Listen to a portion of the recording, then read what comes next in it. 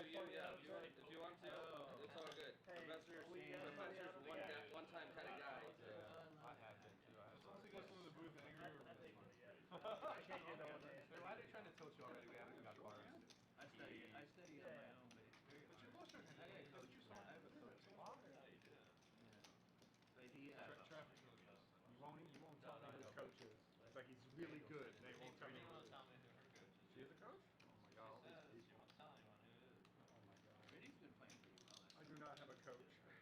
I'm not saying that it makes me. You're my coach, I think. Or am I your coach? Yeah, I think Dave. I would consider a professor coach. I'm self-trained. I just watch the stream back and whatever Stein does, I try to implement that. That's not a bad approach. You know what I mean? Pretty good approach. Lock it up. Listen, lock it up. Comment on other people's Cards defenses in and here. rock the bottom with 23%. Need some players. Yeah, what's going on? I was trying to do good against First hand out. It's just funny. every single hand he played against me got there. I watched it back and it was literally you were commenting on somebody's defense and then they ran the call chart and you were at the bottom. And I was like, the timing is unbelievable. 9 raises to 40. Seat 2 folds. Seat 4 calls. Fold for seat 5. Got some action here. Sam wakes up with a pretty good hand in the big blind. Nice little suited Broadway. Sam always likes to play hands no matter what, and this one is definitely going to be a justifiable one to play.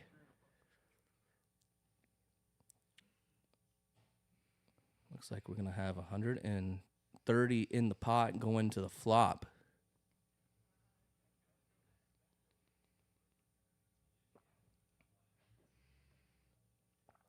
So this is an interesting flop here. Nobody really has anything. It really favors Sam's range a lot, but...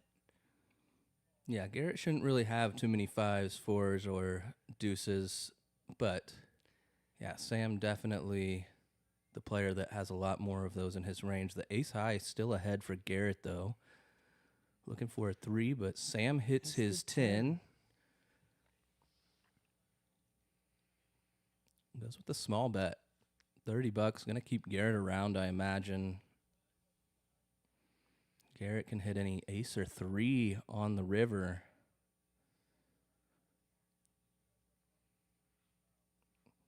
$280 in the pot, or excuse me, $250 in the pot.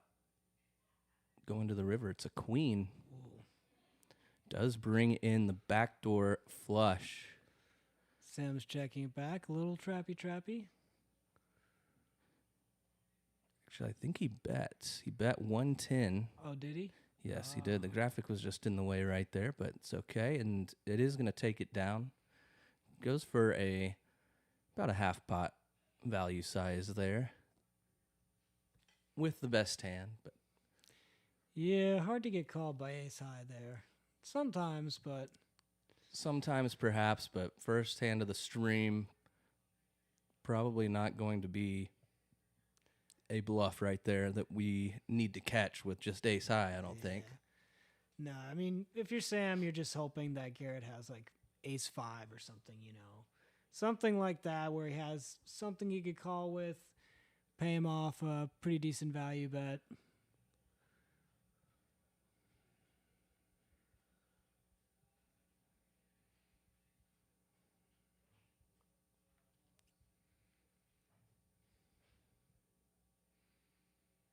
Folds around to the blinds.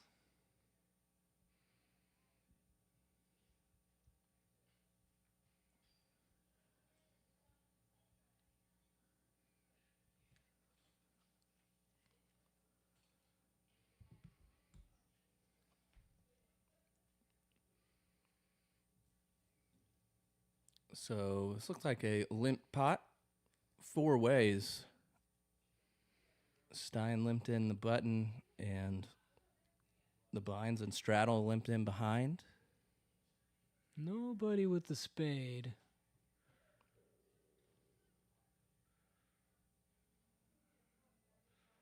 Professor is open-ended with bottom pair now, though.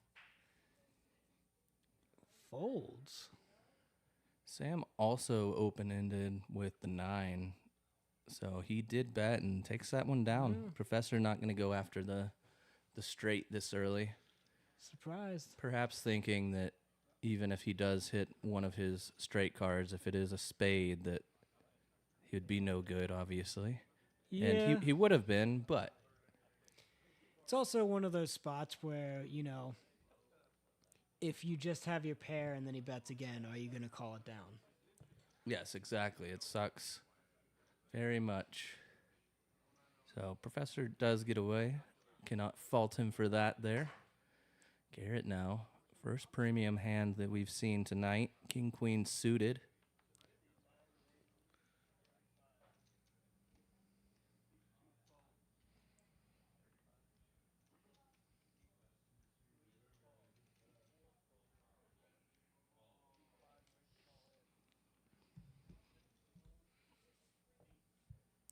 But we have a fan favorite, Domino's boy, in the 3 seat coming along with the ace-10 offsuit. But it looks like Philly Murph putting in the jam here. Ace-8 offsuit. I love it.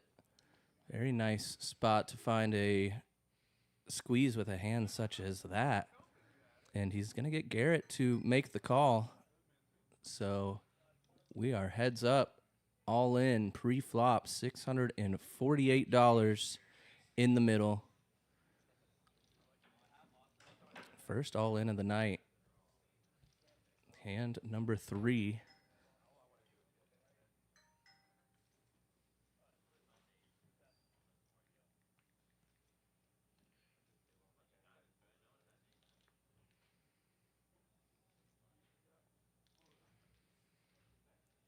Pretty good flop for Garrett here. Philly Murph's got 2 aces that are his outs, and that's all he's got to work with right now. Can he find one? He does not. So Garrett going to double up. You know, it's kind of the thing about poker. Sometimes the fish have to win. You got to let Garrett win some pots, too.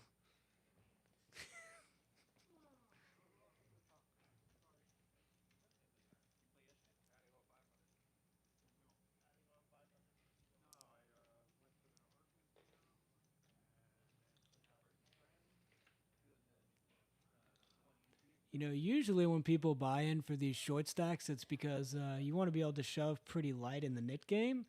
But it does create, like, interesting action if you're waiting to play the nit game, because you still kind of just start thinking, well, how light am I just going to stick in $300 here?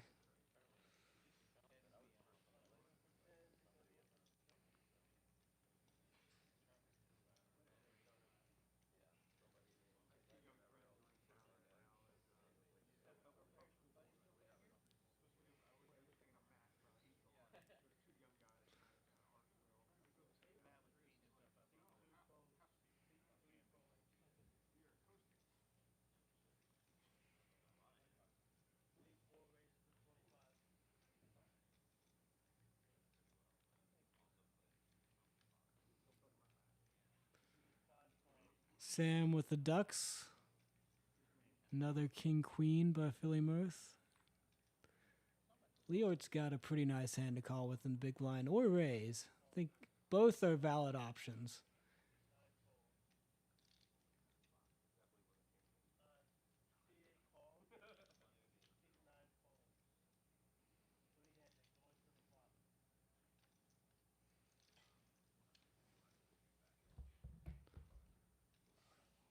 That's a spicy flop. Yeah, very good flop for Leortz with middle pair plus flush draw, but Philly Murph flopping top two here.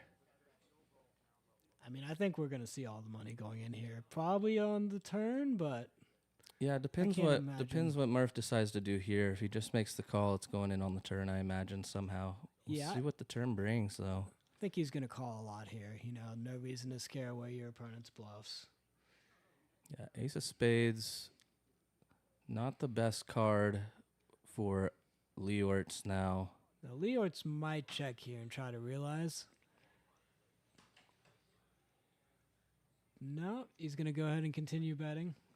I don't mind still betting, but if we're betting here, we have to be pretty ready to just call off a bet and be behind. So I mean, honestly, great spot for him. I thought the bet was kind of small, but he doesn't get raised. He gets to realize his equity and basically show down now. mm-hmm. I mean, I'm sure Philly Murph is going to value bet here on the river, but yeah. still, you got to try to hit your flush for pretty cheap. Leo may go for a smaller sizing here, blocker type size.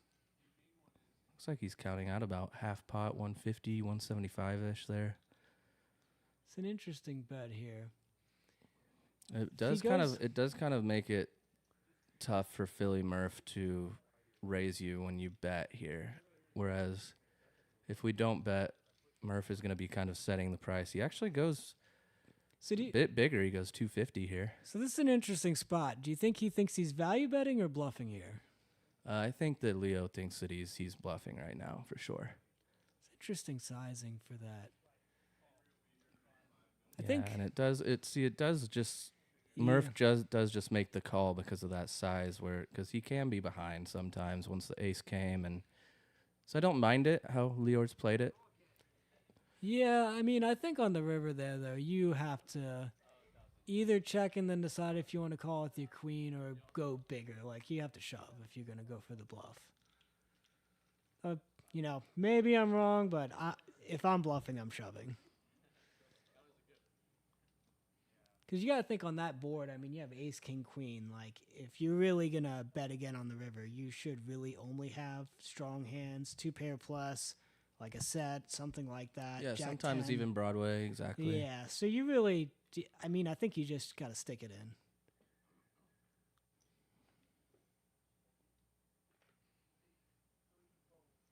Nice pot for Philly Murph, though, nonetheless, to take down early in the stream.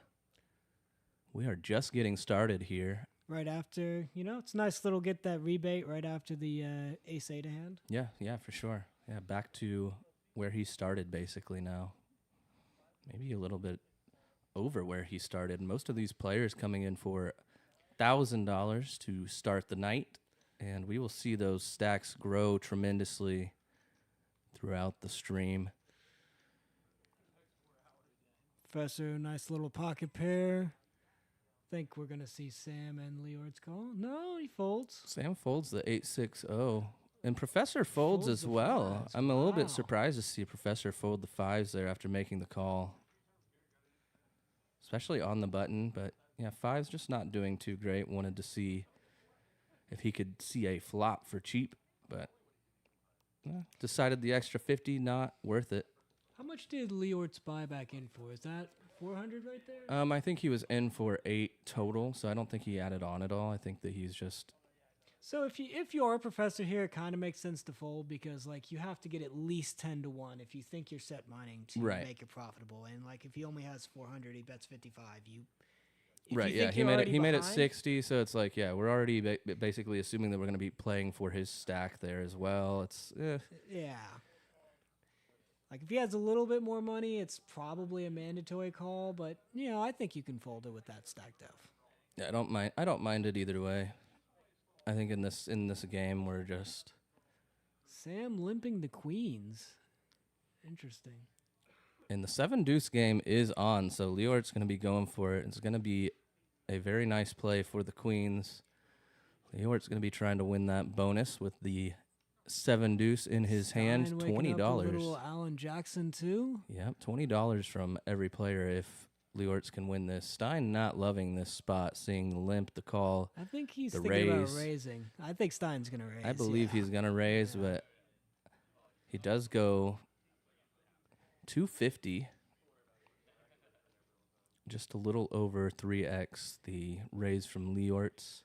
And I think, if you're in Stein's position here, he's probably thinking that Leortz just lost a fairly big pot not that long ago. He also doesn't have to play for a lot against Leortz, right? He's assuming that if he ISOs Leortz, he's with ace-jack. Even if he loses, he's only losing 400 basically, whereas everybody else he has to worry about. Now Sam does shove behind 4-bet all in with the queens, and that's going to get rid of Leortz. Now Stein in a pretty annoying spot against a very action player I think he's gonna have to Sam. We'll see.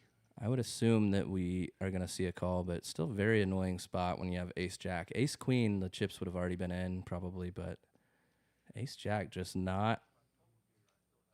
does not perform very well. He makes the fold. Good fold by the one and only Stein in the 2-seat tonight. So let me go around the table and introduce the players as if you guys don't already know who they are.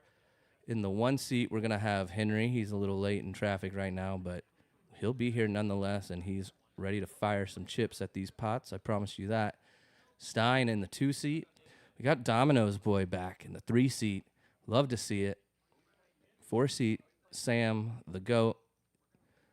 Never slows down. Loves playing hands. Loves putting people to the test. Philly Murph in the 5 seat. Got the Professor in the 6 seat. The 7 seat is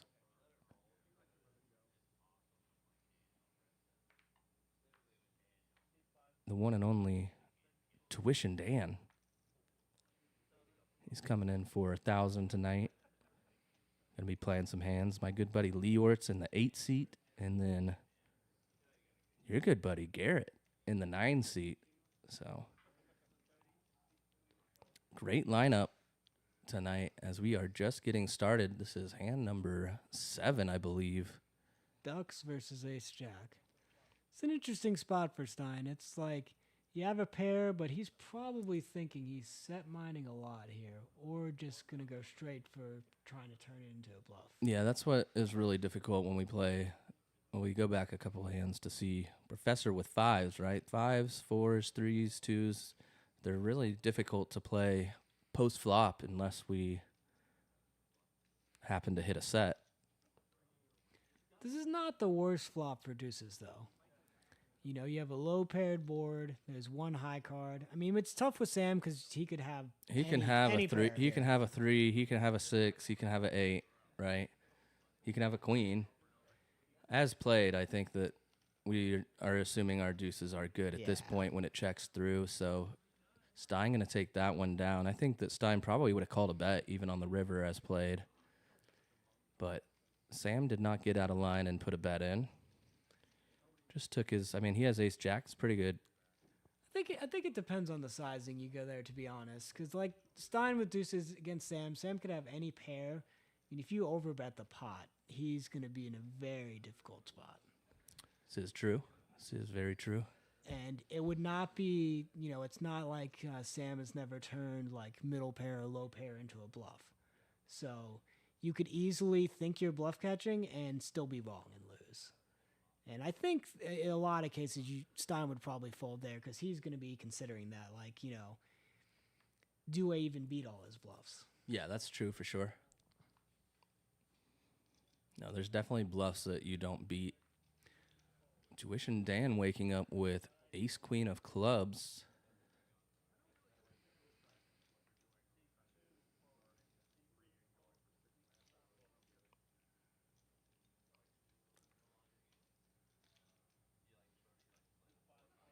Assuming that is Kyle in the chat right now saying that commentary is sharp tonight, boys. Appreciate the feedback. KW Doug Lay. Assuming that's him. Probably. Maybe I'm wrong, but just an assumption. We call him King Rubber Ducky. King Rubber Ducky. I love it. The one and only. Yeah, Iowa Matt in the chat saying that he's suffering through the cold up there in Iowa and some snow, and that could be on the way to us this weekend here in the Austin area. If you have not yet, make sure you're prepared. Get out there, get some supplies. It might get a little bit chilly this weekend. I went to the store today and spent a couple $100 getting some food and things just in case. Leortz with a nice hand here. You know, ace-10 offsuit, that's not a bad hand to wake up with when you're +1, you got the straddle on.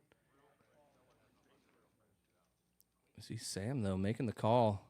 Dirty diaper, the 3-deuce in the small blind, and they're going to play a pot 4 ways. 140 in the middle, going to the flop. Here we go.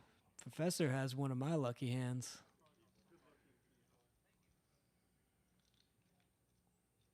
Ooh. Really good flop for Leortz, but probably still have to be worried about a 4 here. Yeah, all the hands out of the blinds called us, so we're definitely worried about a 4. But Leort's going to just rip it for a little over the pot, a little overbet rip action. And Sam laying down the 3-deuce, the only player who really had a crying chance at making the call, I think. So Leort's taking that one down, getting a little bit of his money back from that earlier hand against Philly Murph. Yeah, it's an interesting move there. You know, I don't know if he's like mainly going for denying equity or, you know, if he's looking to get called by, you know, slow played jacks or something. Maybe 10s, 9s.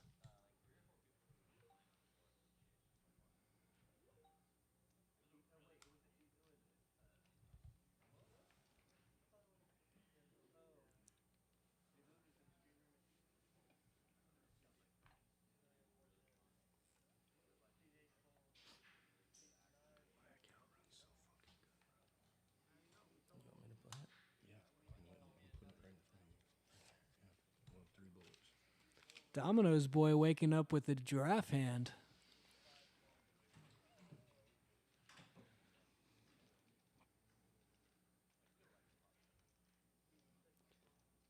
I think if you're Domino's boy here, like, this is a hand you want to be 3-bet and 4-bet bluffing with a lot. You know, you can fold too, but it's a good one to put in a re-raise over a lot of spots.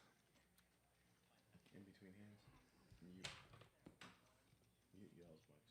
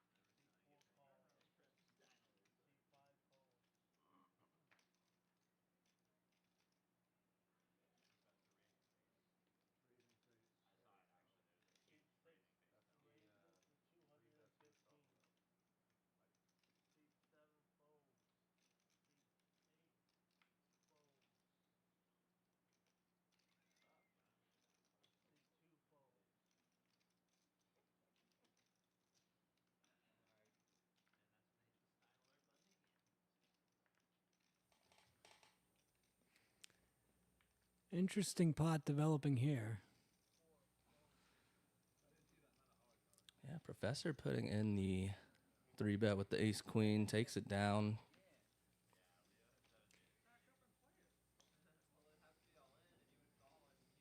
But we are just getting started on our Wednesday night stream here at Red Star Social. We start about 7 p.m. Central Time, give or take. Waiting on poker players to arrive and get their butts in seats, but we shoot for 7 p.m. every week after week, to bring you this amazing poker action from Austin, Texas. And we also stream now on Sundays as well, Sundays at 3 p.m. every week, except we are going to take a day off this coming Sunday. We are not going to have a stream due to the inclement weather that is incoming that we are foreseeing. Just will be difficult to get players out and about. So This is an interesting pot here. We got a lot of good hands limping their way in. Everybody strapping. everybody doing a little bit of trapping. Let's see what Garrett wakes up with here. Garrett waking up with King 7-0. Not going to be a squeezing hand, so 6 ways to the flop. 10-10-3 with 2 spades. Sam with nut spade draw here. Philly Murph really the only one with anything to call. And I imagine he folds. All right. Yeah, I can't really blame him with yeah. four players behind him still. And this is probably just going to be good enough to do it. Just take it down. Could have been a much larger pot had we seen Sam open this hand with a raise. Philly Murph probably gets in there with 9s, I imagine. Oh, yeah, you can't fold 9s. Probably see there. Queen Jack suited get in there as well. So we could have seen an interesting pot, probably much bigger than just if we have 6 limpers, I imagine. I mean, I'm surprised nobody raised. There were several people with good hands to squeeze with there. Like, maybe they all were sensing they were being trapped, you know?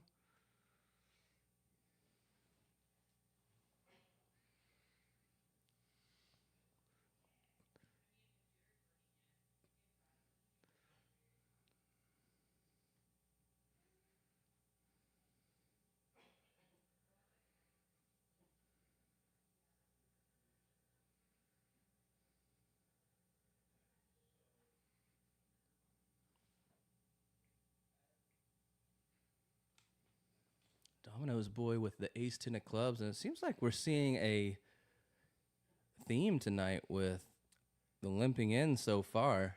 Quite a bit of limping. It seems to mostly have all started with Sam in these pots also. You know, it depends on the situation, you know? It's, No, my opinion of limping is that it is not, in fact, pimping.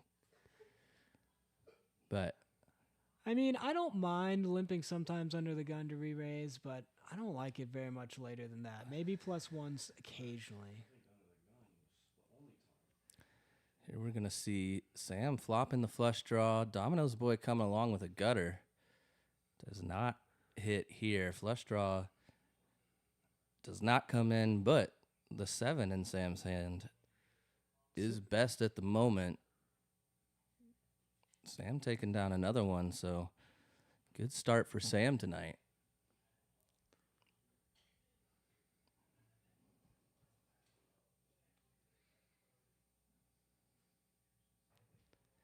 Yeah, it's a weird spot with the gutter there. You know, you can call sometimes and try to realize, but usually I think those hands work better as a bluff and just go ahead and check raise people right off the bat because you can put a lot of hands in tough positions. And then if you do get called, sometimes you just bink the gutter and you're in a really good spot.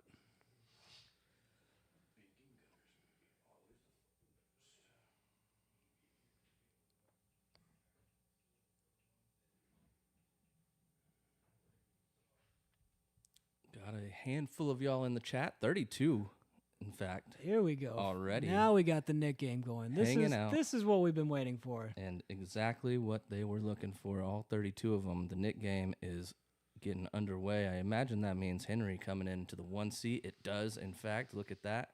The man himself. Are we betting on who's paying the nit tax, Mixon? What are we doing here? Yeah, I'll take...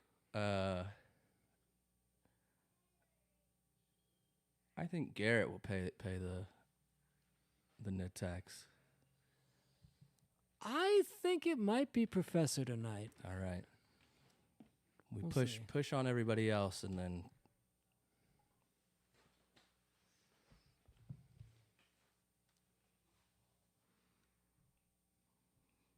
Philly Murph waking up with King Queen in the first hand of the Nick game. It's a nice sight.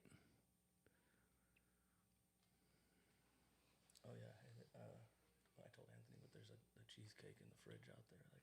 So tell those guys. Yeah, tell those guys back there that. As soon as that load's registered, Got it. the money's in there right now. Perfect. Dude, I've gotten this week. Domino's boy just ripping it with the King 10. Rough spot for him, but I like the play.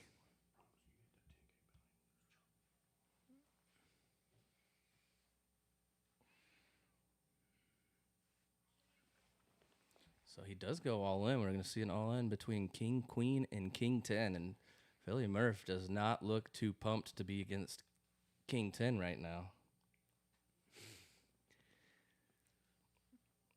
Perhaps has a bad feeling about this. Good so far through 3 cards. There's a king.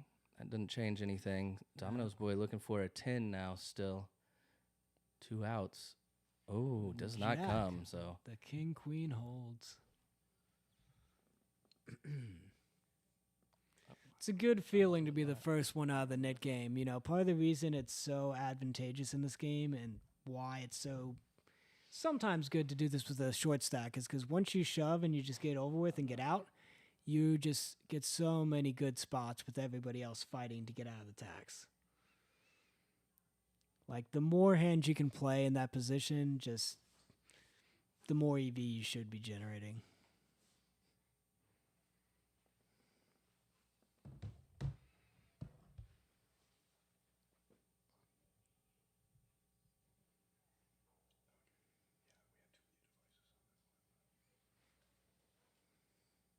As soon as I took my laptop off, it went.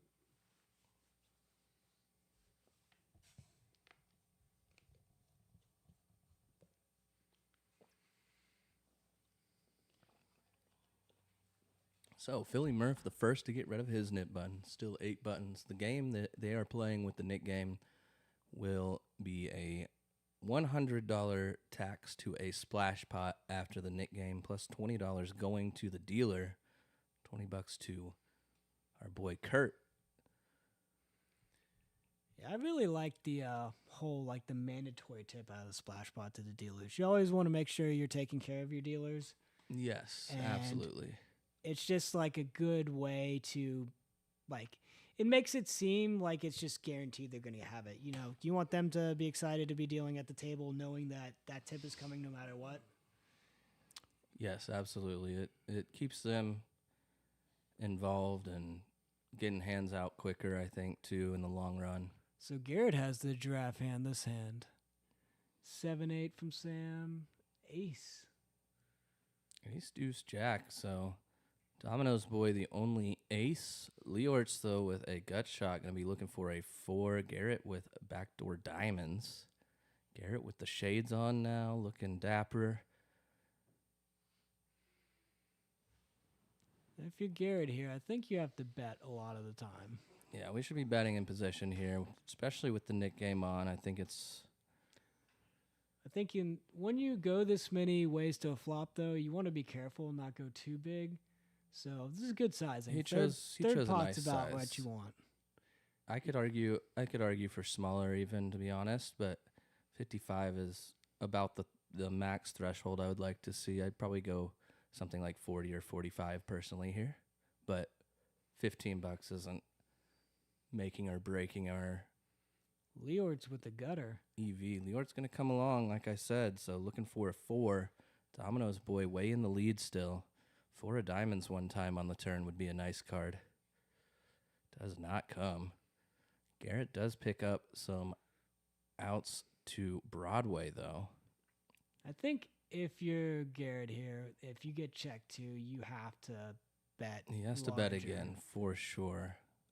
Like now, I think you want to go at least over bet. He's got or 5-8. He's got least. 5-18 in his stack, so you could just shove. You could say over bet rip would be a nice size, to be honest here. He does just check back. It is an awkward stack depth to be playing at. 5 of diamonds on the river. Domino's boy still in the lead with his ace. Remains the best hand. Leortz does pair up his 5. Domino's boy going to put out a little feeler value bet. $100, see what else is out there. Test the waters. Leortz looks like he wants to make the call. He's going to rip it. He's going to rip it. Love it. Love the rip. Domino's boy now in a pretty miserable spot with ace 7. No flushes available on the board, however. King Queen makes a straight with Broadway. 3-4 make a straight with the wheel. Other than that, it's just 2 pair hands and sets that they can have. So Think if you're Domino's boy here, though, you just have to call. You've gone this far. It's hard to fold. we absolutely have to call. He does make the call and is going to see the good news. He's not behind. Leortz had a bluff. So nice call from Domino's boy. Getting some pizzas ready as we speak. What do you think his favorite toppings are? That's a good question. I'm going to go with... It seems like a sausage and peppers guy.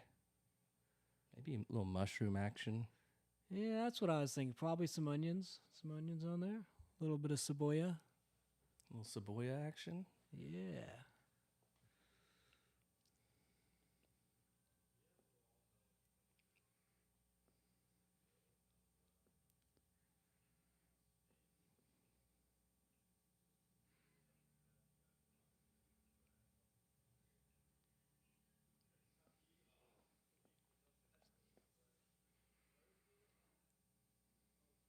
Looks like we've got some Tuition Dan fans in the chat tonight. Love to see that. Shout out to all the Dan fans. They need their own name. We're going to have to come up with a fan club.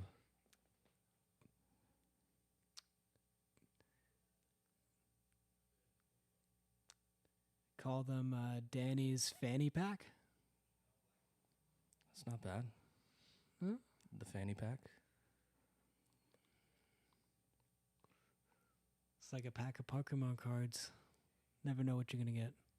I think I've seen Nathaniel Brody in the chat a couple times when Dan has played, so I think I'll go ahead and make him honorary president of the Danny's Fanny Pack fan club. Gotta be careful with an announcement like that. Next thing you know, he's going to be saying we're taking Greenland. Yes. Let's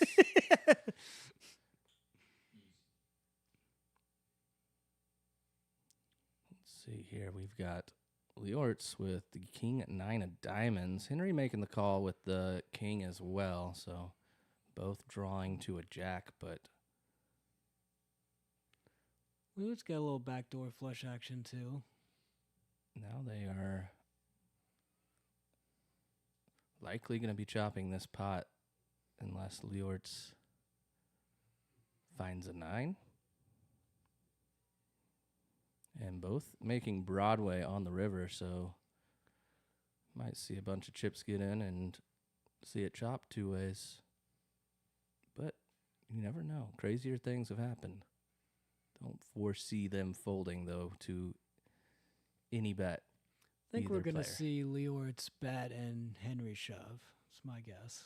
And I don't think Leortz will make the fold. No, I don't think so.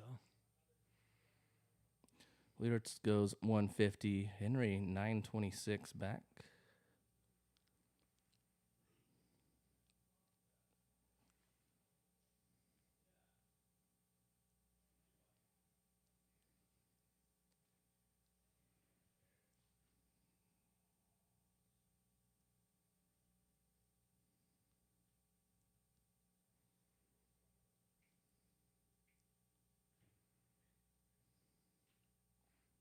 There's the Not quite a raise. shove, but 425. raise. Probably just see Leortz call here. That's my guess. Yeah, no reason to. Just in case we are beat by a random boat. But chop it up, dealer.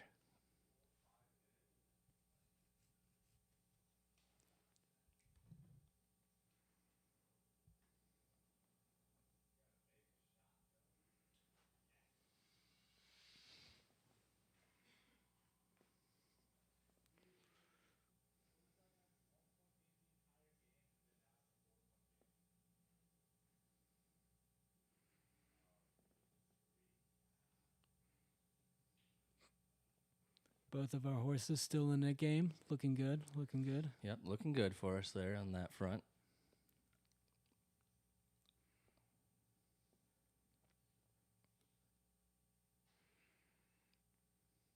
Slow start so far to the stream tonight compared to some other nights. But I have a feeling we're about to see some big hands to end this Nick game. As I'm saying that, Professor waking up with Ace King right now. Professor limping too. Oh, Limping in. Tuition Dan, though. I like it. Professor is going to love to see this. $60 with Jack 8 suited. Leortz making the call with Ace Jack. Henry Jack 4 suited. Gets out of the way. He wanted to play, though, so bad, I could tell. Stein making the call. King 10 suited. I think if you're Professor here, you're probably going to go. Oh, he's going 500. over the top here. Yeah, I'm sure at least 350. Maybe all in. 350, 400 would be my guess from him. But, yeah, I think as long as it's more than like 325, I think it's good. Whatever amount in between there. He could decide to go small and try and play a little bit post, but I think he's going exactly 350. I like that.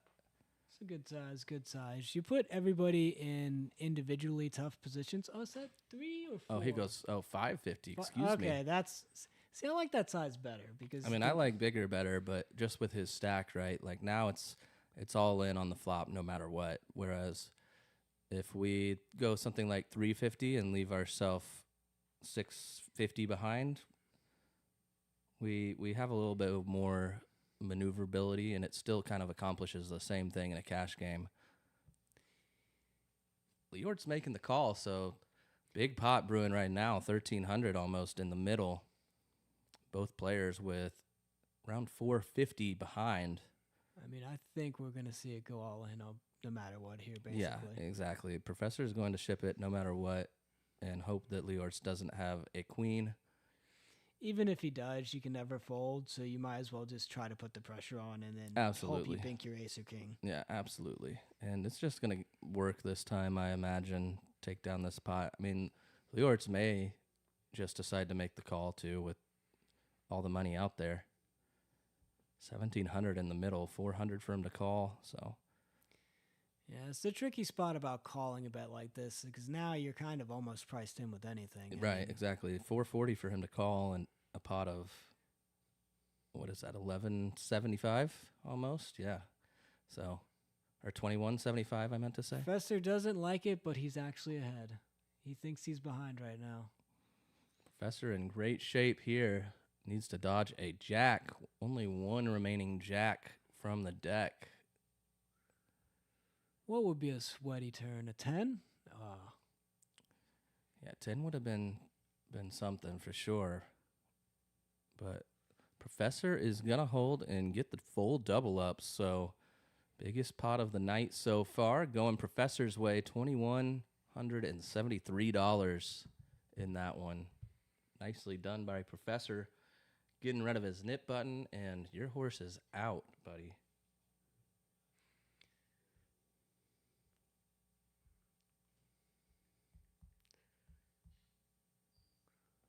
I guess now we just have to find out if Garrett Bear is going to get out or I got to buy you some Taco Bell burritos.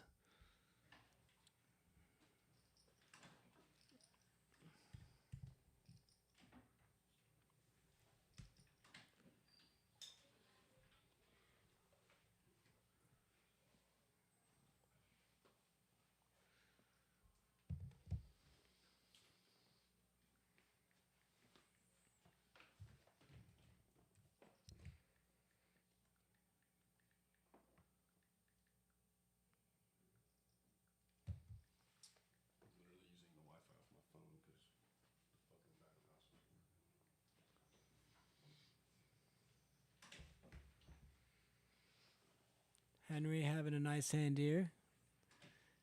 King 10 suited, the hijack.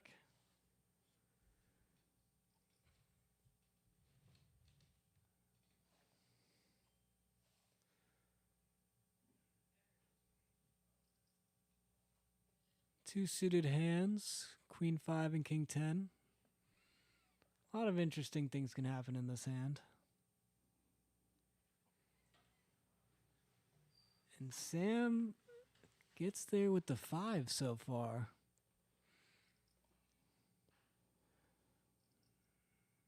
Henry checking it back. Imagine we'll see Sam bet here.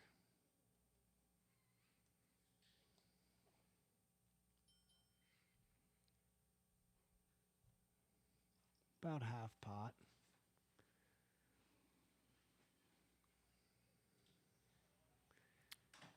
Nice Henry bet just from gonna- Sam, yeah. Yeah. Takes it down.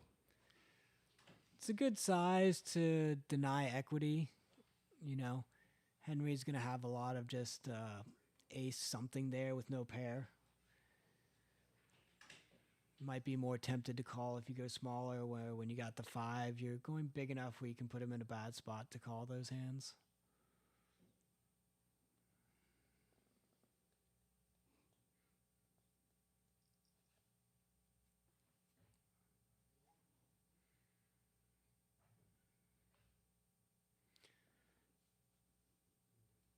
Leort's getting my least favorite hand. 8-deuce is just miserable. It's like, at least with 7-deuce, you have a funny joke if you win, and 8-deuce, you just have a terrible hand and you just mostly lose. Yeah, 8-deuce, pretty terrible. I concur. Stein with the ace-4, gonna raise it up.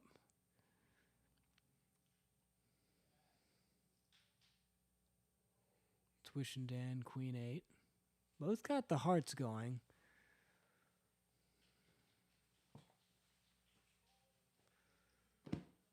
Gonna go for the re-raise here. If you're Stein, you're in an interesting spot. You know, you can call and see a flop. You have a hand that can play well, but you can fold it too.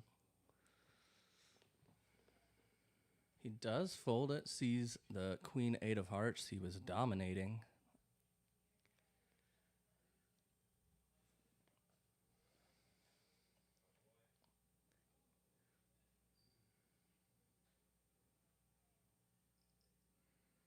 Got the triple straddle on this end. Henry not afraid to get in there with the straddles, especially with the Nick game on. Good strategy to, when you have the Nick game on, not be the one who is playing out of position first act, but rather buy that opportunity pre-flop to see what everybody else wants to do. And sometimes you just wake up with a hand when people are going at it trying to win the Nick game. I mean, Absolutely. Could be a time here. Let's see what happens. Professor waking up with 10s. Does go bigger with the $40 out there. Goes $250. so I think Professor's sizing up here because the Nick game is on, and he's trying to get them to call with pretty marginal hands. I don't think he usually takes this size without the Nick game on. No, absolutely not. Going to be down to Garrett now, and we go over. Garrett did have pocket 4s. Henry with 6-4 off. Same kind of thing, though, with the 4s. You know, you're not deep enough to set mine. You just have Right. to fold. But Henry gonna not come afraid. along. Not afraid. Looking for some straight cards here. Maybe a couple 6s. We've seen 2 4s gone. And that is a whiff of a flop if I've ever seen one for 6-4 off. Professor putting Henry all in. Henry not going to be making the call with 6 high right now. 10s remain the best hand, and Professor takes it down. Yeah, I think Professor there is like really just hoping to get Henry to hero call him. He's hoping he had like a 3 or 9. And Yeah, absolutely. It's going to suck when Henry wakes up with a jack or whatever, but it's not happening often enough, I don't think. So, Professor aware of that, obviously. Yeah, I mean, it's, you know, a lot of that is dependent on the player you're up against. You know, some players are just not going to hero call enough where when you do that, you're just punting. Like, they're only going to call you with better. But then there are other players that really like to hero call, and then you're just going for, like, such a great spot where they're going to call you off with random pairs and stuff. Yes.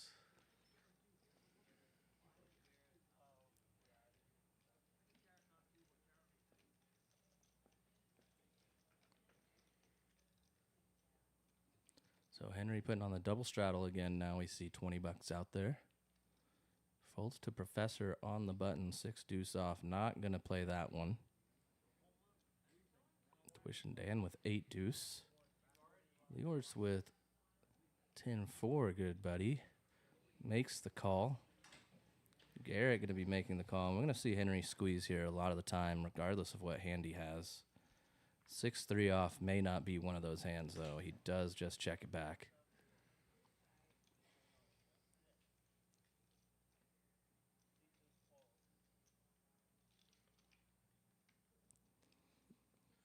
This is a good spot if you're Leortz to check and then potentially go for a check raise if anybody stabs. Yeah, Because they really shouldn't have much aces, and you should. No stabbers, but now we can definitely make a case for betting, I would assume. Leort's going to just check, though. 10 high. I mean, Not at that doing point- terrible. Henry does have a 3, though, however. And he's going to raise it up from Garrett's $20 bet. Garrett does have a gutter, looking for a 4-ball. And his 5 is live as well. But not enough to make the call. Henry going to show that one down, get rid of his nit button. So we see Stein still with his nit button. Garrett still with his. And Leortz with his, I believe. The only 3 remaining.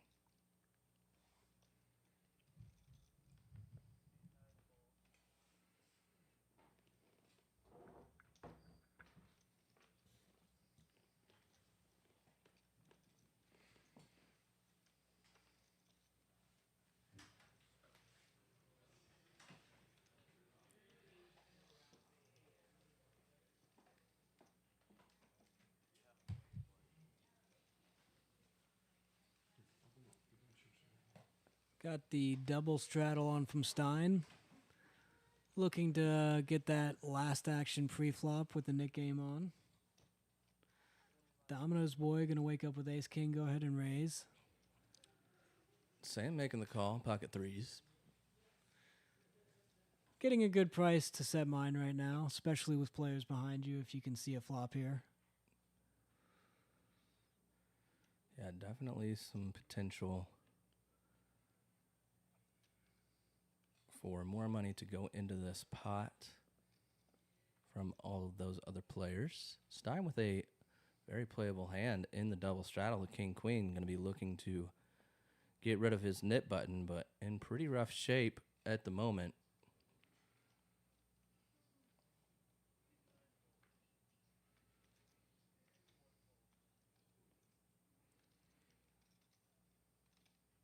Domino's boy putting out a C-bet here, $60 into 190. So it's a weird spot to be betting here. This board is like really bad for you. What should be your early position range. And Sam going to be recognizing that with pocket 3s. Going to put in the raise already. I like it. Stein will be getting out of the way. And now Domino's boy, no backdoor possibilities either. The 6 of clubs, the only black card. Likely just has to fold, basically, and forfeit that $60 he put out there. So like you're saying, kind of a spot that I prefer to check, personally. Yeah, you can't really stab there, you know. Like, yeah, you can have aces and kings or whatever, but like Stein can have 5-6 and Sam can have any 2 cards. So you're just going to be in a bad spot a lot when you lead out there. Yeah, when you stab at that one, I agree. But I've mostly been studying tournament poker for the last couple years, and so I also come from the mindset of I'm trying to hold on to my chips a lot. I got to learn that preservation mindset. I haven't played many tournaments. I went pretty deep in one a couple months ago, and I was almost chip leader on day 2, and then I just bluffed it all off. I've been there, buddy. I've been there plenty of times. Got a big one developing right now, though. Perhaps, as we see a bunch of limps. What is Professor doing? He's always giving people shit for limping, and here he is limping ace queen. Like what? Somebody give him an F. You fail in class now. What's going on here? That's gonna allow Leortz to get in there. Garrett gonna come along. Henry for sure never folding anything. And then we're gonna see what Stein. Oh, see, Henry just says enough with this. There we go. Somebody can. I'm making it raise. $90 with 6-3 offsuit. So Sam not gonna be folding King 10, I imagine, after limping it. I don't think we're gonna see Philly Murph Philly either. Murph not gonna be folding, I imagine. And Professor might re-raise over the top. Yeah, so perhaps the call that Professor made will end up working out Yeah. very nicely, but doesn't mean that I like it. Philly Murph gets out of the way. Professor now a little annoyed at the spot he got himself into, but it looks like he's got No. raising chips. I mean, I think he got exactly what he wanted. I mean, this is exactly perhaps. what you wanted. Perhaps he did a little huff and puff though before. Makes it $500 to go. I mean, if you're limping that late, it's got to just be because you think Henry might just try to squeeze real wide, and then you get to shove over the top. Yeah, absolutely. We need a reason to be doing it for sure. Like, once you get to the hijack, I mean, in most tables, you're seeing a flop 5-6 ways with just ace-queen. I'm not really trying to see many flops But he gets 5+ ways it at works all. out for him there. He gets exactly what he wanted. I mean, Henry squeezed light. He got Sam to call, and then you get to put pressure on over the top. Yeah, absolutely, and takes down $230 from the money that was out there. So nicely done, Professor. Good positional awareness, you know. Yeah, we'll give him a pass on that one. Still a fishy move, though, Professor. Just FYI.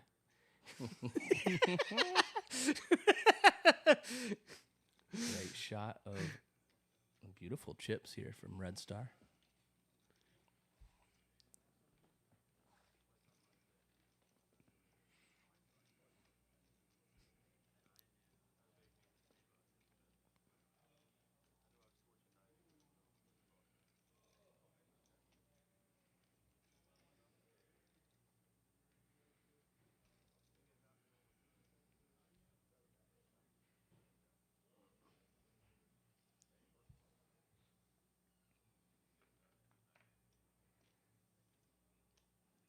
It's an interesting spot.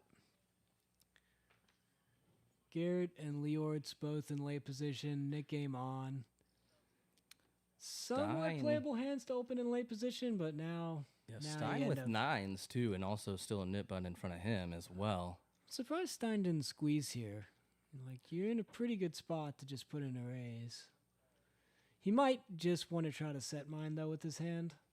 I mean, still in a massive lead right now at the moment. But Sam does have a couple of diamonds working for him. Or spades, excuse me.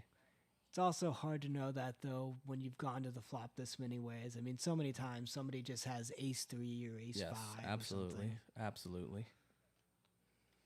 No doubt. It's a tough spot to play once we do it like that, once we play it like that. It's kind of the tricky thing about set mining is like you actually do like to see flops a lot of ways because you're just getting such a good price to try to hit your Right, set he at gets that a better point. price, but 9s are just too strong, I think, to let that happen. I would make the case for maybe like 7s and below, something like that. 8s might even be strong enough. 7s might even be strong enough, to be honest with you, to put in a raise here in this game. Yeah, I mean, I would probably do it with even 5s, but I think there's a fair case to be made for, like, you know, the nit tax is 120. So if you're going to squeeze over the top in that position, you're doing it a lot to put pressure on that situation. And you have to think, you know, if my implied odds here, if I hit a set and I have some of these a little bit looser players in the pot, you know, if I could potentially make like $2,000 versus, you know, Right, just right. avoiding the 120. That's probably Exactly. a lot of what's going into Stein's thoughts there. Yeah, no doubt it is. And that's exactly what we saw. The hands prior were, I believe it was Sam that got in with the 3s over the open by the ace-king. It's just the implied odds that he's getting from the action behind him also making it so good. Plus, he wants to gamble a little bit, so who can blame him? And Professor's actually got a good hand to see here multi-way. Like 8-6 is one of those weird hands where, like, oftentimes, you know, if you hit your ace, you're going to be in a weird spot. But if you can flush somebody, you always have the nut flush here. Well, I think, unless somebody has a straight flush, but more or less.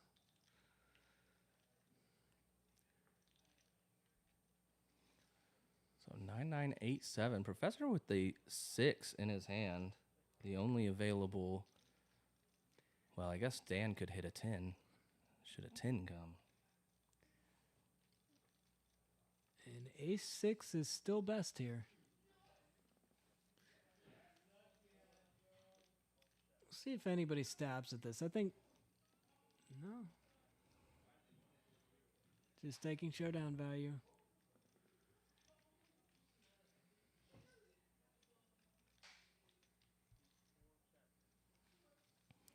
So Professor and Henry chopping that one up ace high. Both have a pair of 9s and ace 8-7. No kicker in play with the 6 in Professor's hand and the 4 in Henry's hand.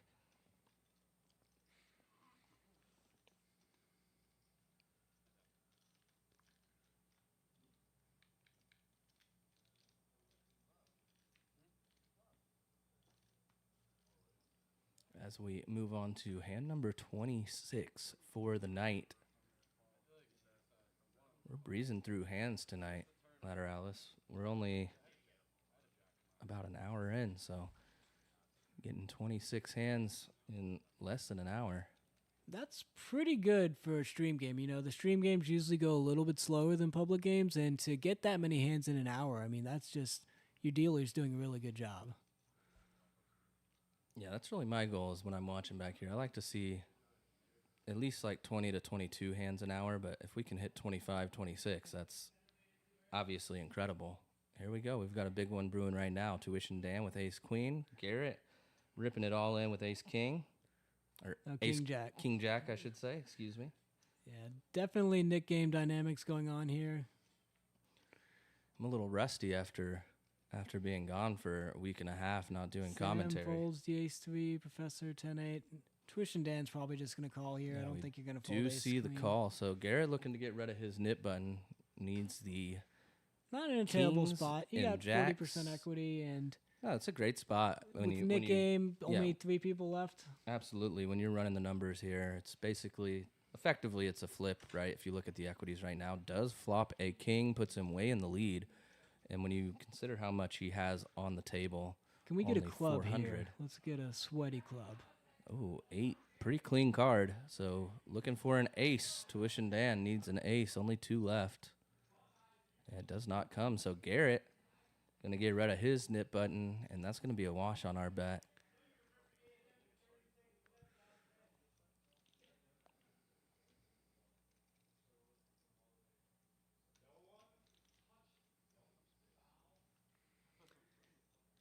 Garrett employing one of the most oldest and well-known strategies in poker. Get it in behind and just get there. Yeah, I mean, that's not something I really do a lot. And it's funny. I was talking with a bunch of my tourney buddies that I play a lot with, and we were just talking about hands and recently about, how often I've been getting 2-outered, 3-outered, 4-outered, 5-outered, 6-outered. Like those numbers specifically where it's like, dude, I am just getting it in a massive favorite.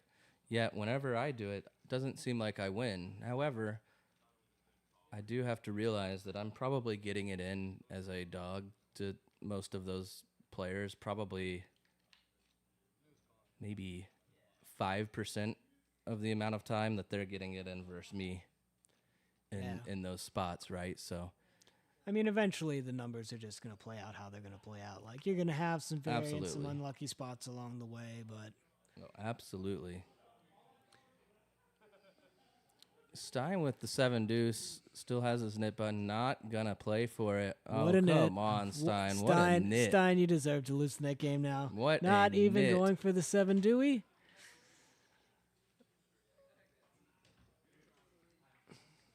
Yeah, not even going for it is crazy. Yeah. That would have been just awesome if we got to see a 7-deuce flop. That would have. Pretty good flop for Tuition Dan and Sam here. Sam with a 5 and a draw to the wheel, looking for a 4. And Dan, a couple of hearts. Sam never folding here. He might raise sometimes, but I think a call is good. especially in position. You get to see what your opponents want to do on the turn. Yeah, I prefer the flat, I think, with his hand here.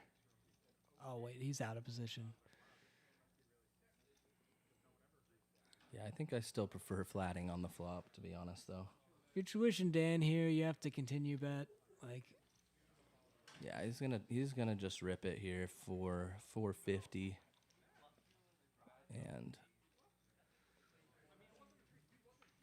probably going to get Henry to fold. Henry Tough call with king high. Henry just king high. Does lay it down. Sam, however, has a meritable draw and does have a pair of fives to go with it right now, which is in the lead. And if you are Sam here, when your opponent just shoves on the turn, you got to think some percentage of the time they're going to just have a flush draw. You know, it's a very common Question thing. is, how often of a percentage of the time is it, and is it worth, you know, the odds that we're going to be getting when we're calling 450 here? Player dependent. Perhaps not. I mean, it is player dependent, but you got to think there's 763 in that pot, so 450 to win 1,200. And you're going to be in some better spots there too. You know, it's kind of the thing about bluff catching is you don't want to take every spot because sometimes you're just going to be the dummy who called a set with ace high. You know, we've all been in that position.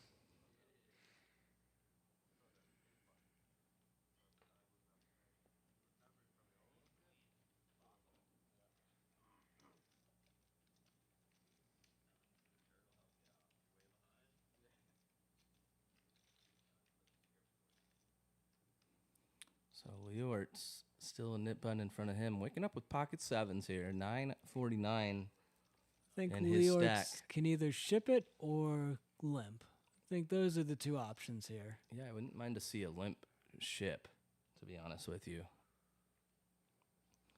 I think he raised 100. It's a weird spot there. Oh, 75? Yeah. Yeah, it's kind of weird. Now I would kind of say that I wouldn't mind seeing him limp that hand, like I said, and then back raising. Because, like, when you make it 75, people know you're in the net game. You're trying to get out of it. And they're going to try to have a lot of playable hands against you in position and really get to have you go after pots where they just could play it basically perfect because they don't have that extra pressure of the net game. Exactly. And that's kind of the thing that we want to avoid is just allowing players to play perfectly against us. Professor ripping it. With a mystery hand, what do we have here? Leort's not loving it, but probably going to be putting the chips in, I imagine. Let's see what Professor has. The jacks. Professor with a couple of jacks. We see Sam does have a 7 in his hand, so I didn't pay attention to see whether there were other 7s that were gone, but tough spot for Leortz here, but I think, you know, it's probably easier to fold this than you think because Professor knows he opened in the net game and he's likely to call. yes, And Professor not doing this light, basically. Yeah, he ripped over 4 people. The chances that he's just, like, completely light, like, if you're Leortz, you're basically hoping that you're flipping. You're hoping Professor has ace king or ace absolute queen. worst hand that Professor has here is ace king, right? Like Maybe ace queen. I think he could have ace queen too. perhaps, but I think that it's probably honestly just so heavily weighted to ace king. And if his rips are like ace king and 10s plus, let's say even, there's 6 combos of 10s, jacks, queens, kings, and aces. So that's 30, and then the combos of ace king. Yeah, and so like we're doing pretty bad against that range, obviously. yeah, very negative EV call. And Leortz makes a good fold there, recognizing the situation and just giving him up.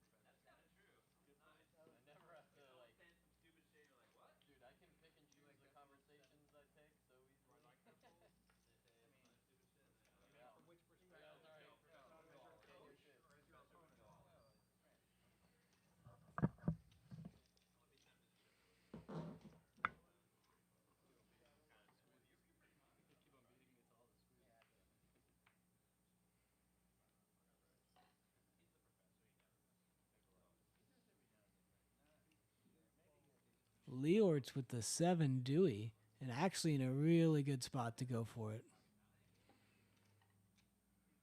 There you go.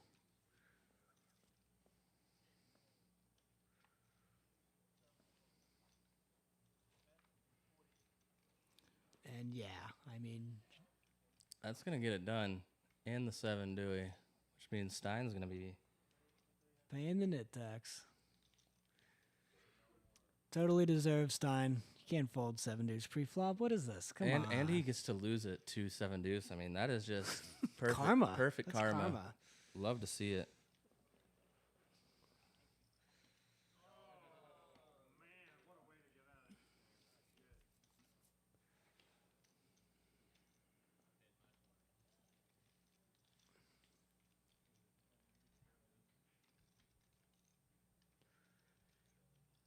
Ironically, I think me and Stein are basically neighbors. I think we live like 2 or 3 minutes apart or something like that. Oh, nice. Yeah.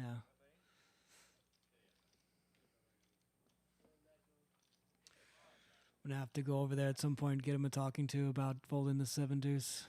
Yeah, that's a rough look, Stein.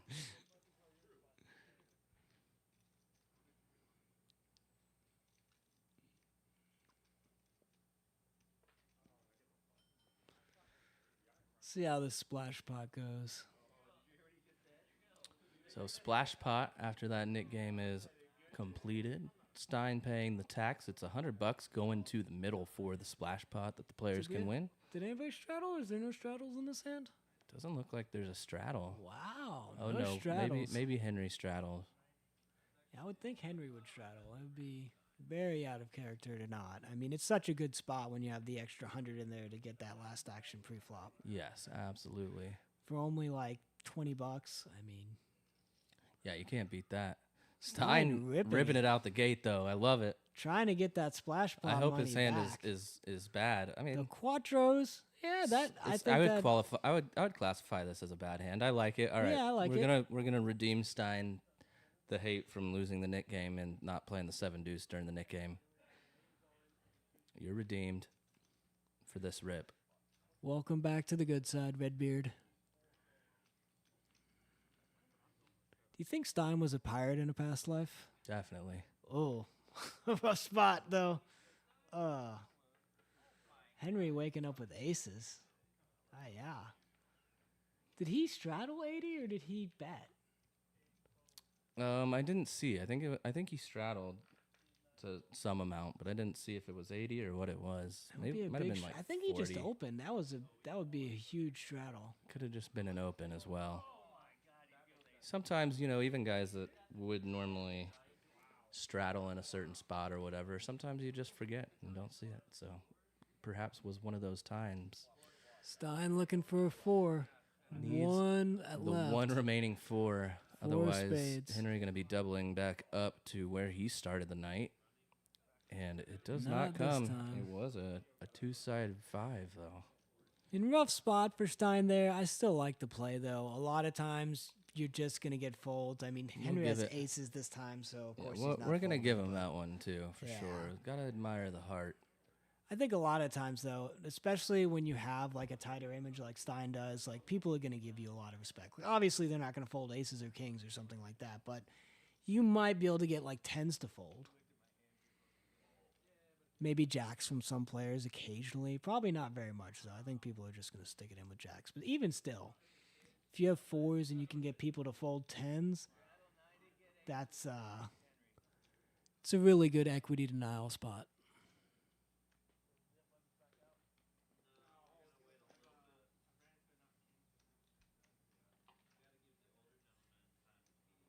Stein's got a little bit of rebuy money on the table, though. Going to get back up to that $1,000. Stein not afraid to battle. Sometimes you're going to have some pots that don't go your way, but, ultimately he understands you just play well. The money is eventually going to gravitate towards you. Absolutely. Stein loves to battle. I've been playing poker in the Austin area for the better part of 5-6 years, going on 6 years now, really. And Stein has been a staple in the won 3 and 2-5 cash games for the better part of at least 2 or 3 years now, I want to say. Leort's flopping 2 pair here. Garrett is absolutely trapping, though. Open-ended flush. Open-ended and flush draw, yeah. Draw. Absolutely He's just great praying spot. for somebody to stab. Oh, Leort's, though, making a that. boat. Garrett could be in a little bit of trouble here. Rough spot for him for sure, and he's probably going to bet. Oh, he does check it back. I'm surprised a little bit, but has Henry behind him, has Sam behind him. One of them hoping that Leort's hoping to see a heart on the river. Does not come, so Leort's does have the best hand. I think if you're Leort's here, you probably want to go small and try to get somebody. Yeah, to he goes $40, but it's basically pot size. Yeah. It's a tough spot because the pot's so small at that point. I mean, you can probably get called for 40, but you probably Henry's won't gonna call induce the a bluff. 40. Yeah, Henry's going to call the 40, but not going to induce any bluffs at all on this board either. It's just hard board to bluff on. I mean, somebody's got to have like 9, 10 or something, and the pot's so small that no net game on. It's not a lot of incentive to go for it.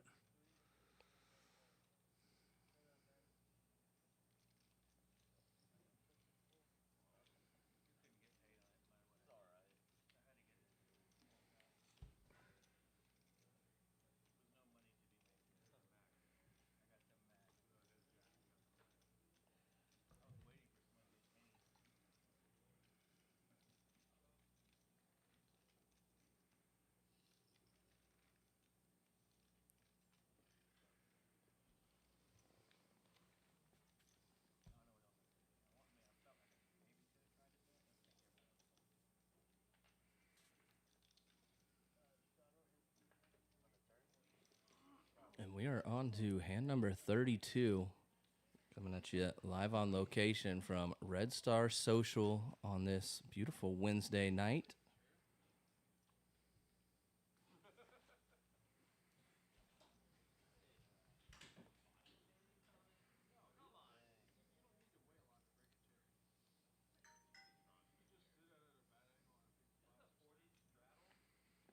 Professor waking up with a good hand. Ace-10 suited in the hijack. Definitely an open. Tuition Dan, not going to set mine for this one. And that's a good play by him. Again, you're just not deep enough to make it worthwhile. Leortz with ace-queen, though. Got Professor in a bad spot.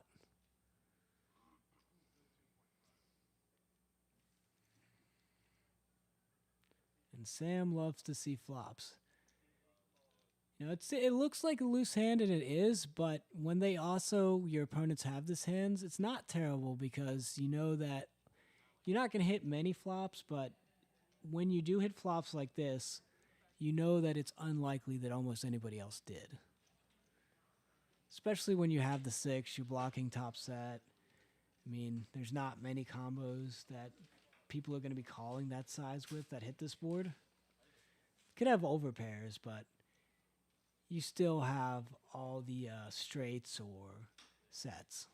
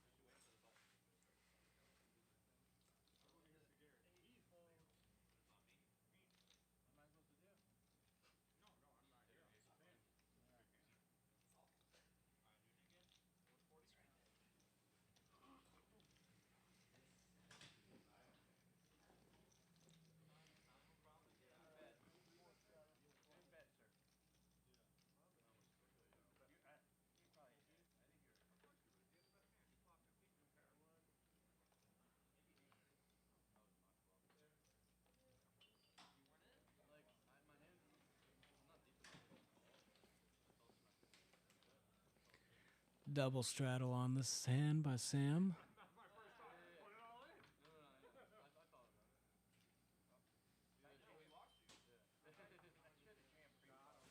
Philly Mirth gonna flat with a mystery hand.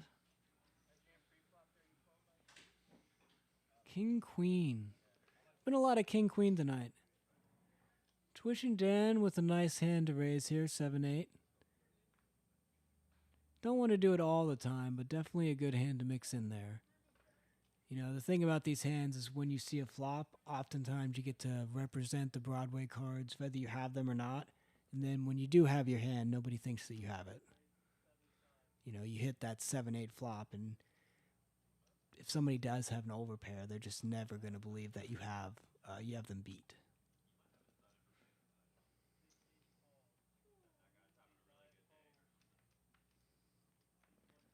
Stein waking up with ace-king, though, here. Great spot to squeeze. Going to put most of these hands in a tough position. And the Nick game is on again. Important detail here.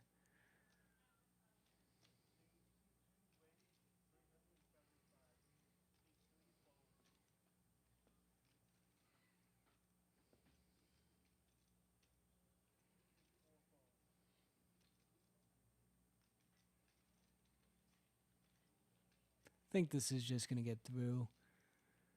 Tough spot to call with Leortz when you're this stacked def. You do have position, but oftentimes when you hit your ace, you're still not in a good spot.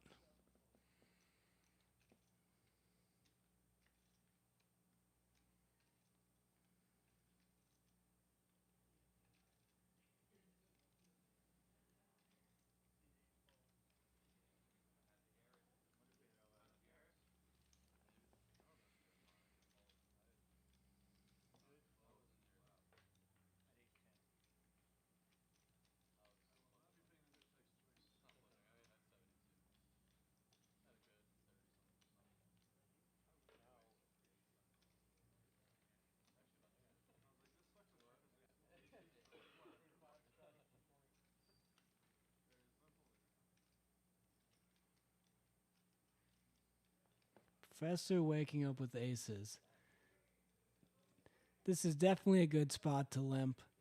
You know, when you're under the gun here, you know, you hope somebody opens, but with the Nick game on, you know, a lot of times somebody's going to try to open and you're just going to get to squeeze over the top. But maybe not this time. Nope, he is going to get it. Sam is going to open it up with the Doyle. Now, if you're Professor here, you're in an interesting spot. On the one hand, you could re-raise and shove over the top and hope that Sam has a real hand to call with. But you know he's going to have a lot of bluffs too, so there might be some merit to flatting against somebody who you think might be opening pretty wide.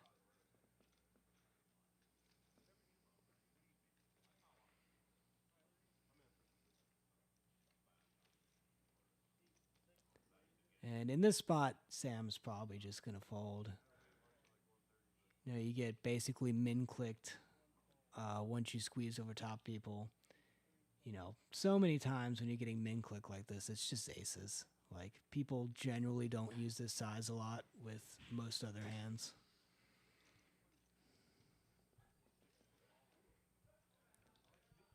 A little more than a min-click, but still. Smaller 4-bet. 41 minutes. What's up, Ronnie's? No, 41 minutes till it freezes and then 30 minutes till out. Oh, yeah.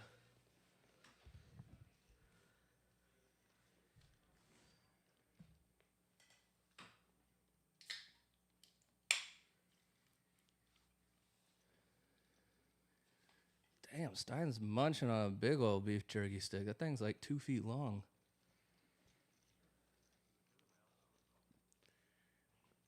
I think beef jerky is probably the best poker snack available.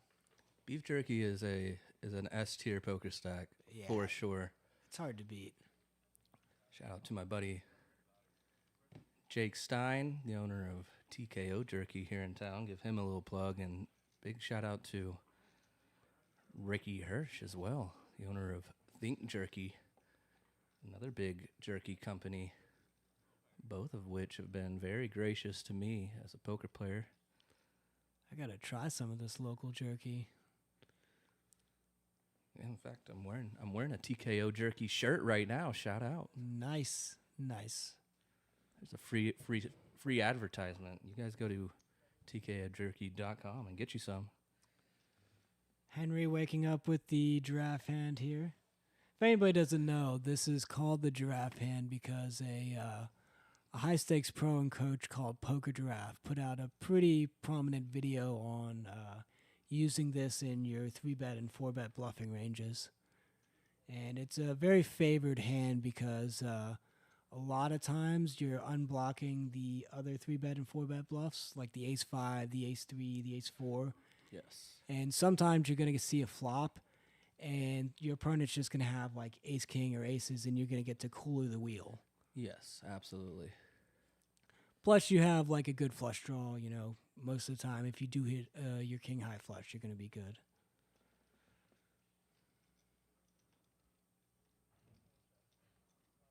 Philly Murph, though, flopping the open ender with the 7, or the joint with the 7-5, excuse me. Henry going to bet out with his king 6. He actually raises. Tuition Dan put the bet into 110. Henry putting the raise in with king 6, which I don't mind it, but Philly Murph just licking his chops right now. Goes all in, 1,100. Now both Dan and Henry in tough spots. Yeah, it's a weird spot when you have the king 6 here. So when you raise like this, you know, if you get re-raised, oftentimes you're in a rough spot. I mean, at best, you're just hoping they have a flush draw, but even then, you're basically flipping. We're going to see Henry put it all in here, but he's almost drawing He needs dead. runner, basically. Yeah. 6-6 or king.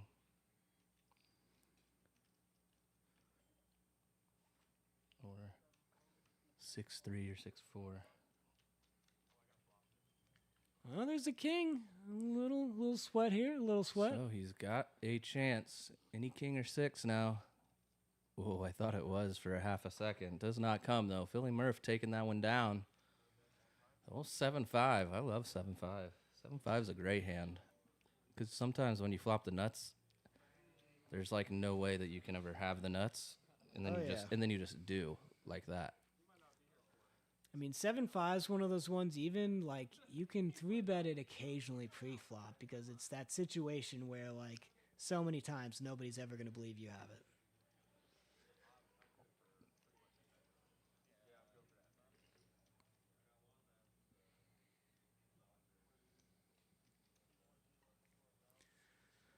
A little bit of lavender on the table now. Yeah, we've got some lavender chips out. We nicknamed the lavender chips Nerds Chips now, courtesy of Andrew Stein. Nice.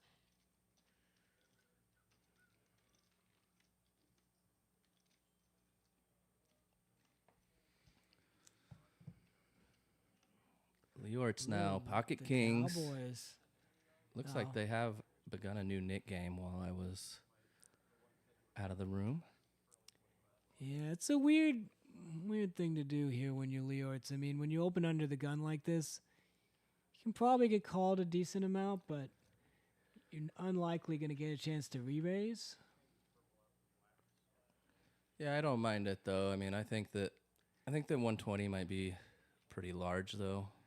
Yeah. In this format, I don't think that we need to like size up super huge. I would rather see something like 60 or 75 at the most, really. I mean, I think if you are going to open it, I don't know. I like going big if you are going to open because you want it to look like 7-deuce. If you are going to open this hand in this spot. I mean, that's fine too. I can get behind that as well. I like limp or going pretty big. I don't know. Does see the ace on the flop, though. Always an unwelcome sight with kings. However, still the way best hand, and it's going to get it done. 125, a little over half size pot there. big shout out to my mother watching this lovely stream. If you guys are in the chat right now and you haven't told your mom to come and hang out and watch the stream with you, I mean, what are you even doing? But thank you. Big shout out to Mama Mixon. Have you got her any of that TKO jerky or? She actually did. She just texted me. She said that she also endorses TKO jerky. I'm not even kidding. Look at this. This is literally what she just said to me. So dang, she actually does endorse TKO jerky as well. So let it be known, the Mixon stand by TKO. Oh, I said that wrong. That's your first name. Well, you guys knew what I meant. Close enough.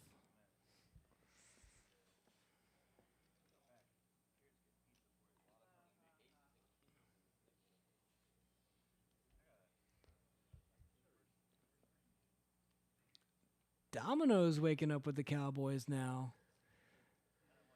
Not a bad size for late position here. You know, I think when it folds around to you when you're in the cutoff, like a lot of times you just want to open here. Professor folding the 7-deuce.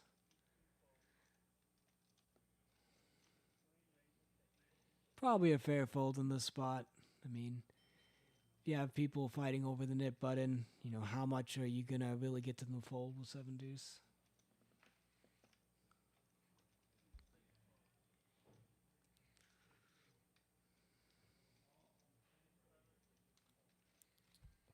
Domino's boy, one of the first nicknames I've gotten to give out to somebody on the stream, and I think it's just going to stick. I mean, I think it's just too obvious when he wears his Domino's hat in, and I mean, it's just... What would you guys have nicknamed him? I mean, clearly that's a slam dunk. I think it's pretty good, pretty good. It's like, what? Was it Wonder Boy? What was it? I don't know. I feel like there was a very popular Nintendo game that had a name similar to that. It's like that with pizza.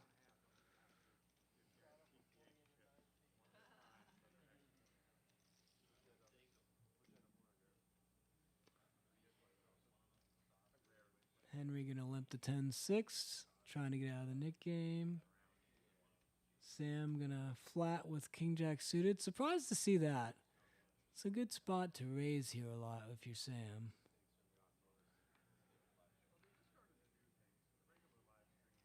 Twitch and Dan not getting a bad price to call. Same with Leortz, and I mean Garrett's getting a free flop, so.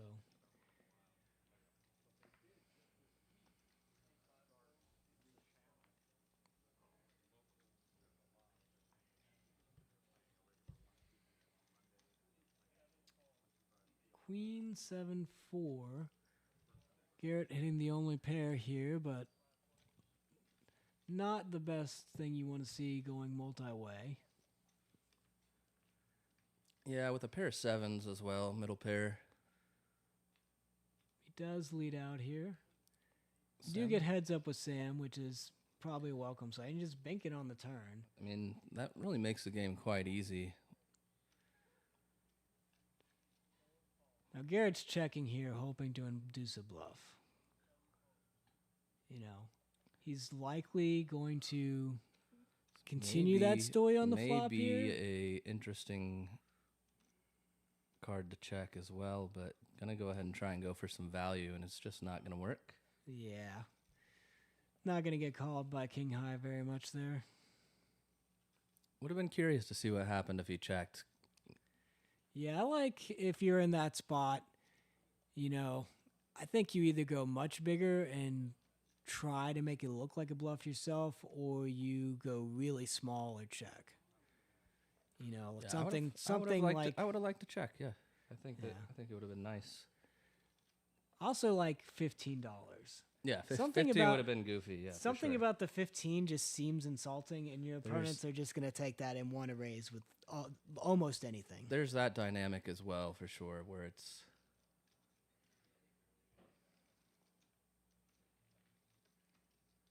You know, they see you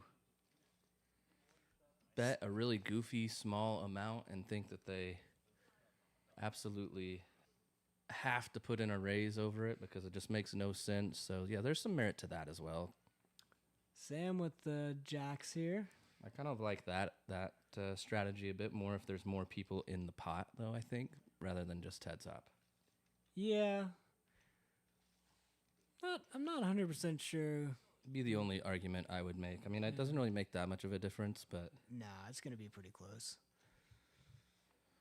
Here we see Henry going pretty big with the King 10 off. Sam, the GOAT. Pocket jacks. Watch out. This one's going to get a little bit spicy. Definitely not folding.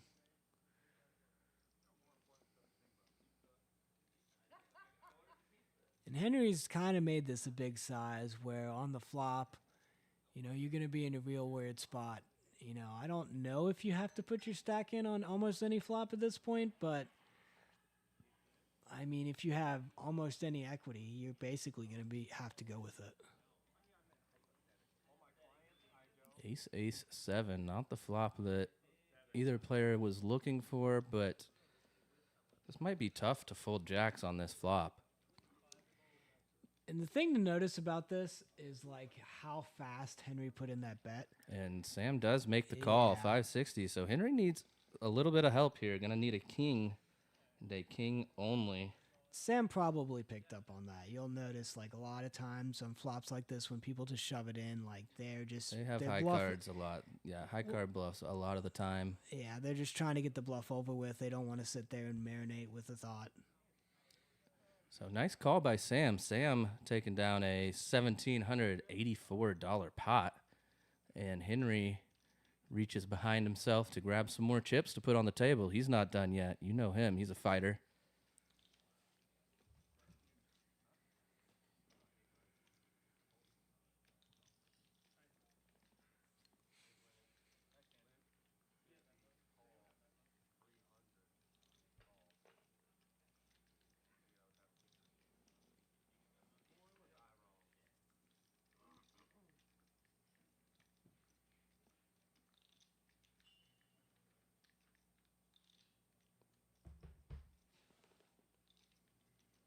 So, Lateralus, it's your first time back in the booth tonight. How you feeling? What are you thinking? And a little over an hour in. It's a real interesting experience, you know, watching other people play and just trying to dive into their thought process and talk about it. Throw a little bit of jabs to your friends over the mic. Yeah, makes it pretty fun. I like sitting on this side of the table sometimes, so to speak. I mean, that's obviously why I do it. Nice to change it up and not be necessarily sitting at the table and playing all the time. Get to talk about poker and hang out.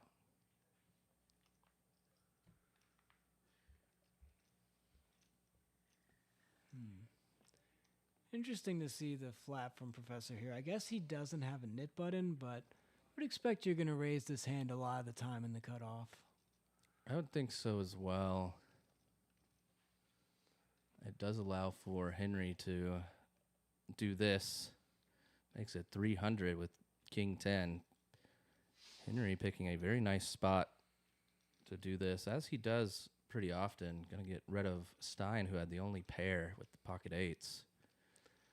Professor. Now you're in a weird spot if you're a Professor. Exactly what I was going to say. Is just in such a weird spot now. Probably going to lay it down, I imagine.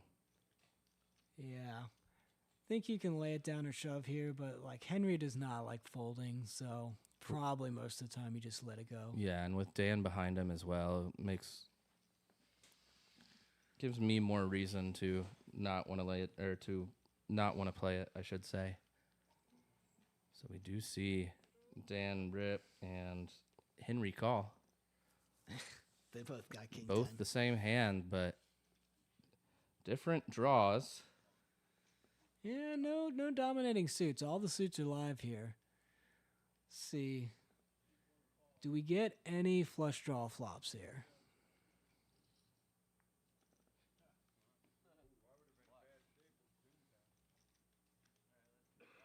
Yeah, Henry with the red cards and Dan with the black cards. It's black in the window. Chop it up, though. Yeah, rainbow. Professor would have binked it. Binked the Queen 10. Ooh, and Stein would have binked an 8. Brutal. I mean, I think if Professor just raises there, that hand is going to play out way differently, and we see a cooler probably between Professor and Stein.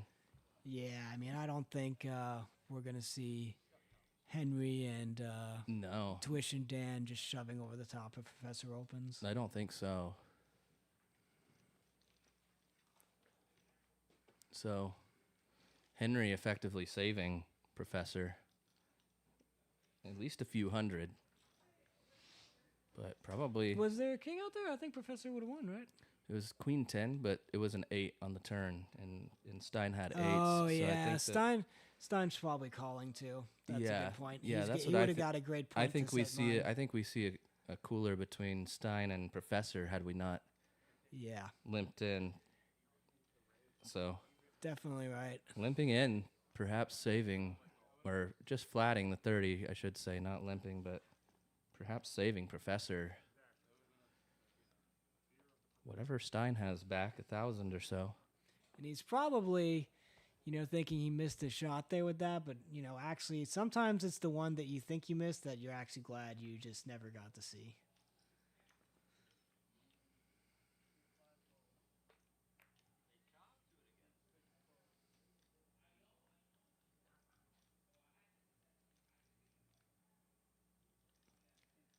How many people left in the Nick game now?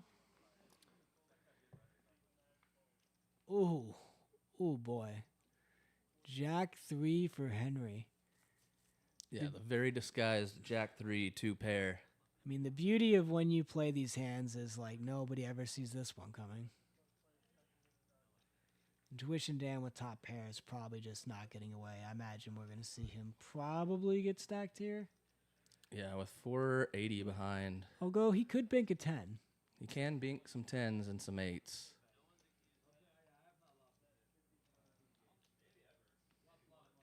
Henry put out a bet, looked like 55 or so.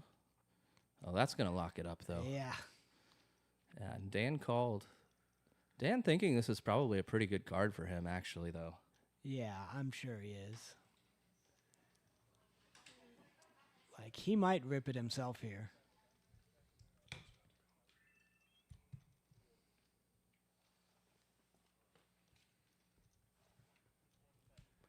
$110 going to be Dan's price. Henry checked it over to him. Henry not going to be just calling a 135, excuse me. Don't think Henry just going to be calling here. Probably just putting Dan all in for his stack, I imagine. Yeah. No need to mess around. I mean, maybe I'm wrong. Depends. You can call sometimes. I mean, they're so short behind that you can be pretty confident if he has anything, you're going to get it all in the river. But if he has a flush draw, though, you're going to miss out on your value. Yeah, for sure. So I think we just leaned to getting it in on the turn. But he binks if he'd had the flush, he would have just binked it. So right. I mean, Henry's got to love that card. I mean, you just go ahead and rip there. And it is kind of just a scary card, though, for Dan. We know he's not going to be folding, but it is a little bit of a scare card, right? So sometimes if our opponent, when we have a hand like that and we think, oh, they have like a hand like Queen Jack, Jack 10, something like that, I like to get it in for that stack a lot of the time, just because some players are going to see that King of Hearts and just be like, oh, well, Jack 10 is just never good here and not going to put another dollar in the pot. Yeah, I don't think Tuition Dan is one of those players, though. Once you're at that stack depth and he has a pair, I think, he's not folding to a king. If you got the king, you got the king. You know what I mean? You can't fold when you just only have 200 back. I've also been stacked several times with this thought process, so maybe not right.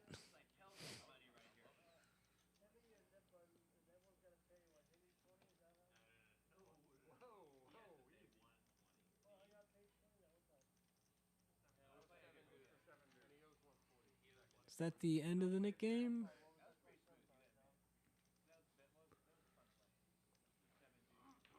Yep. Tuition Dan pays the net tax. Say progressive net tax, it goes up $20 every hour. the mandatory 20 tip to the dealer. So a really good format, you know. It kind of makes sense that as the stacks get deeper, the tax gets bigger. Yep. I like it. Hand 42 on the night. Less than 2 hours in, so we are really moving tonight. Players are playing quick. Kurt's dealing that fire from the box. Philly Murph makes a call with the pocket twos, and Professor doing the same with ace-6 suited. Garrett's out of the way. Henry, Queen Jack O, gonna put in some more chips, try and take down some free dead money out there. It's a good hand to squeeze with. You've got great blocker effects. You know, you're blocking queens and jacks, and you're not really seeing much aggression here. Yeah, so absolutely. Really good hand to squeeze with. I like it. Wouldn't be surprised to see Sam come along from the straddle. He does lay it down. Philly Murph is actually deep enough with Henry where he could consider set mining here. Yeah, and Professor as well behind, getting some implied odds from that as well. So he is going to do it. He's going to go for it, see what happens. The Professor in a weird spot here. Can call sometimes, but... I mean, I like just calling here in position with the suited ace. If we had ace 6-0, I think we're just folding. I don't really want to bloat the pot a lot with ace 6. And we do see an ace right in the window. Ace 9-4. One heart. Now this is where it gets tricky, because if you are Professor, you have to think if anybody else has an ace, your ace is not good. But once you see a check, you're probably feeling pretty good about this. 8 of diamonds does give Henry a gut shot straight draw, looking for a 10 on the river.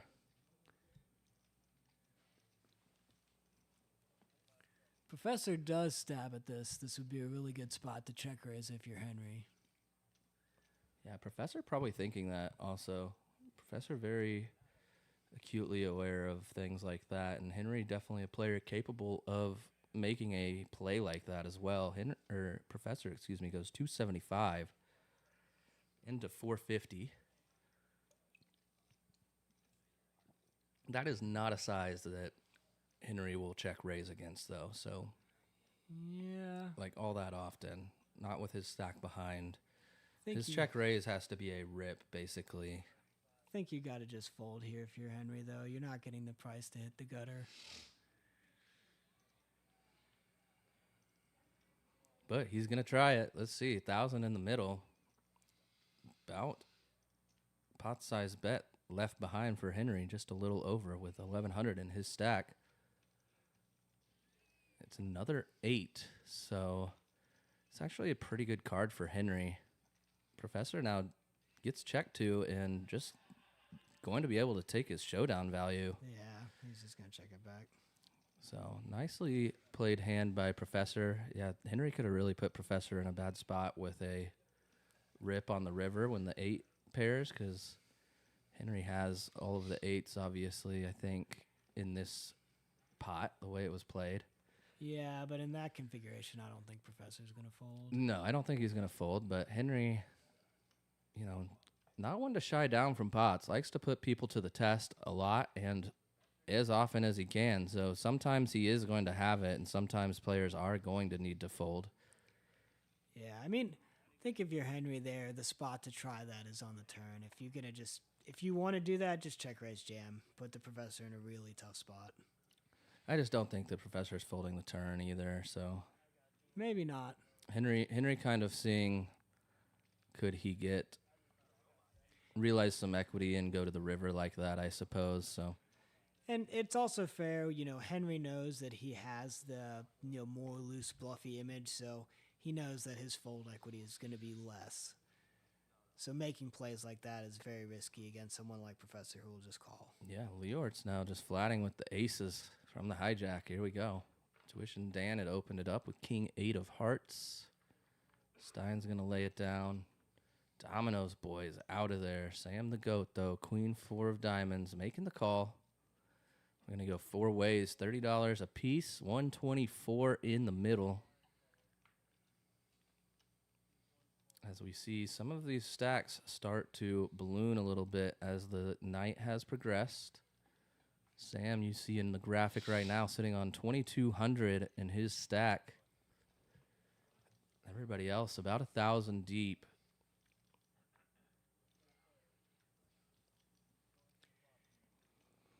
Yeah, I'm not sure about this sizing from Leortz. You're in a... You know, I think you're going to have a hard time getting called by many hands here that aren't a 9. Yeah, you have to think also that most of the hands that would call that don't have a 9 in them would have 3-bet you probably. Yeah. Right? Like,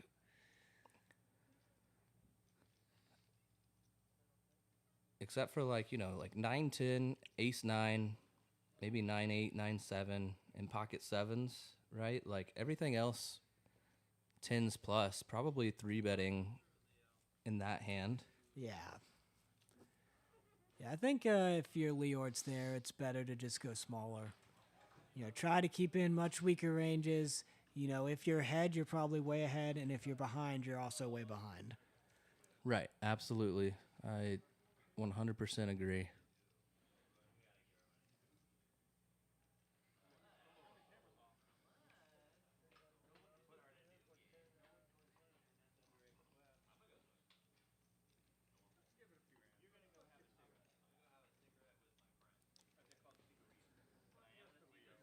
So we've already seen 2 Nick games tonight. Will we see a Squid Game tonight? I don't know. The guys have talked about it. I don't know if did you guys do it recently while I was out of town? I did not. It's happened a couple times. I didn't get a chance to watch much. I was either playing a lot and doing that or not getting service at all.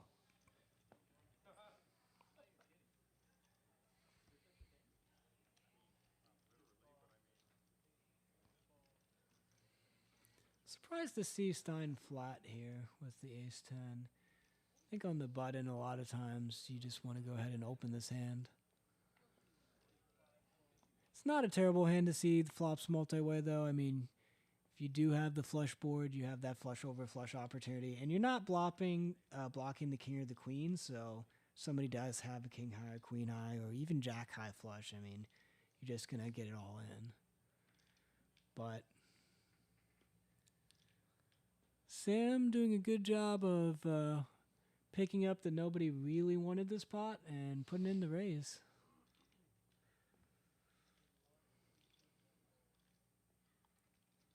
And he had a good hand to do it, especially within the big blind.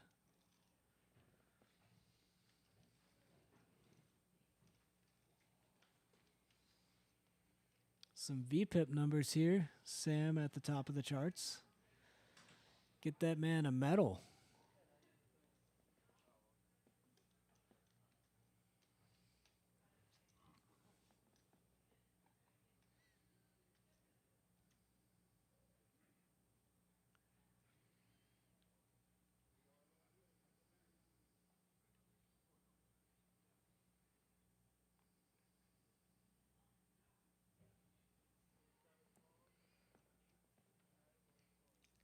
Henry opening the queen, king, and the hijack. Probably going to see Tuition Dan call, maybe raise, and potentially Sam here. Yeah, Tuition Dan, suited hand. Single gapper. It's a little bit of a weird spot. You know, oftentimes this hand is dominated here, but you do have a pretty decent hand. And all 3 players whiffing this flop pretty hard, though. Sam going to go ahead and take the lead. And this is honestly a good spot for Sam here because, like, what other people can have an ace on this board, but nobody else is really going to have 3-5. Henry really eyeing him down, but it looked like he was a non-believer and wanted to make a move, but he does just lay it down, though. Big shout out to you guys in the chat tonight. We got 42 watching live right now from all over. Let us know where you're watching from, who you are watching right now. Bunch of you all in the chat supporting different players. We want to know who you're rooting for. Here we see the cumulative winnings. Professor up 2,600. Sam up 1,500. Philly Murph up 1,100. Garrett up 480. And everybody else in the red. Henry down the most right now, down 2K. But Henry loves to play pots, and he loves to play big pots. So I would not be surprised to see him work on that margin and get it back into the green numbers. Professor did say he was going to book a win tonight. So far, it's working out for him. I saw that in the chat pretty early. Once we had the video live sitting and waiting on YouTube tonight, he was in the chat saying, I'm going to book a win tonight. I said I wouldn't bet against it for sure. You're going to go ahead and open up the tanks, +1. And I really do like that mindset coming into a live stream or any game you're going to go play, coming in and saying, I am going to win. Your mindset is good, that you're feeling good about the cards, what's going to happen to you. Uh-oh. Oh. Garrett in for some hurt now. Sam the Goat with the dirty diaper, 3-deuce, offsuit. Flop comes 8-3-3. Garrett going to put in a pretty sizable bet on the flop as well, 125 into 175. And Garrett thinks he has pure value here. You know, he's just hoping to get called by a random 8 or a pocket pair. I mean, he really does have pure value against the positions, right? Sam the Goat should never really have a 3 calling from the button. Garrett has to know that he can, though. He can. He's played with Sam enough. He's aware that Sam definitely can, absolutely. The Ace of Hearts, perhaps a card that will slow Garrett down. But I've been wrong before. Garrett rips it. 646 is the number, a little bit over the size of the pot. Sam the Goat really taking his time here. At this point, he's just hoping that Sam has some kind of draw, but... Sam slow rolling? Uh-oh. A little slow roll action on the stream.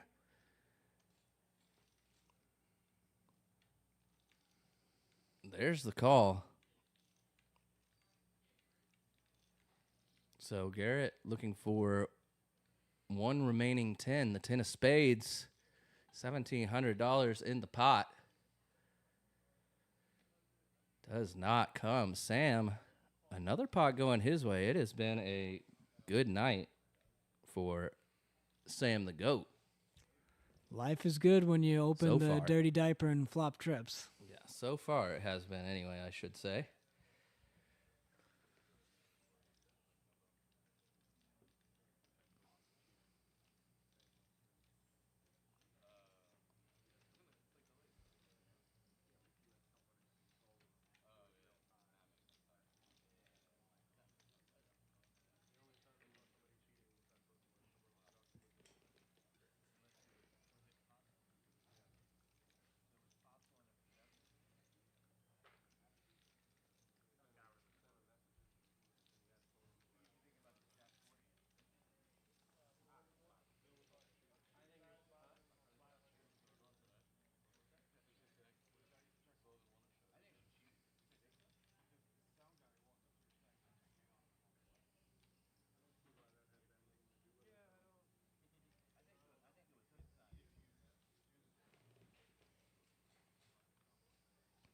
Stein, playable hand, ace jack of clubs now.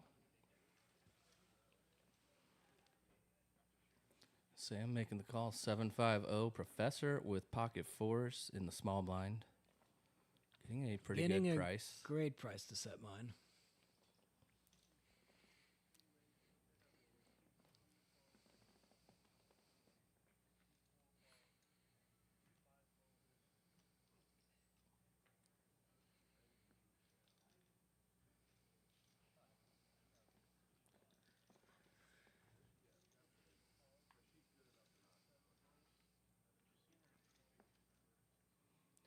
Ten, 8, 3 flop. So nobody really with anything to work with. Professor still has the best hand at the moment as the board pairs the 10.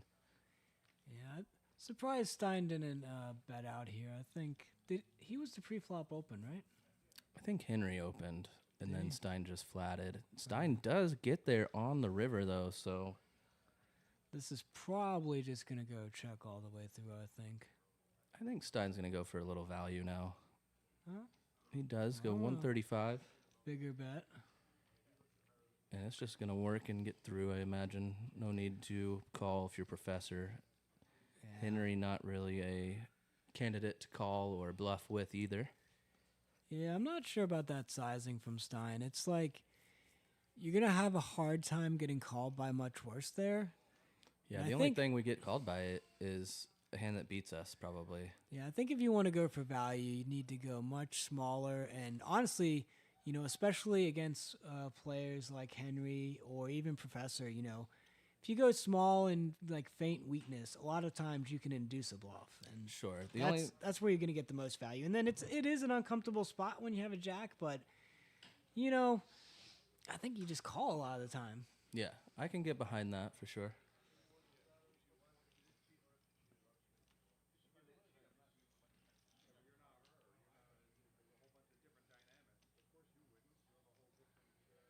Domino's boy flatting with the king 9. See, that I can get behind. King 9 suited seems like a pretty I like the reasonable flat. hand to flat in this And if this kind of game at this point. if it does open, you can honestly like limp re-raise as a bluff too. It's totally feasible for Yeah. that as well.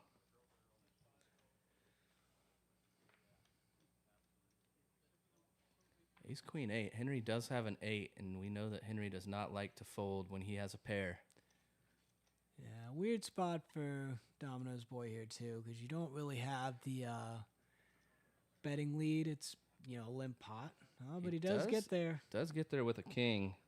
But 4 spades. This would be a spot. Oh, did he bet out 50? Huh?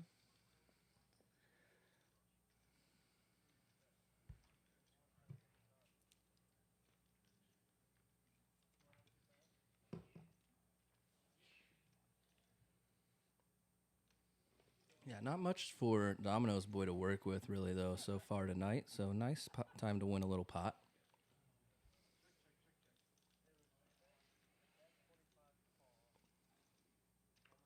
Imagine we'll get another Nick game going here soon.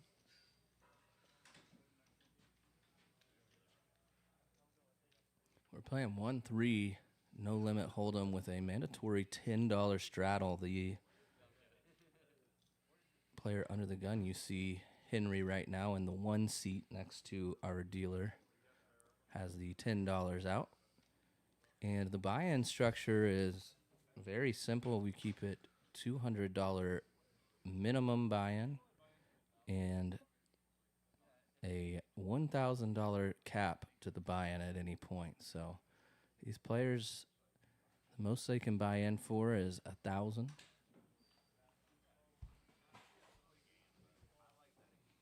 Most are in for that amount out of the gate, really. Not all, but... So I got a question for you, Mixon. What do you think about this? So playing poker in Texas, you know, we like to play so deep stacked. It seems like we're structuring the games where we're almost trying to make the blinds irrelevant. Do you think that's... what do you think's the cause of that? Or is that even an accurate read? I'm not sure about that. Let's watch this hand real quick because we got one brewing right now. Henry with top pair and Sam flopping trips again, putting in the 3-bet after he I don't think Henry's led out on the flop. Henry with the queen probably not going to be folding. No. And if he makes this call, going to have about 500 behind. So he does make the call, and I think that we're going to see this get all in. Henry looking for a queen and a queen only right now. Yeah. And he's still going to need just the queen of hearts. Sam going to be ripping now. 550. Oh, no. checks it Interesting check. I mean, the 6 is really a bad card for Sam because, like, 5-6 is a combo you're going to expect to see a lot. Bet in a call, I'm surprised. I just don't think that we're we're worried about 5-6 all that much when we have a 5 in our hand, obviously. No, I mean Henry. Oh, got you. Yeah.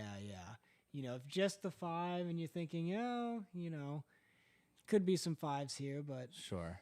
But the 6 really brings in a lot of those hands where if he didn't already have a 5, I mean, a lot of the hands you're going to bluff with just picked up a lot of equity. So we do see the knit buttons going back out. This will be the third knit game of the night. Sam taking down another nice pot as we head into this knit game. But to your point, I don't think that the blinds are irrelevant. I think that most of the poker rooms in and around Austin have done a decent job of kind of trying to tame it a little bit, because it used to be, I mean, when I started playing live poker in Austin back in 2018, it was a lot more wild than it is now. I mean, the 1-3 games were match the stack, right? Like, I think the day started like 1,000. It was like you had 1-2 games. I think the 1-2 games may have even been match the stack, if I'm correct. Yeah, I didn't get to play during that time. I've only been playing poker for. But the 1-3 games it was an incredible time to be living in Austin and playing poker, because they were, buying with however much money. You had people that would come in, play all night, have $8,000 in front of them, and you could buy them for that and play against players that were not playing very well. I'll tell you that much. The player pool here has drastically improved since those times. And Garrett with a great hand to squeeze here. I mean, when you get the Nick game and you wake up in the small blind with 9s, I mean, it's just such a good spot to squeeze, and you know that like hands like your ace-10 or ace-jack are probably, they're going to be in a rough spot. I mean, they're going to call sometimes, but sometimes they're just going to be dominated and just fold. Yeah, and you just get to pick up all the equity. Yeah, absolutely. I agree. Nine's doing very well, obviously. Even when we're against some of the crazy hands that people are going to show up with, so. But yeah, one thing, like even in this game, if we have the mandatory $10 straddle on and it's a 1,000 cap, you're effectively, your $1,000 is worth only 100 big blinds, which isn't necessarily a lot in a cash game for this area. But honestly, I think that's part of like why these games are so action on this stream. I think like pushing that stack depth and playing the Nick game and stuff, I mean, it takes away, it gives, the dynamic is much different. Leortz does make the call. Ace-Jack going to be flipping with the 9, so see how good Garrett's running tonight. Can he hold? I think Leortz is probably due for one, though, unfortunately. Couple diamonds out there. Leortz with the jack of diamonds. See if we can't have a 8 of diamonds here. No. King of spades. And Garrett is going to hold. So little rebate from the 3-deuce hand earlier. Yeah, a little bit. Garrett in for just $400 tonight so far, I believe. So he's one of the players that we were talking about that came in under the $1,000 cap instead of, buying him for the 1,000 in just for 400 to see what he can do. Definitely prepared with chips at the ready to rebuy should he need to. Well, I mean, that situation he was just in is exactly why you want to do the 400, because like when you have the 9s, it's just so easy. It's like $400, just ship it in. Yeah, I mean, it goes both ways, right? Like I see the argument for that, and it's kind of a way to play that. But like even for $1,000, like I like to play still basically the same way. And I mean, I'm not getting it in with absolute air ever, right? So it doesn't really make that much a difference. And instead, I can just play a bigger pot when I'm dominating, I think. So I lean toward more. I lean toward the bigger buy-in personally. Yeah, I guess it just depends on what you value more. Do you want to have like the equity when you're dominating, or do you want to have the equity denial when you just have like the smaller pairs and you can just put, sometimes when you shove with like 7s, you can get 9s to fold. Yes, that is very accurate, and I think both are reasonable, though. yeah, no doubt, no doubt.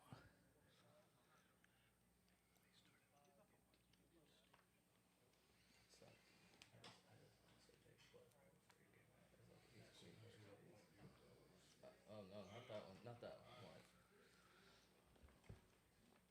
I think we're gonna see a multi-way flop here. We do, and Domino's boy gonna flop middle set with the 5s. Check it, and get Sam to put some chips in the middle. Life is beautiful when you're flopping sets. Henry also with a gutter ball. We're gonna see at least a call out of him. 325 only in his stack. Domino's boy gonna be looking to, perhaps call here and just let these two guys bluff around you. Actually, given the two players that you're playing against, right? But I definitely like a call here. Like, I don't think he does decide to raise. I don't know that raise is gonna scare Henry away though.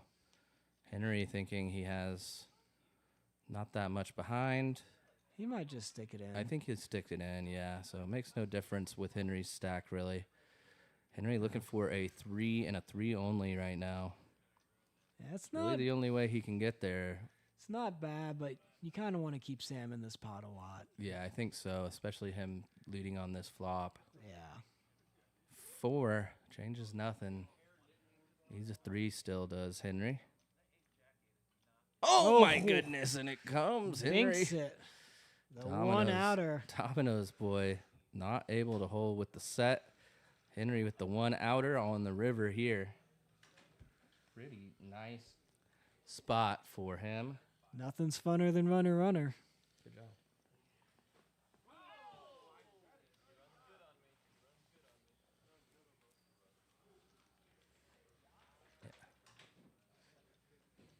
Yeah, I guess we can call it runner runner, even though he had a 4 in his hand. We'll call it runner runner.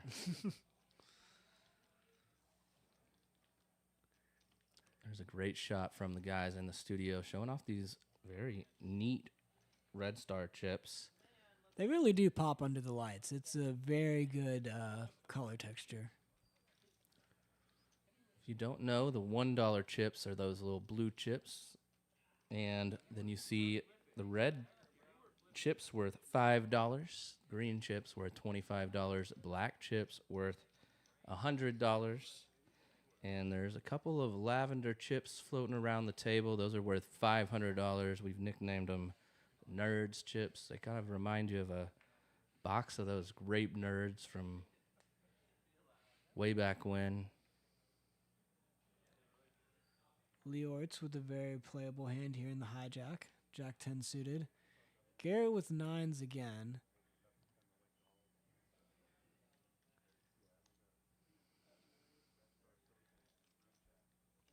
Pretty good spot to squeeze, especially if you think Leortz and Tuition Dan are opening lighter, trying to get out of the Nick game.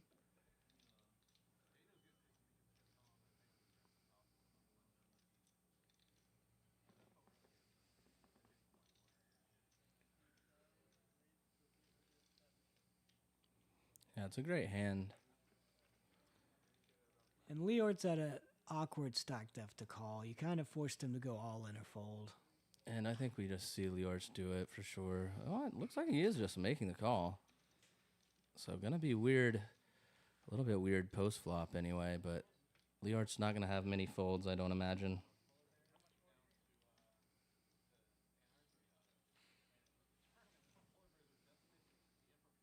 Jack 10 of hearts versus 9s.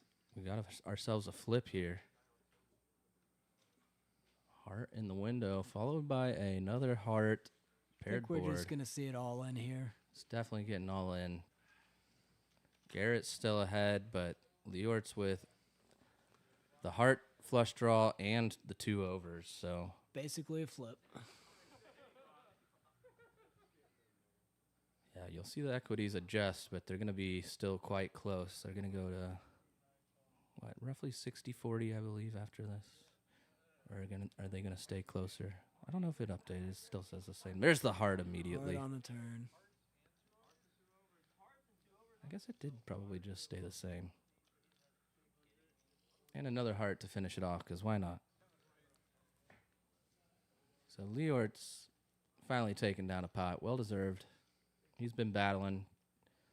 I don't think we've seen really any pots go in his direction tonight for the most part. And if they have, they've been very, very small.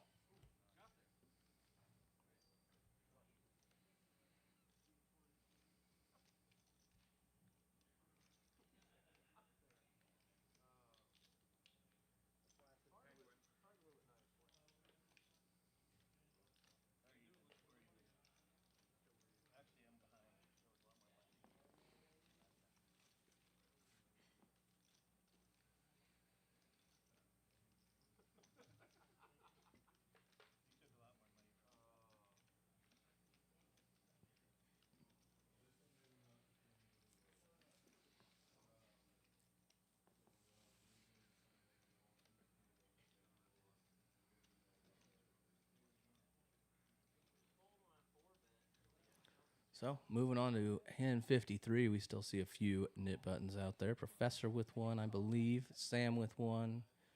Philly Murph with one. Domino's boy with one after losing to the wheel of Henry.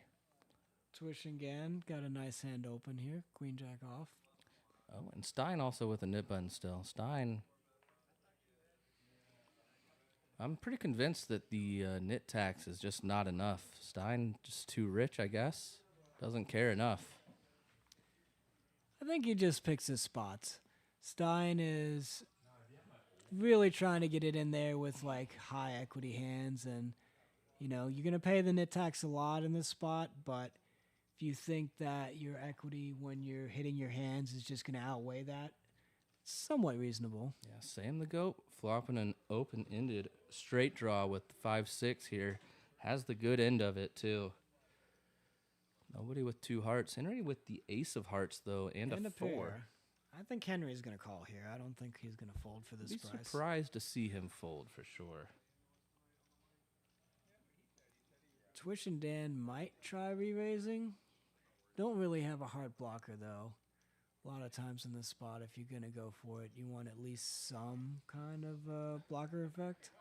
Yeah, I mean, you can make the case if we have a made hand, if, say, for instance, it's the jack out there and we don't, like, be a decent spot to go for it without the jack of hearts or the queen of hearts, because we want our opponents to have those types of hearts in their hand. But yeah, when we don't have any pair yet, and Sam the Goat banking it immediately on the turn, and it's a bad card for Henry with the ace, thinking perhaps he can go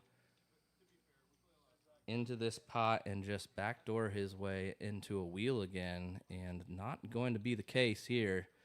Drawing dead to Sam. Henry with only 728. Looks like he wants to rip it, and he does. And it's going to get snap called by the nuts. And have no chance to win either. So Henry losing this one. Sam taking down another $1,800 pot. I mean, the guy's on fire tonight. When you're running hot, you're running hot. Going to be sitting on almost 5K in his stack now.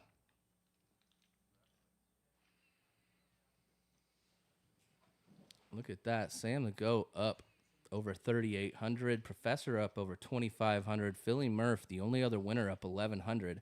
Henry looks like he's done for the night. $3,000. He is out the door.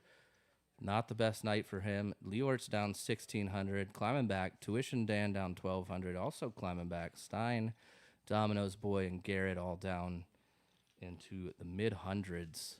So lots of action. We see lots of big stacks and lots of money on the table. Lots of chips on the table. Look at the numbers there. You see over $12,000, $13,000 on the table, actually, at the moment in a $1,000 cap buy-in. Love to see it. Definitely not the most we've seen on the table. I think a few streams ago when I was commentating with Stein probably, and you were in the game got pretty wild. There was a couple of $4,000 or $5,000 stacks on the table.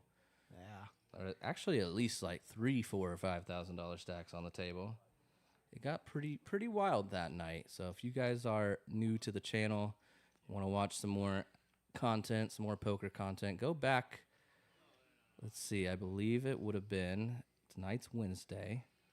So it was probably 2 Wednesdays ago. So not last Wednesday, but the Wednesday prior, which would have been January 8th?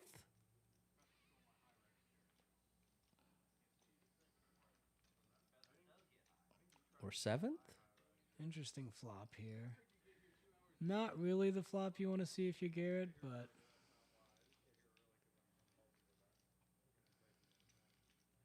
it's not bad to bet. You're also just happy that Sam's not in the pot because he's flopped trips you've seen already 2 or 3 times. So you're just pretty happy to see that he's not in there. Philly Murph, though, with the dirty diaper, the 3-deuce off, bumping it up. Philly Murph probably recognizing that it's pretty hard for Garrett to hit this board, and he's just going to have a lot of hands that have to fold here. And it does get the job done, so got to respect that. Love the heart from Philly Murph. Philly Murph up. Pretty big chunk as well, like we just saw.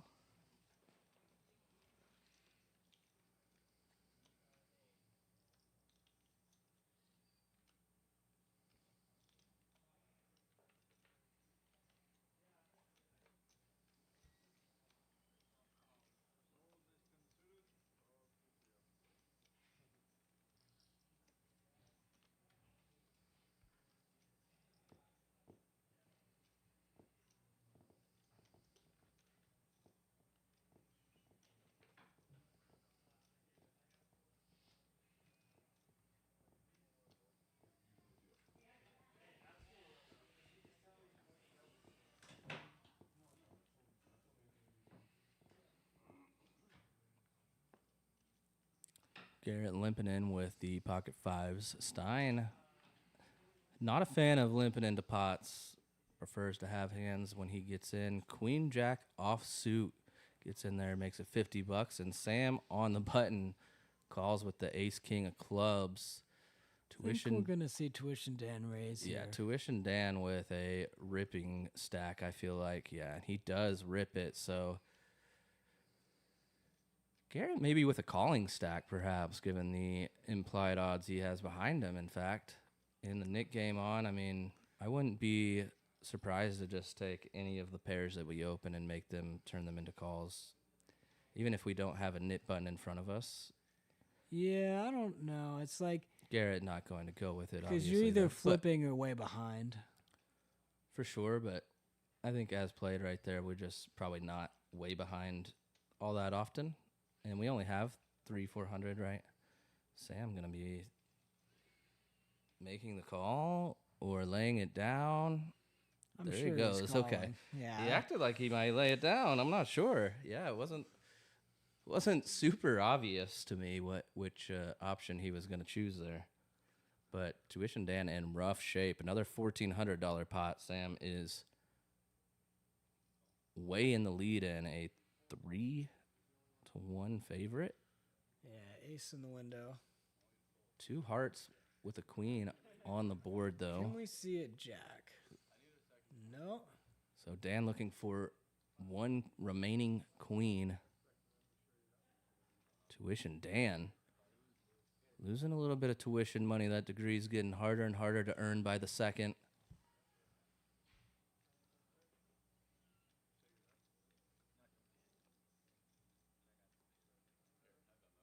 Here we see the VPIPs. Sam, the GOAT, is the absolute GOAT. Look at that. Top of the VPIP leaderboard, 76%. Henry left us at 68%, so just right behind him.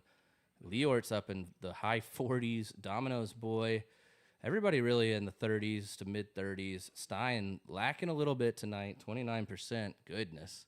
And not going after it in the Nick game with the 7-deuce. I mean, what in the world? We're going to have a talking to with him.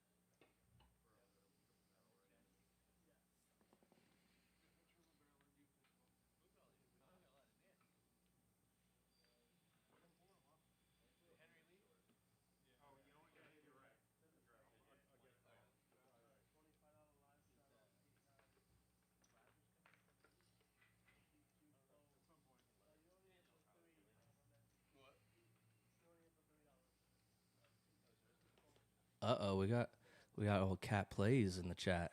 That's Stein's wife, and she said, "Yeah, you tell him 29% no bueno." Sounds like she's a little bored watching Stein tonight. Stein's just boring her.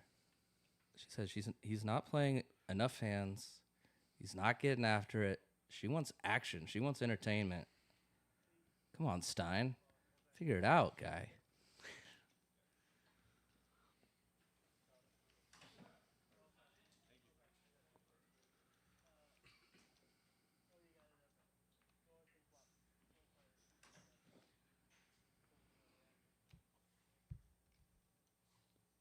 $41 watching in the live chat right now, and we've been very grateful and happy to have you guys around, especially you guys and gals that keep coming week after week to support the stream. We appreciate that a lot. Please, please go like the stream tonight if you haven't yet. It's free to do that. It's free to go subscribe to the channel if you haven't done that yet.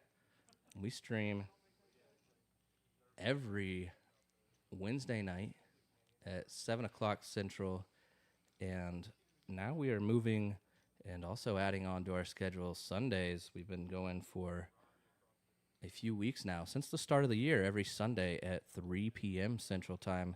However, we are going to skip the stream this coming Sunday due to inclement weather. We are just going to nix it, not risk it with players and having to travel and set up the lists and all that. So don't worry about tuning in this Sunday, but be back with us next Wednesday if you're here tonight.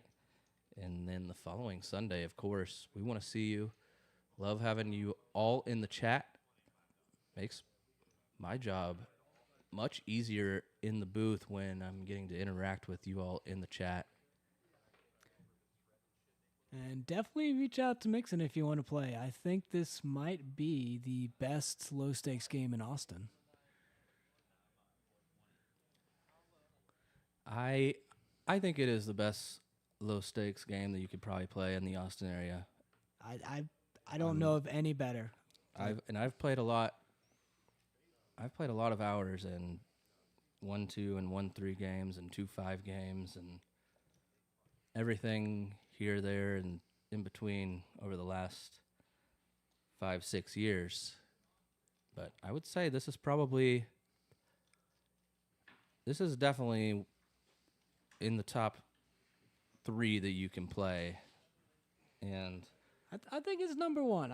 I feel pretty confident saying it's number 1. And the other 2 are just single one-off games that I've probably had at my house that, playing with friends. So to me, those are fun, right? But if anywhere you can go and just get into a game, no, this is absolutely number 1.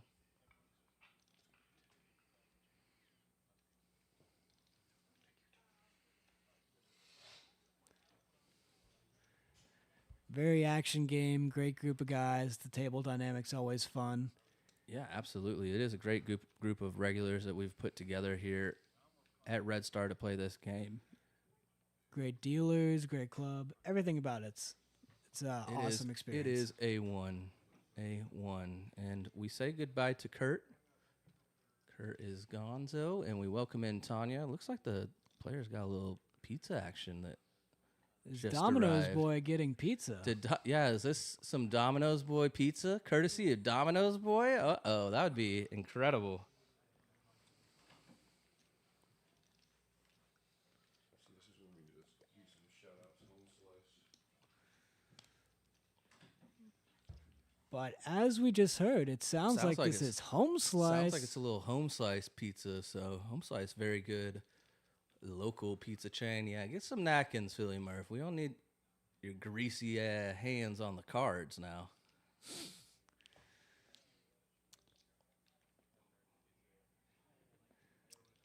Sam the Goat.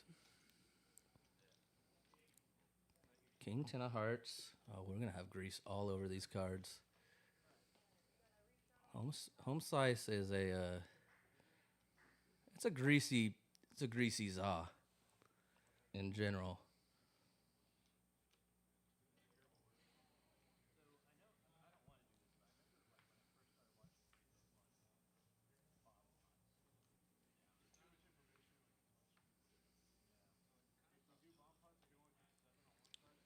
But a pretty good pizza if you are not from the Austin area and you come in. Domino's boy just ripping it with the sevens.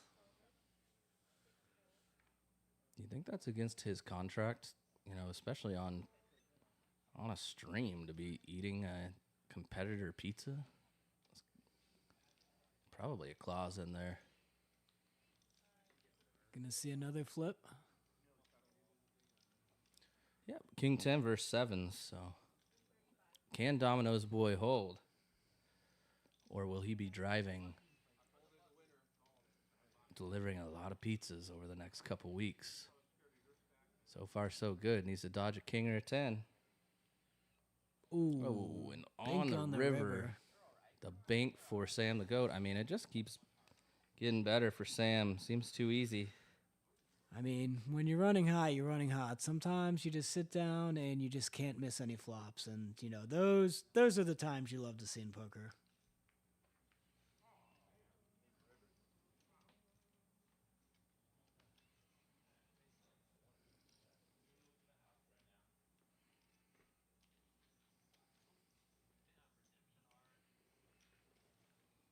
Great shot of that mountain that Sam the Goat is building. $6,000 in his stack now. He's only in for 1,000, so up 5,000 tonight on the stream so far, and Are we going to see an all-in pot between Sam and the professor?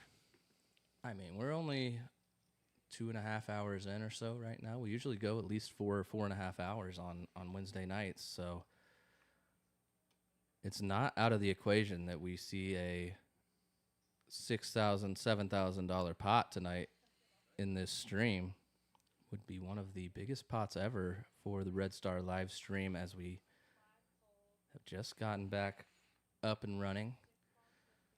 You know, we've been talking about at the table that eventually there's going to be a pot that eclipses 10,000 on this game. Yes, absolutely. That will happen. Professor, the ace-5 of diamonds, nothing to work with. Sam flopped 2 pair. And Professor not taking the bait that Sam has been giving him. Yeah, I mean, a lot of times when you have ace high there and you just check it down, you win. You So, can win a lot of the times. That yeah. obviously not one of those times, and not one of the boards that Professor wants to bluff at either once the 8 hit on the turn. Completing a one-liner to the straight should Sam have had a jack in his hand.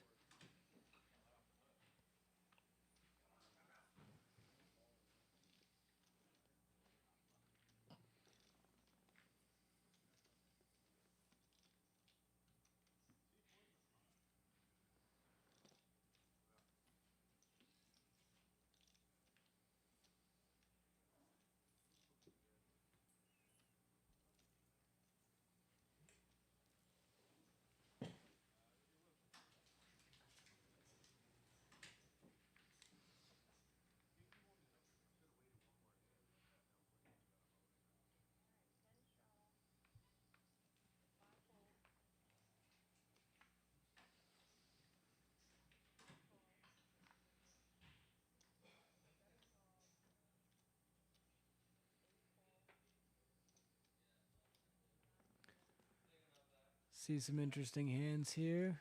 Twish and Dan with the gutter. Professor's now open-ended. Sam also has a gutter.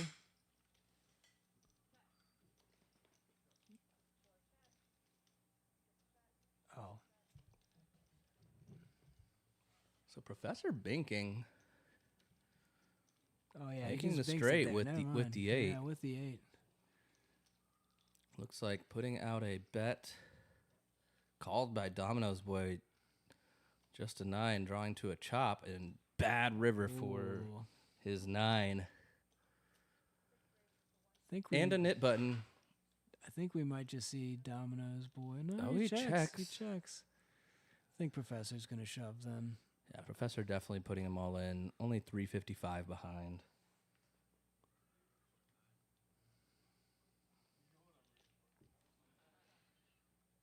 Oh, no. $55 rebate should he call. Hard to make the fold here also.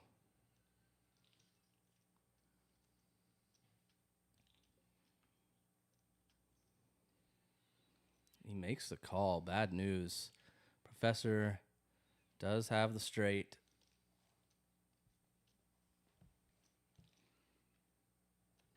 Another nice pot going Professor's way. $900 pot.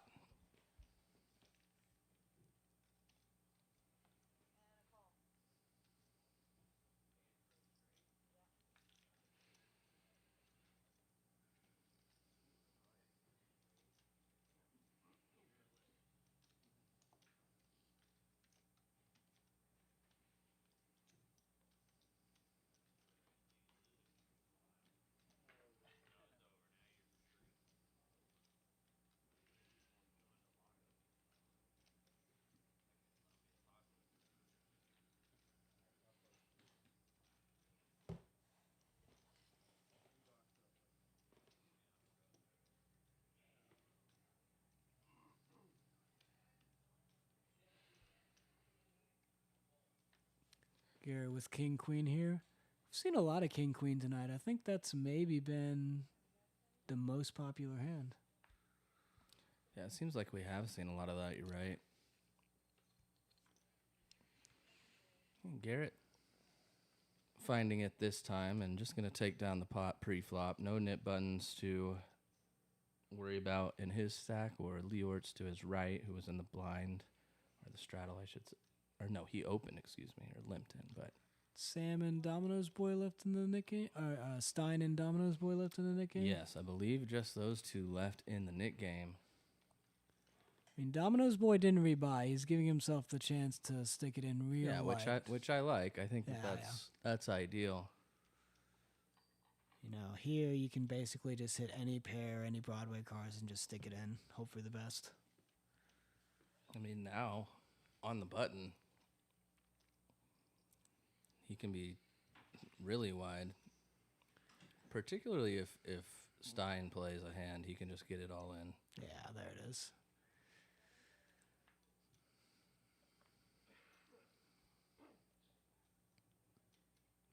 And Sam gonna min click it back. 10-9 suited. Imagine we're gonna see Stein call here.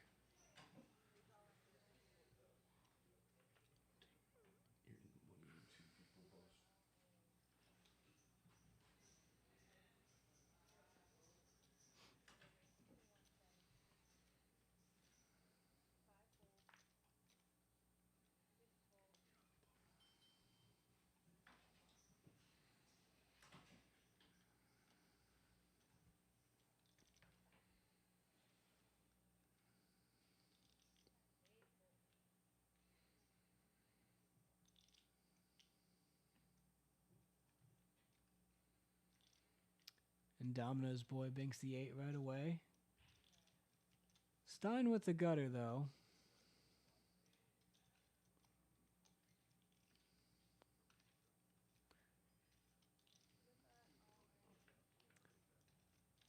Yeah, when you get in this spot here, when you're Stein, you kind of at an awkward stack def.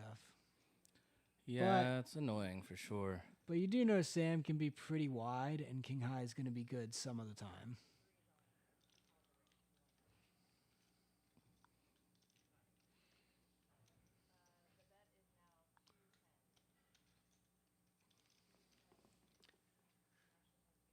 Backdoor flush draw for Sam. Stein likely paying, now for sure paying the nit tax again.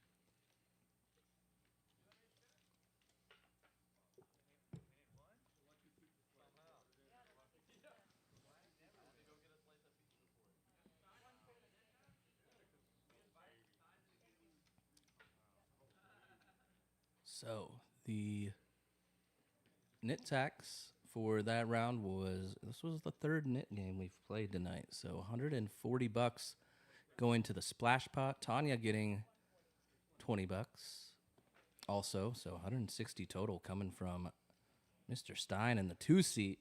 Second time he's lost the Nick game tonight. You're seeing the straddles out, people trying to get that last action pre-flop. Stein, however, not going for the third straddle or fourth straddle, whatever it would be. Sam just going to flat here. I don't hate flatting, I guess, from the button with a hand like this in this spot. I just prefer raising always, though. If we're going to play a hand, why not just... Yeah, you might get to see a flop maybe, but...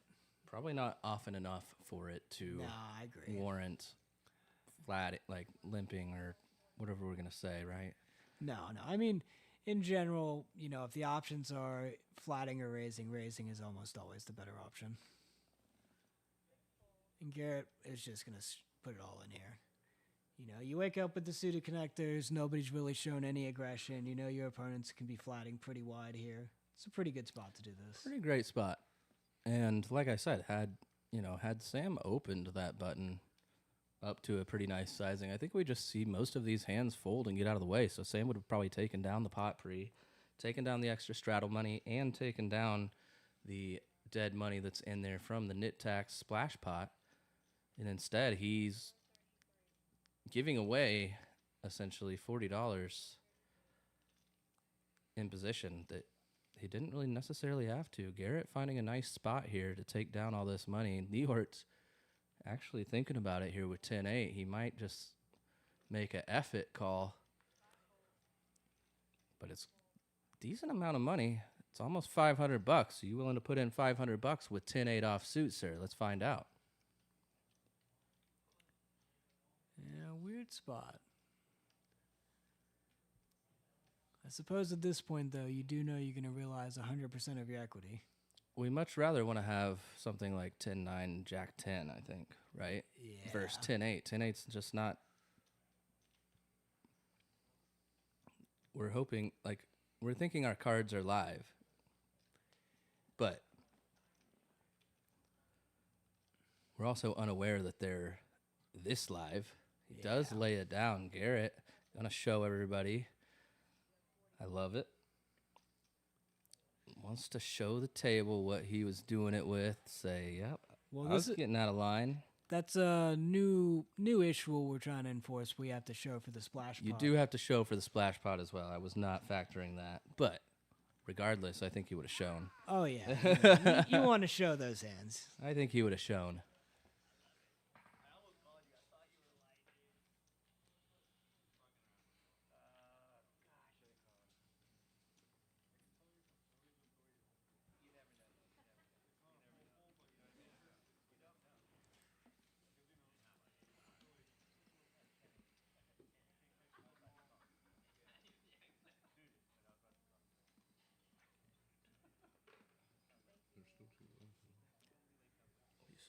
Domino's boy just ripping it here with the 9-10.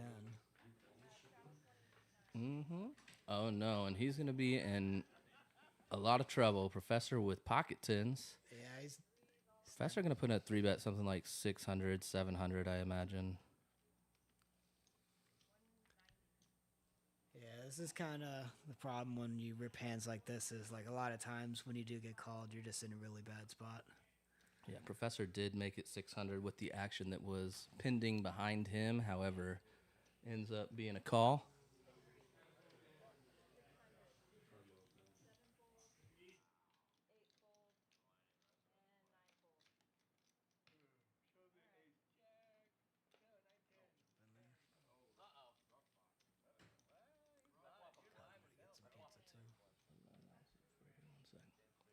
And we see the Professor hold, and with that, my good friend Daniel, a.k.a. Lateralus, is going to jump out of the booth and go take advantage of the seat opening at this table. Thank you, buddy, for tagging along tonight and doing a little bit of commentary. It was a blast, and I hope you enjoyed it. Yeah, thank you, Mixon. You guys do an awesome job here. You always provide very good commentary, keep everything interesting. And, yeah, looking forward to playing. This looks like a really good game. I think it's going to be a lot of fun. I think it should be. So get out there, buddy. Good luck. All right. Thanks, man.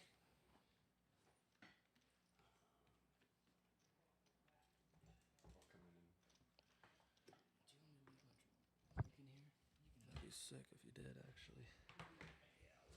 Or actually, what charger do you have? Do you have a lightning charger? Or is it the? Oh, damn it! No, it's all good. No worries. I'll figure it out though. Yeah, because we need this. Need it to charge this anyway right now. So here we go, Leortz. I'll try to remember for you too.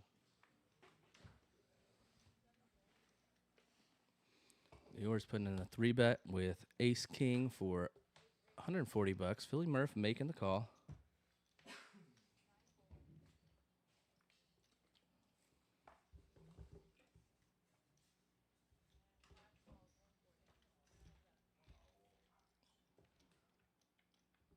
Good try.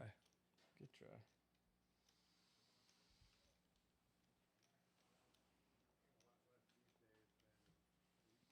Leort's checking it over. Queen Jack 9-5, and Philly Murph, perhaps sensing a little weakness, puts out a bet of 130. But Leort's comes along, and it is a 10, a gin card for Leortz. Leortz rivers the nuts.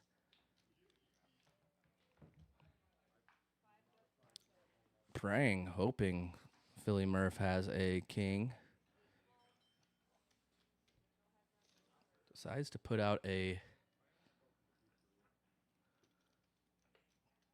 bet, I assume. We'll find out.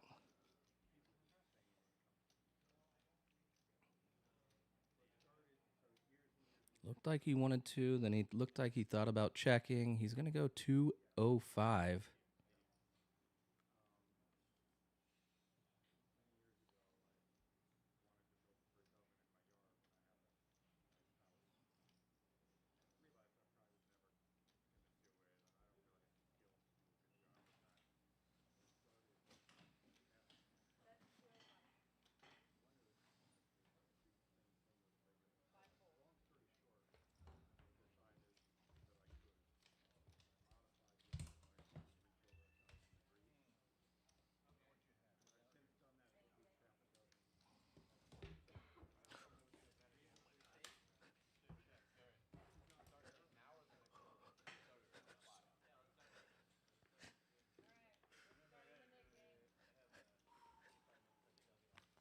We would have disconnected and only got him off full time.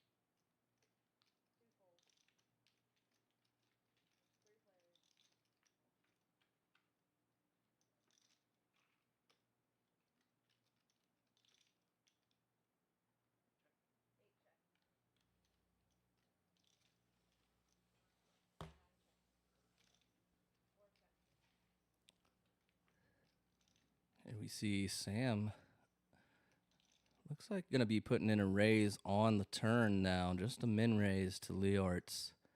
Leortz with just a pair of 4s with 4-3 off. A nip button in front of him, though. So perhaps some of that coming into play. Does. Oh, no. Leort's getting a little bit out of line. Puts in the 4-bet, goes from 220, makes it 440. Sam the GOAT, even with ace-queen here, doesn't look too confident in his hand strength at the moment. I mean, it's very tough when you're facing aggressive action, especially this aggressive. Could we be up against ace-king, ace-10, Maybe another 2 pair, something like 10-9, ace-4, ace-9. Maybe the sets as well, 4s, 9s, 10s. Tough for you to have aces when I have an ace in my hand, but not impossible. Sam really taking his time with this one. I would be surprised to see him fold such a strong hand, but Leort's only $912 behind this $440 raise. Sam looking like he wants to make a tight fold right now.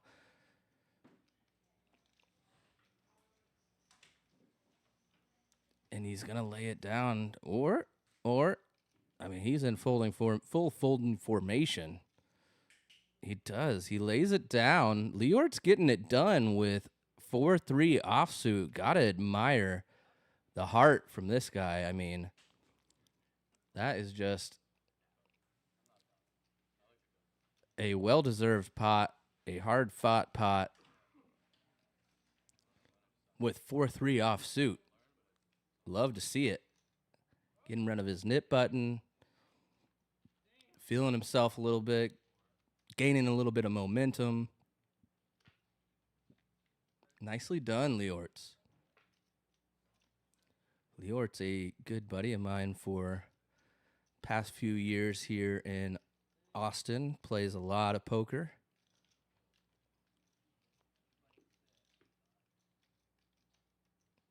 Plays a lot of games that are slightly bigger than this one that I've played with him in, but says, you know, he likes this sized game a lot.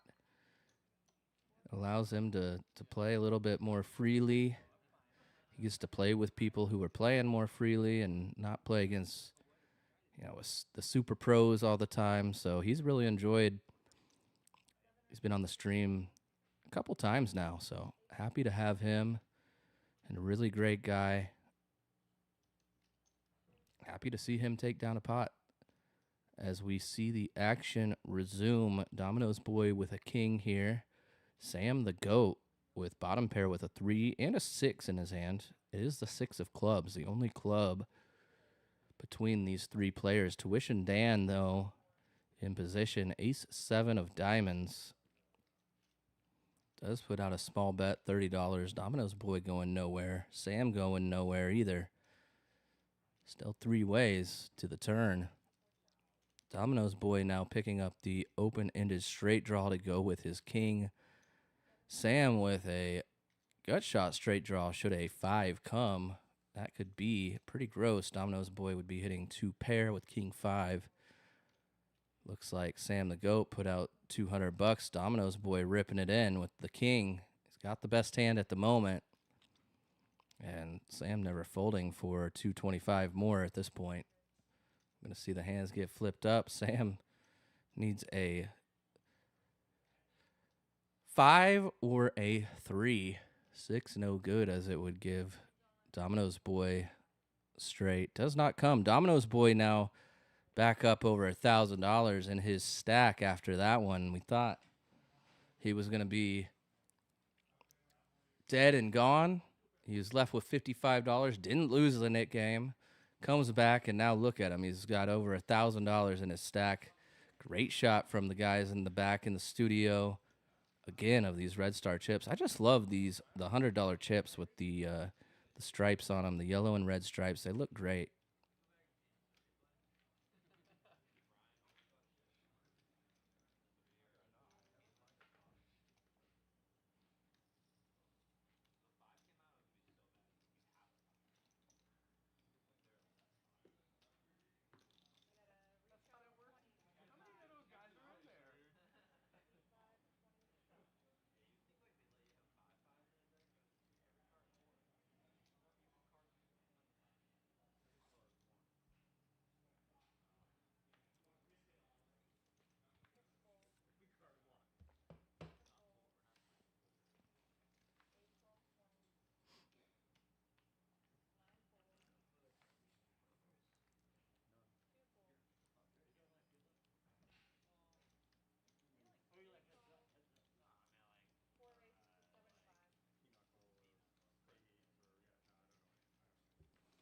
And here we're going to see 4-way pot.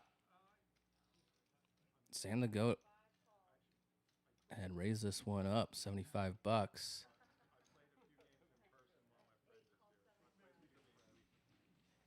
753. So Domino's boy flopping a gut shot to the wheel, as well as gut shot to the 7 high straight. Should a 6 come, but not going to make the call there with a decent amount of equity. Leortz with best hand ace 5 at the moment.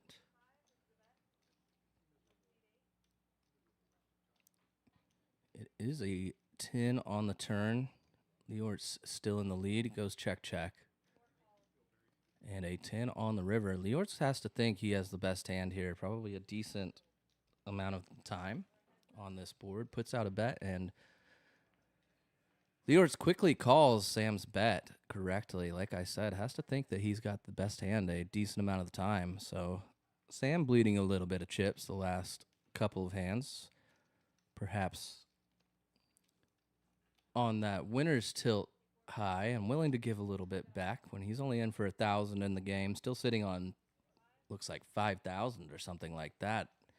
Leort's happy to get a bit back in for probably about what he's got in front of him at this point, basically getting back to even, I imagine.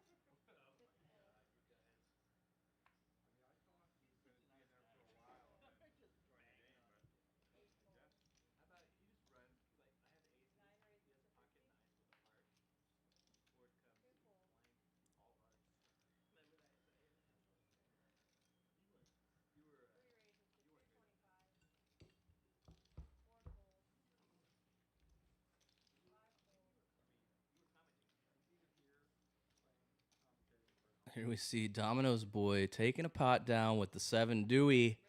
And you know what that means. $20 a player going his way. So nice for him to take down that pot, get the extra 140 at the moment since we're missing the 1 seat, but not for long. As you all heard, that our buddy Lateralus was heading into the game. And one of these days I'll get the opportunity to go fill a seat or play in the game, but for now I'm keeping most of what I do behind the scenes here, keeping the action rolling in the commentary booth, and I'm enjoying it. I'm liking what I'm doing here, giving you guys some fun poker to watch. Go ahead and go hit that thumbs up if you've been liking what you've been hearing. If you haven't, maybe you've been liking what you've been seeing and you'll go give us a thumbs up. Maybe hit the subscribe button while you're at it. I don't know.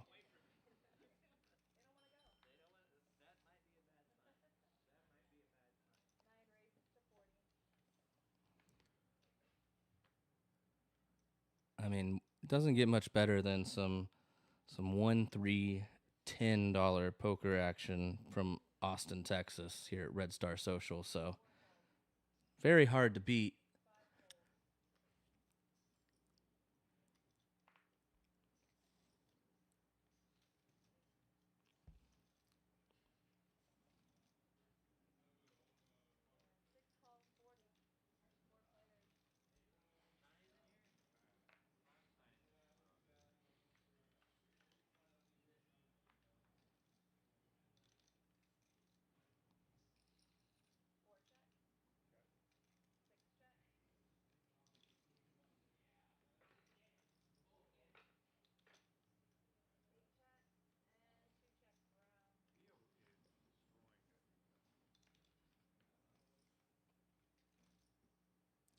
Sam the GOAT taking down another one.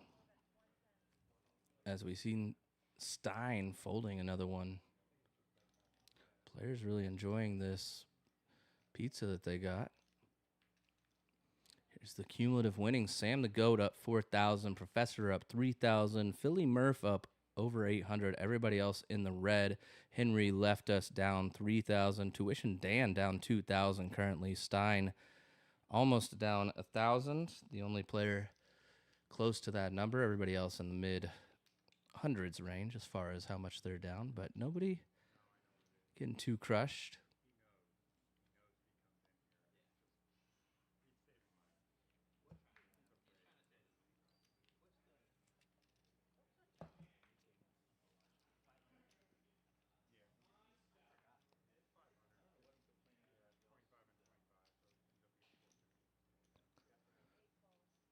Sam the GOAT with the 6-5 suited on the button, making the call. Garrett had raised it up with Jack 10. Knit button in tow for him.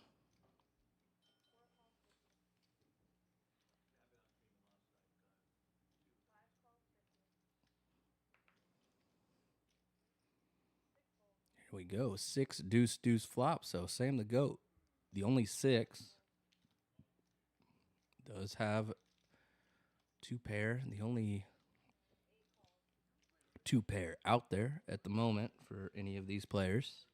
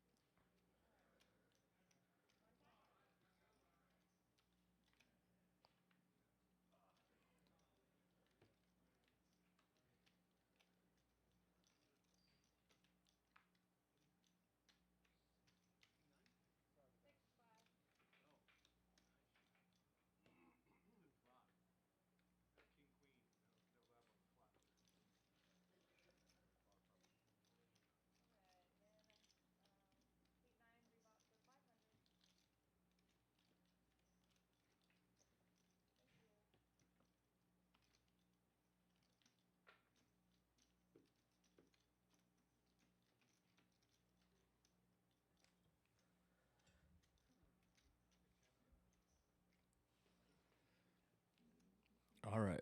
Domino's boy limping in 7-6 suited. Sam the GOAT limping in Jack 8 off from the cutoff. Here we go. Philly Murph bumping it up on the button with pocket 9s. $150 to go. Big raise here.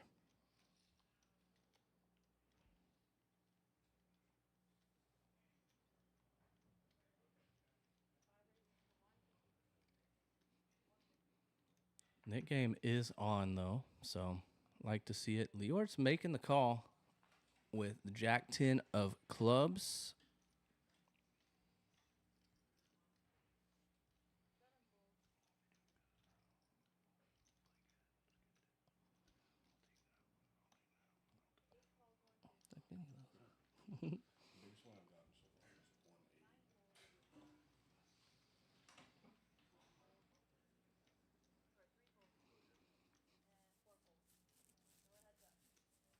Philly Murph's 9 still good on this flop. The Queen 6-3 rainbow. Leort's no backdoor clubs to work with, as there's no club on the board. Philly Murph feeling pretty good about 9s on this board, I imagine. hoping to fade Leortz having a queen, which he does. Gonna take that one down, show his nines for his nip button, gets rid of that.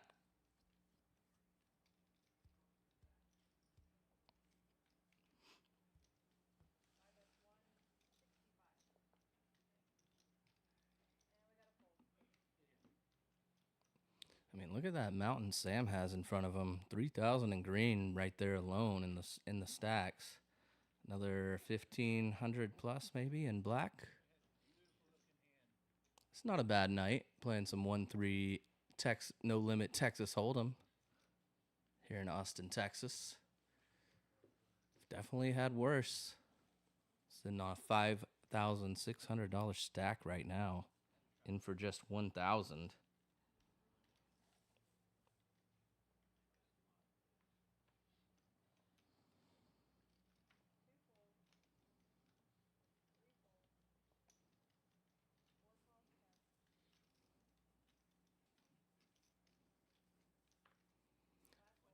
See a king 9-5 rainbow flop. Nobody with a king.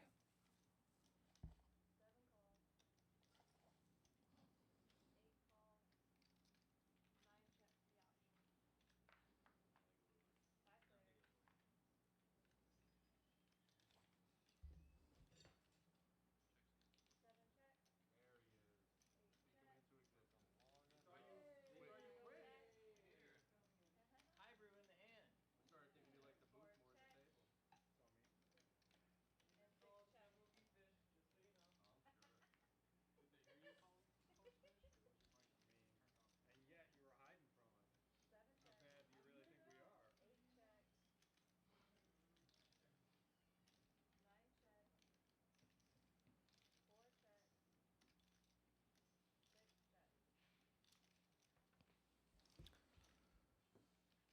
Tuition Dan rivering a set.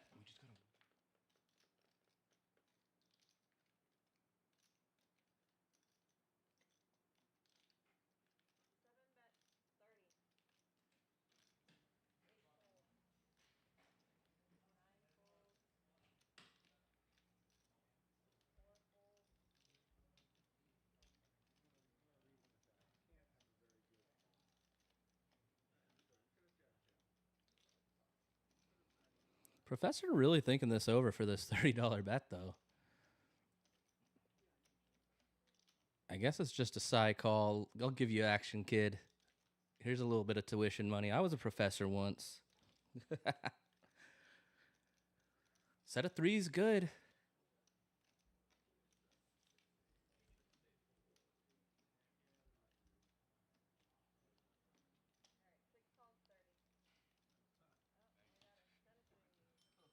He's wanted to do all these hands. That's like one of the. That's like the only good hand you can have. Maybe Jack.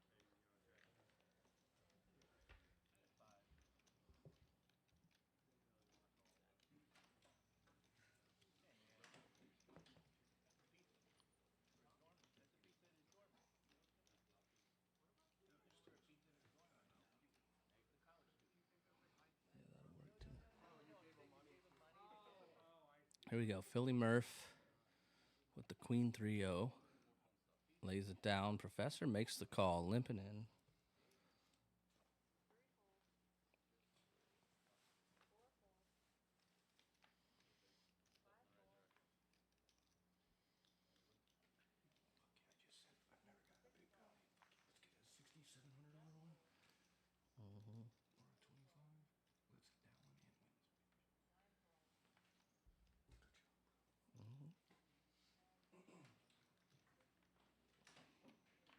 Professor with just King Jack high. Stein with a 6. Pair of sixes here. But Leortz with the open-ended straight draw. Going to be leading on this flop. Stein making the call.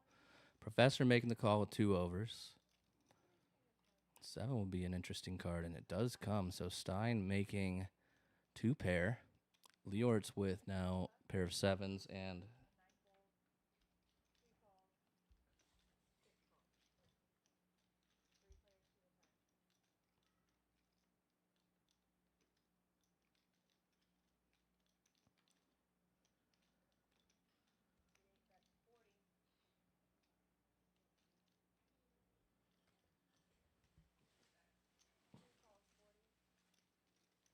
King River. Let's see what happens. Leort checks his 7. Stein with 2 pair. Flush draw does come in. It's going to go for some value, $100. Leort, does he want to fold?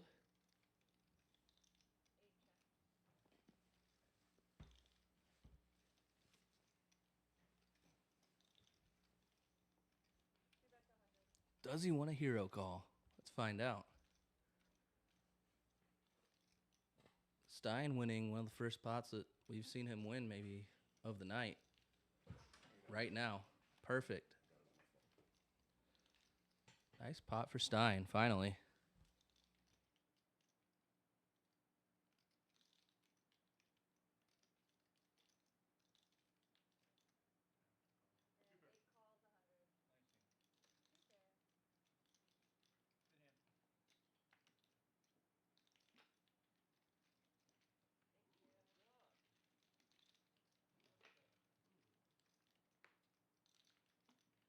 I was screwed either way.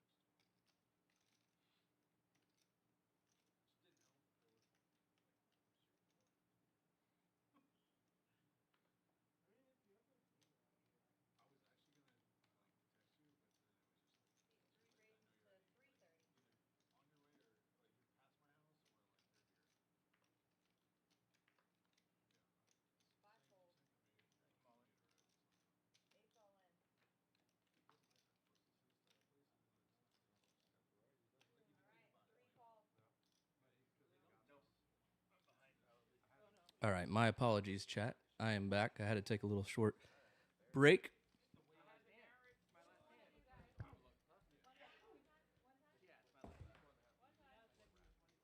And here we see Domino's boy winning a nice little pot. Nice little piece of the pie, so to speak. Winning a flip here, turning the king with ace-king.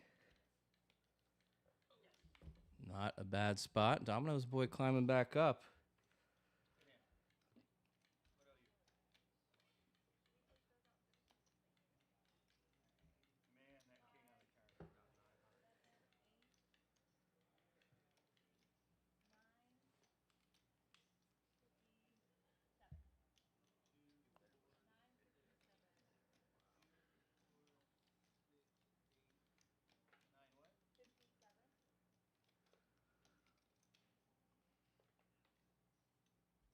If you are in the chat, there's almost 40 of you in here right now watching, listening, enjoying some poker action tonight. Please go hit the like button. Go subscribe to the channel. We've got quotas to meet, people. It's coming up to the end of the month. It's January 21st.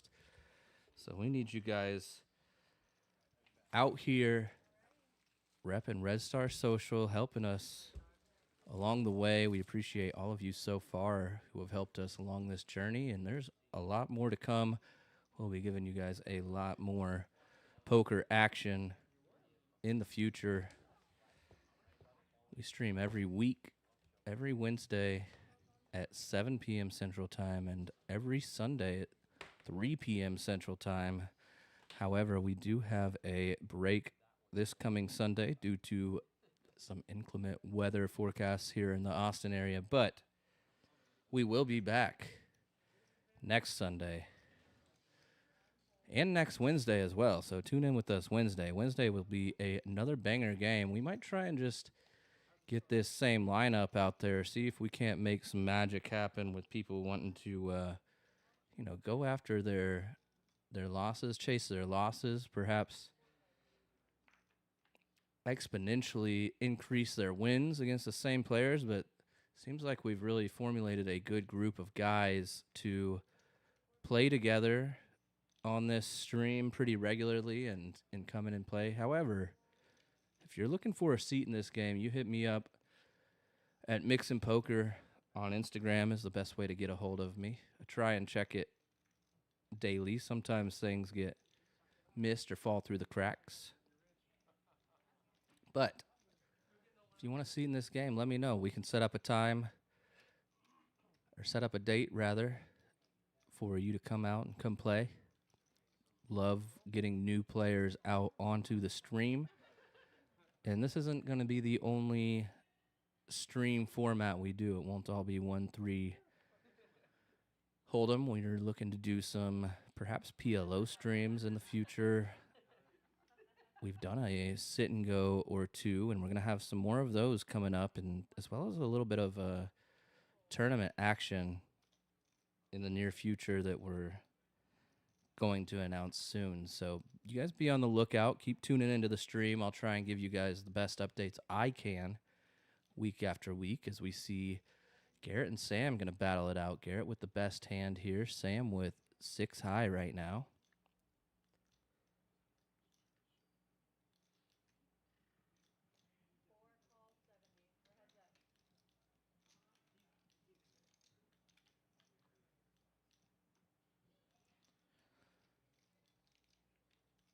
Nine on the turn does give Sam an open-ended straight draw, but Garrett's still best with ace high, 3-1 favorite here, 77%. You see the equities on the left side of your screen. But a 3 does come for Sam. So Sam now rivering a pair, has the best hand. Garrett, just ace high, deciding to take his showdown value with the ace high, checking it over to Sam, who checks back and is going to take down that pot.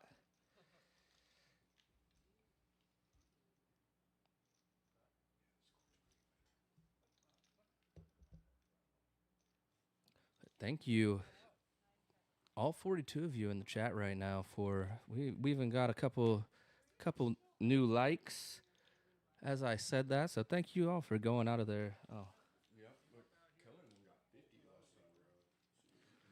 I mean, yeah, I know that when Keller and TJ were filling in my shoes while I was gone playing some poker in another state this last week, that they came across the platform, the YouTubes, and they got up to like 50 likes the other week. So that's pretty tough to do for us. Pretty tough to get all you guys in there and liking the videos, but love to have you guys along for the ride. It does make it so much more fun for me when you guys are in the chat participating and cheering people on. It makes it fun.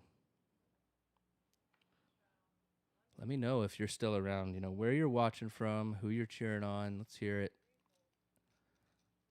I know we've got some fans of Tuition Dan in the chat. They've been hanging around. I know Stein's got at least a fan or two. Cat Plays always is showing up. Love to see her.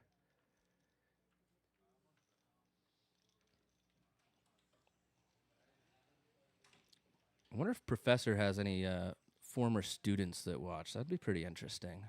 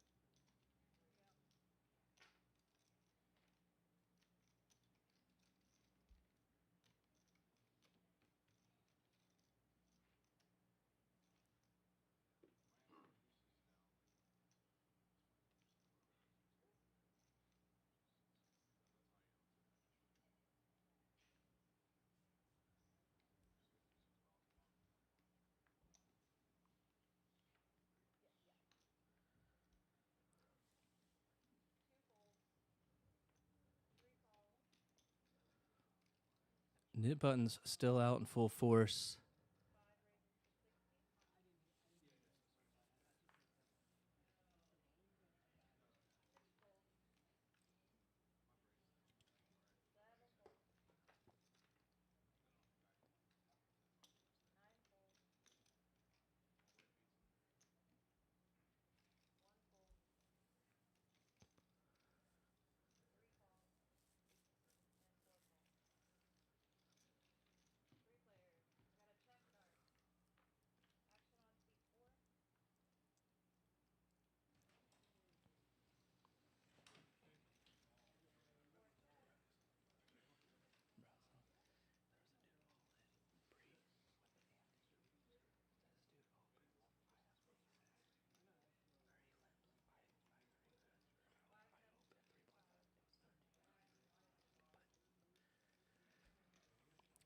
King 5, 7, 5. Philly Murph in position here with just 10 high. Decides to check back.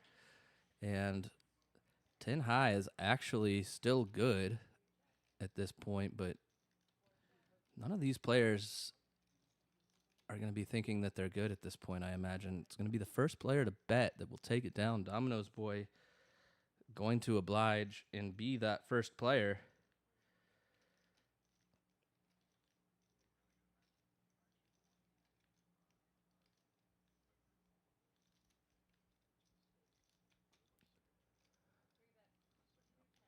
Sam the Goat making the fold. Philly Murph with 10 high. Does not go for the bluff. Loses to 9 high. However, Domino's boy getting rid of his knit button. Sitting on almost 2K now. At one point, we thought Domino's boy was sitting on $55. He might be out the door soon. We weren't sure if he had a shift to go deliver some pizzas or what. And now look at him. He is humming right along. Hand number 82 on the night. Approaching 10:30. Or excuse me, it's after 10:30 now here in Austin, Texas.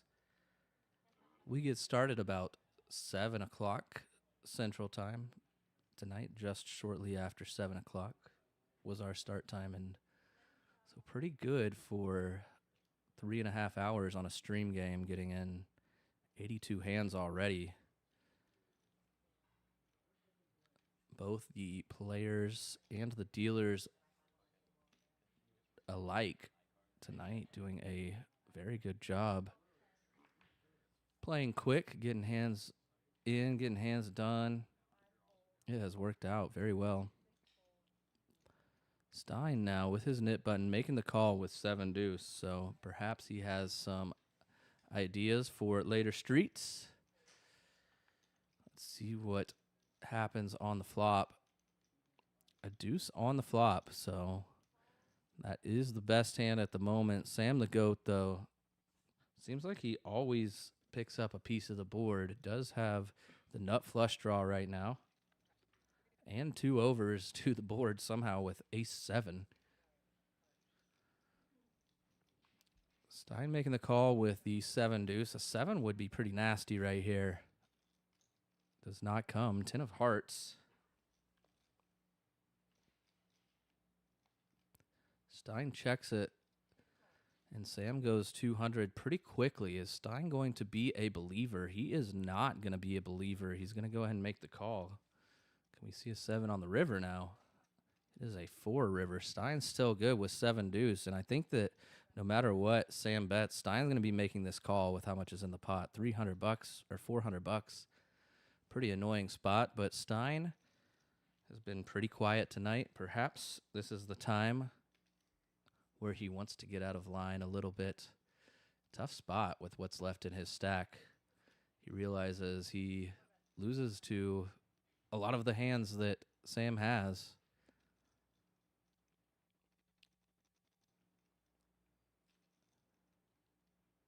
Stein definitely taking his time on this call, going to put it in. There it is. Nice hand, Stein, and take that extra $20 from every player at the table with the 7-deuce. Nicely done.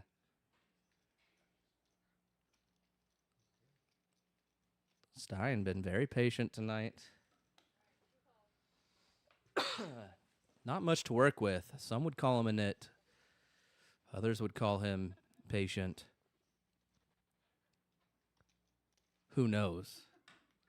All I know is the chips from that pot are going his way. Plus another 20 from every player at the table. That's another $140 right now. With Leortz gone from his 8 seat.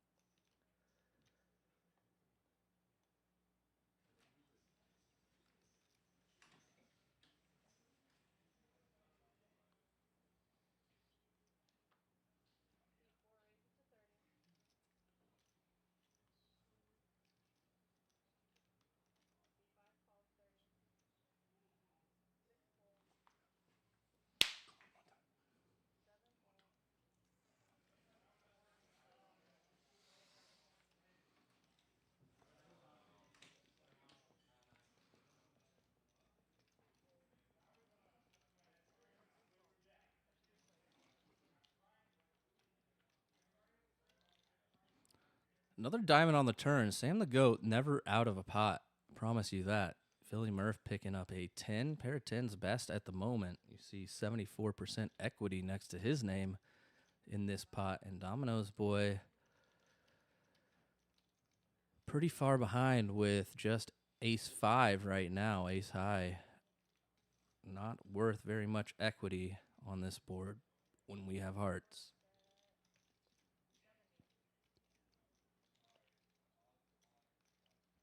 He does make the laydown. Sam the Goat looking for a diamond.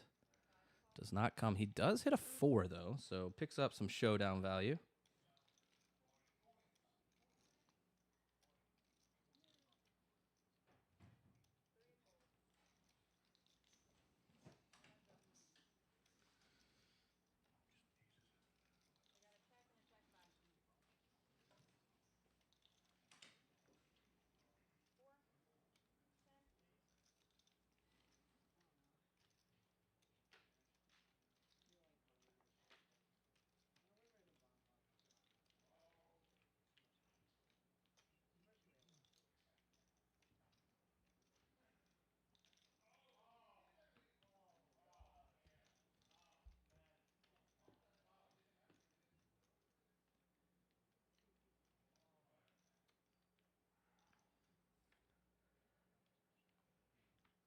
Marco in the chat. I love that.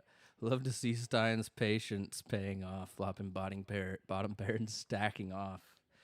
Got to pick your spots. Yeah, dude, I couldn't agree anymore, man. I mean, just so patient tonight, and then just finding like just an incredible spot there. Couldn't believe it. I'm glad some of y'all are listening. Shout out to you, Marco. Appreciate that.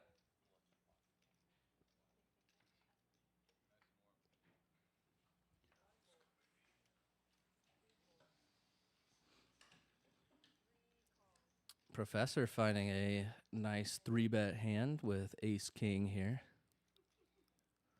Tuition Dan with pocket 4s. Does he want to take a flip? And he does want to take a flip. Gonna rip it. Professor not going to be folding. Domino's boy definitely going to be folding.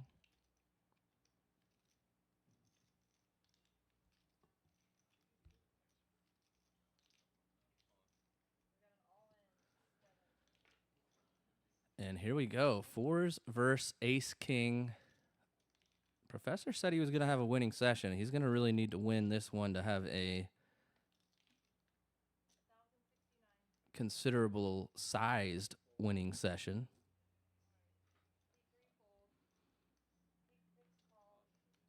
Uh-oh. Pretty good flop for pocket 4s, though. Staying in the lead. Uh-oh. Turning a set.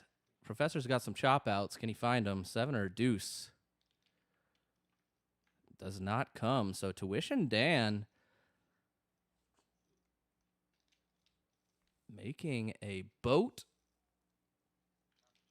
Nice hand for that man to pay some tuition.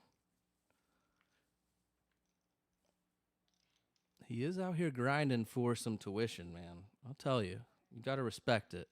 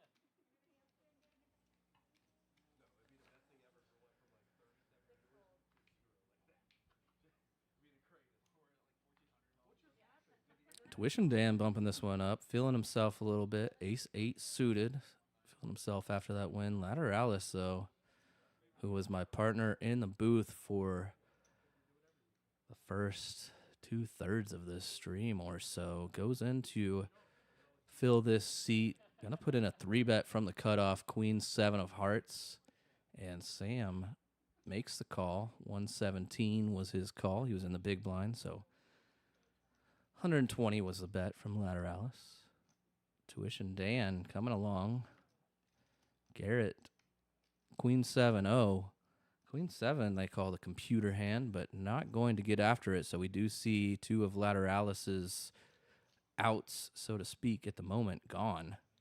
However, that's not going to stop him from hitting another queen.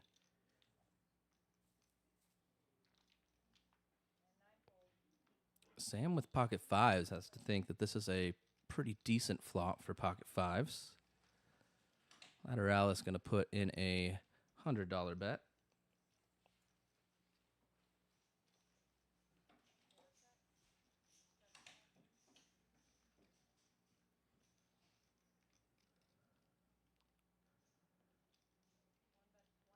Sam makes the call. Tuition Dan comes along as well, looking for perhaps a diamond or any card, giving him wheel outs, but that is not one of them, the Jack of Spades.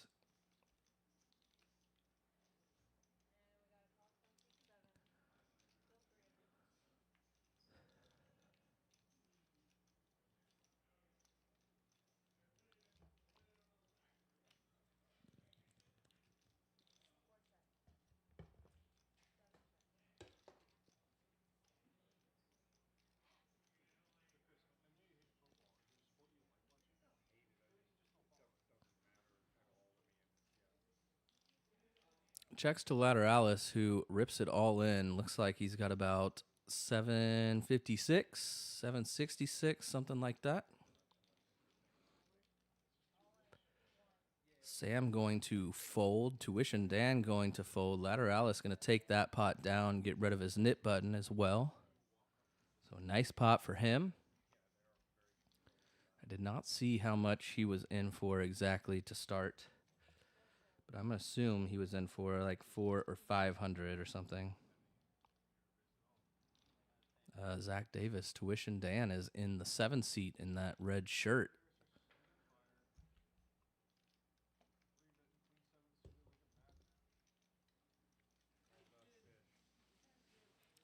Still 40 of y'all tuning in right now. 10:46 p.m. in Austin, Texas. And we're on hand number 86. Started about 7 o'clock, so doing a very good job tonight, getting in around 20 hands plus per hour, which is a lot in a stream game.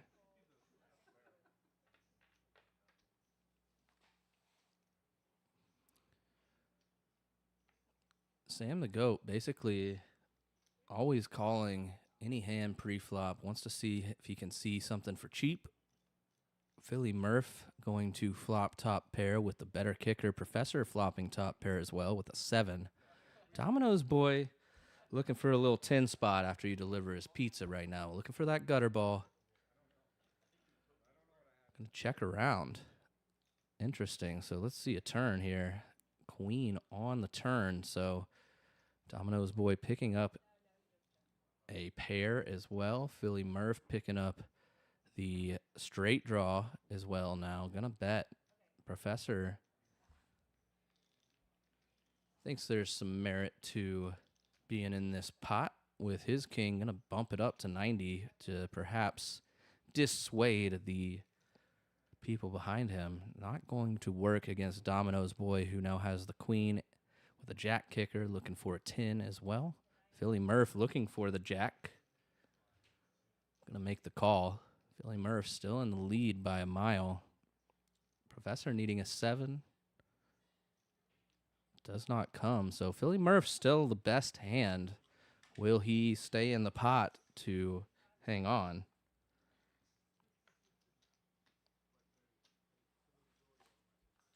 Is the question. He does check. Professor going to put a bet out. Like to see him go 225, something like 2/3 pot.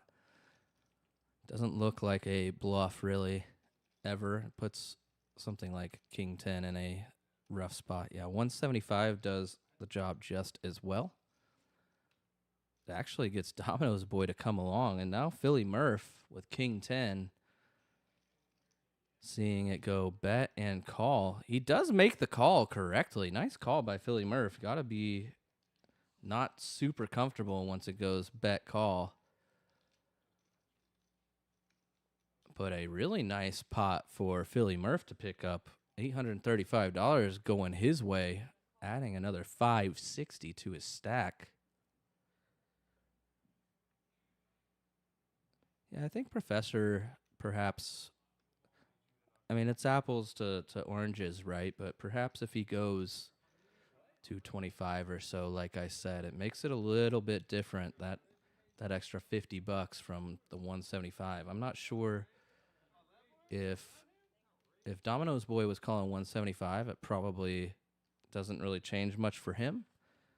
But if Philly Murph sees that size and then that call in front of him, it's probably tough to call with King 10 even. But what do I know? I'm just sitting back here hanging out and watching poker. I'm not on the table grinding with these guys right now.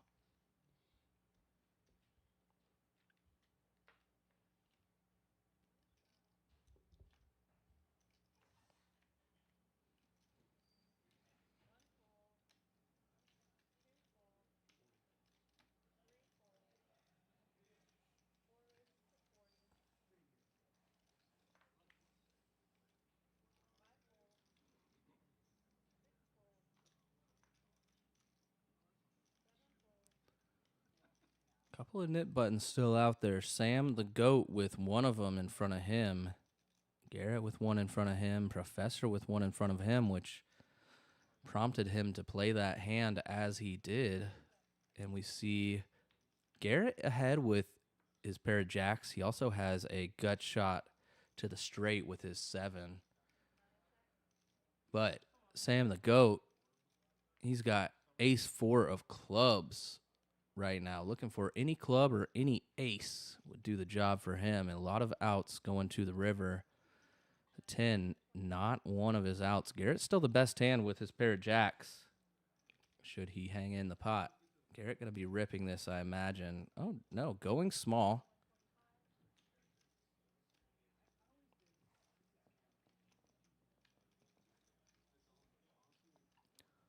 Interesting spot for Sam. Does he want to decide to call with ace high here?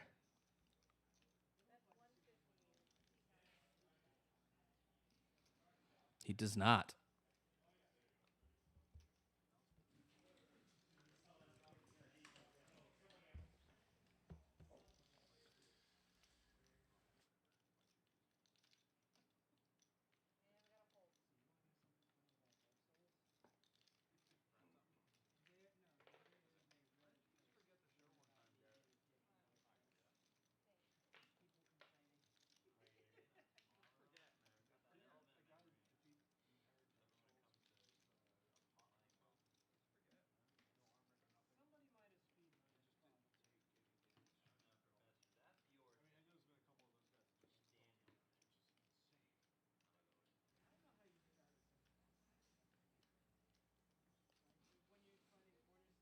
Lateralus opens it up. King Jack of Hearts. Sam with King Jack off suit now.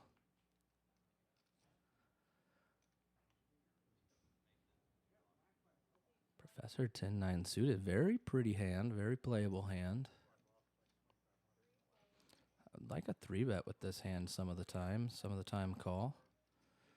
He does make the call. Tuition Dan waking up with 7-deuce. 1,900 in his stack. What's he going to opt for? Is he going to put a 4-bet in? Is he going to call? I'll find out shortly. Is he going to fold? He could just fold. Some players, Andrew Stein, don't want to play the 7-deuce. No, he's not going to fold. He's going to get after it. Love to see it. Tuition, damn, $500 with the 7-deuce, and it just looks so much like 7-deuce. Lateralus likely going to pick up on that.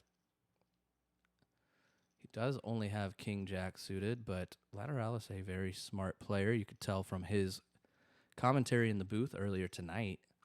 He joined me for the first portion of the stream before a seat opened up. And yeah, $500 here just seems very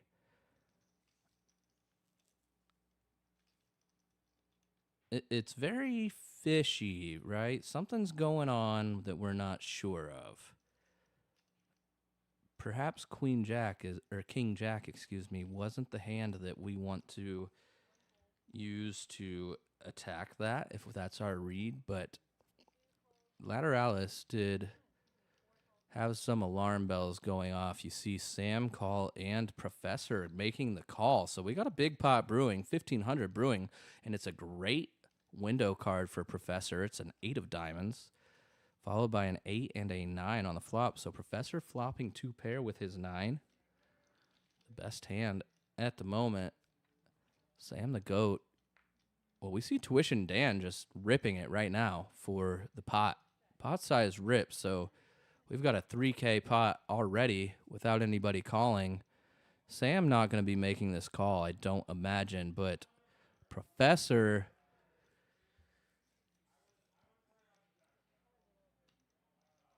has to be thinking that he is making the call with a 9 right now. Not sure if the nit game is, or the 7-deuce game is fresh in his mind or not. Probably doesn't think Dan is going to be showing up with 7-deuce here, but all of you Dan fans in the chat, close your eyes, because I don't think that Professor will be folding here. Sam the Goat really taking his time with 2 overs.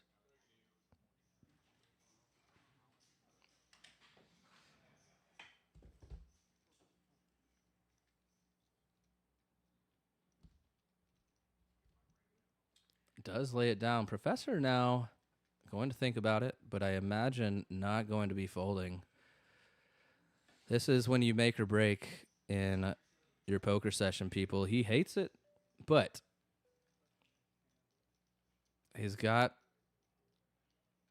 top pair, 2 pair. Hard for Tuition Dan to have an 8. Hard for him to have a 9. He's probably got a lot of ace, queen, ace, king when he plays it as he did, and perhaps some 7-deuce. Professor going to think this one through. I think we'll see him make the call, though, especially with a nit button in front of Tuition Dan. Professor with a nit button of his own. If he could only see the cards, he would have made the call already. 95% favorite in equities right now against 7-deuce. And 7-deuce praying it gets through. Makes an extra $20 from every player at the table should he win this hand, but let's give Professor some time. Professor with some new shades. New shades tonight. Great shot of Professor wearing a nice watch. New shades. Maybe a little haircut. Beard trim. He's looking dapper tonight. The man looks comfortable. He looks confident. He's been playing good poker all night. Can he continue making right decisions? He wants to make this call, you can tell. But he also knows sometimes when he makes this call, he's practically dead. This is not one of those times. Professor lays it down. Everybody going to be shipping $20 to Tuition Dan. Oh, Professor kicking himself right now.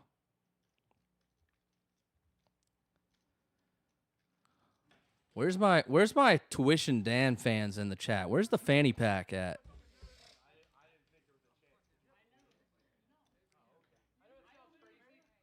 Oof. Everybody at the table just shaking their heads. Knew that something was going on. Lateralus knew for sure. You could tell pre-flop. He knew that 500 sizing. Here's the cumulative winnings, though. Sam the Goat up 3,100. Philly Murph 1,400. Professor still up 1,100. Lateralus up 437 since he sat down. And Tuition Dan now up a total of $10 after that pot. Stein down $3. Domino's boy down $3.49. And then a couple other bigger losers right after him. Garrett losing a little bit, a few hundred. Leortz lost a few hundred, maybe 1,000. And then Henry left us down 3,000. But Henry, Leortz as well. Both of those guys, they come to the stream. They come to play hands, win or lose. Great sports about it. Do a great job of driving the action. Sometimes it goes their way, sometimes it doesn't.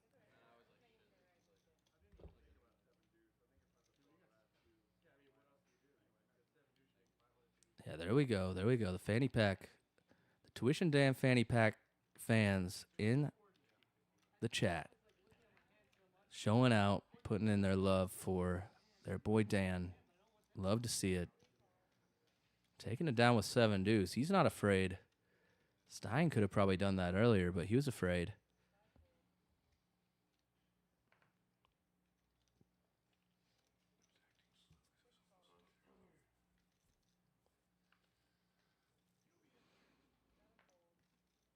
Yeah, here we go. Professor with 8s. Going to be dominated by Sam's pocket 10s here. Lateralus, however, flopping 2-pair with 9-5-0. 95 was a pretty great year, I got to say. Mm-hmm.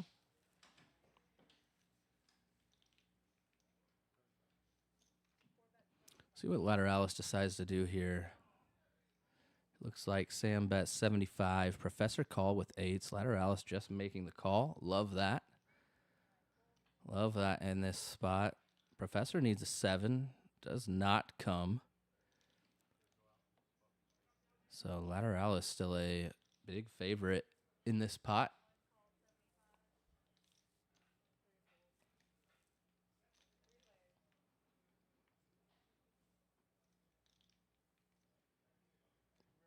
Yeah, you gotta love it.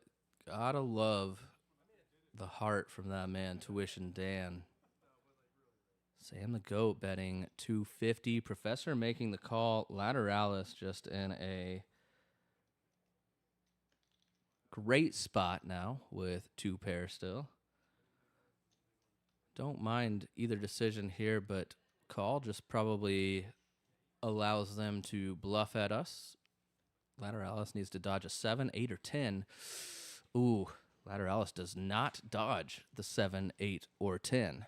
So, Lateralus now in some trouble.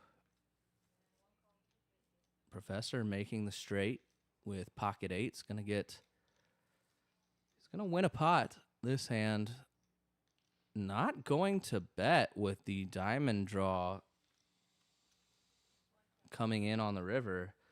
A little bit of a nitty check back, perhaps tilted after that last hand, but we see some VPIP numbers. Sam the GOAT, 75%. Henry left us at 68%. Leortz left us 51%. Couple in the 40s, Domino's and Garrett. Professor, Philly, Murph, Tuition Dan, all in the 30s. Stein, though, down at 23%. What is he doing over there? I mean, at least he's keeping the seat warm. Lateralus will give a break since he just sat down. Doesn't really make sense if he's played 1 of 4 hands. But, I mean, Stein, oh, come on, buddy. Buddy.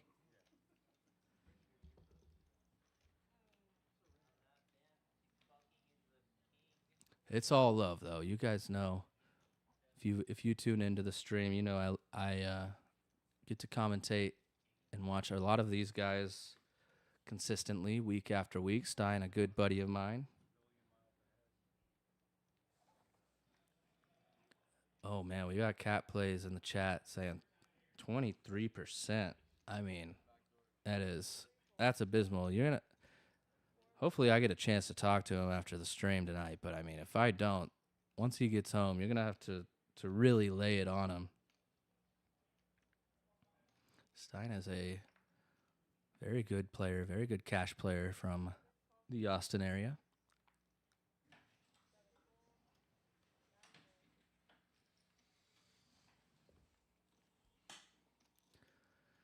As we see a King 9 flop, Professor, after that fold now, starting to pick up a little heat. You got flop top pair trips. I guess top trips, we should say, right? King. He's got a king in his hand, and he's going to let Sam the GOAT continue to bluff into him, just making the call on the flop. Sam going 225 on the turn. Professor not going anywhere, just making the call. Going to see how much Sam is willing to bet on the river, and it's going to be a sizable amount. Professor knows he has the best hand here. 400 is the bet from Sam. Professor going to be raising this one, I promise you that.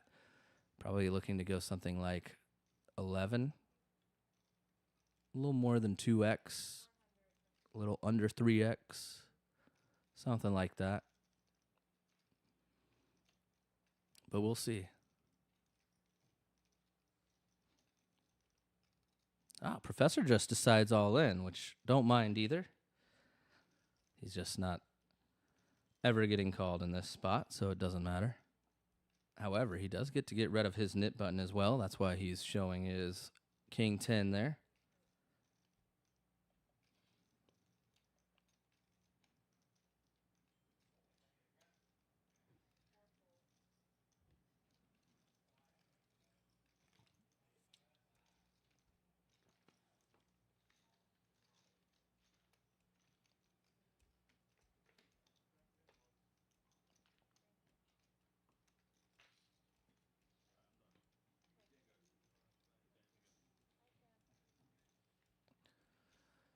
Nice shot of Professor stacking some chips. It's been a pretty common theme tonight. Professor stacking chips. Not getting too out of line tonight. Getting into very many bloated pots with bad hands. However, Professor mentioned to me a few streams back when he helped me in the commentary booth that playing the Seven-deuce game during the stream, he loves to get after the Seven-deuce. So he is limping in here. And it's actually a very favorable spot. Domino's boy in position there does not, well, out of position post-flop, but in the straddle position there, does not elect to put in a raise with pocket queens. He's going to bet $15 here. Professor making the call. Domino's boy now having to play queens post-flop on a king-high board. He does have the gut shot with his queen. Going to be looking for a jack, but it's an ace. Pretty bad card if we're Domino's boy right now. Professor really able to just stab at this every time.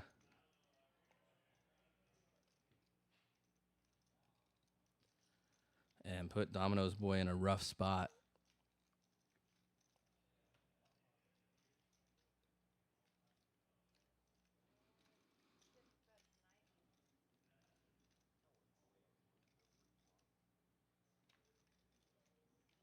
It looks like Domino's boy made the call with his queens that he slow played and takes it down.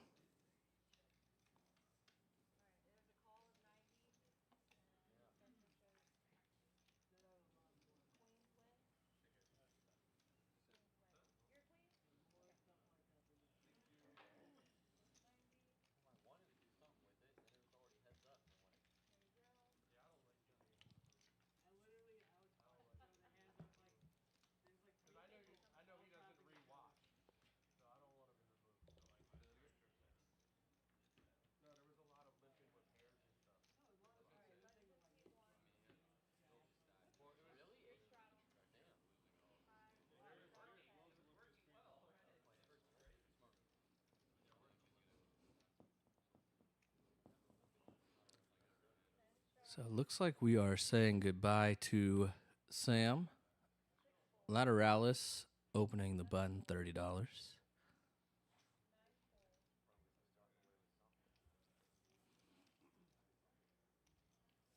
Yeah, I can't really blame Sam. Sam, a very fun player to have on the stream. Loves to gamble. Builds some really great pots. Drives the action. But I've also seen him be up like he was tonight and lose in the last 45 minutes or so of the stream, which is not a fun thing to do. Been there, done that. So cannot blame him for wanting to, take his win, say, yep, I've been here, I've played for 4 hours almost, and I'm ready to get out of here. It's late. So good game to you, sir, as we see him depart the table now a little bit quiet, maybe a little bit upset to see their chips going, but it's okay. They're going to rally on. They're going to keep playing. Tuition Dan picking up ace, queen, $3,003 in his stack. Dan was gone. Could have been a nice one to win. Now Stein going to open it up from the button with king, queen, $30. Domino's boy going to set mine with the deuces. Philly Murph in there with 9-7 suited. So we got a three-way pot.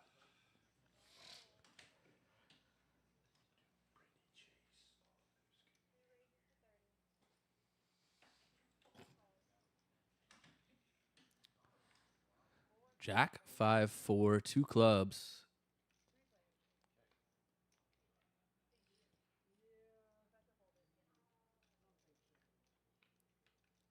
Ace of spades on the turn.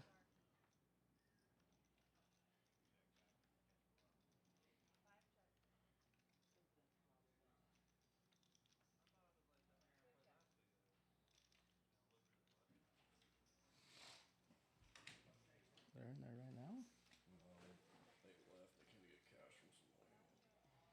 Interesting. Who?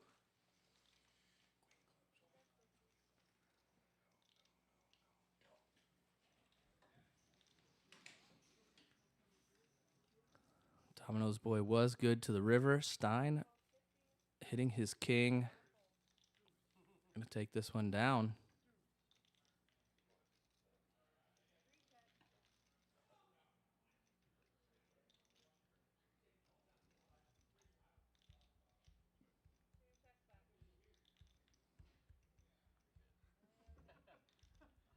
I knew my turn call was all right, and I was like, shit.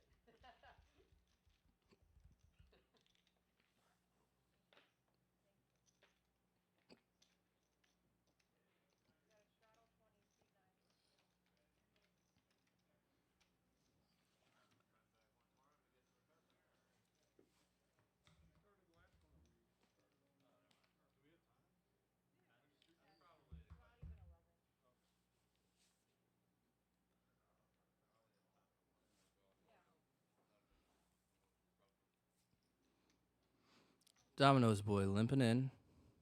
Pocket sixes. Philly Murph with the ace-5 of diamonds now.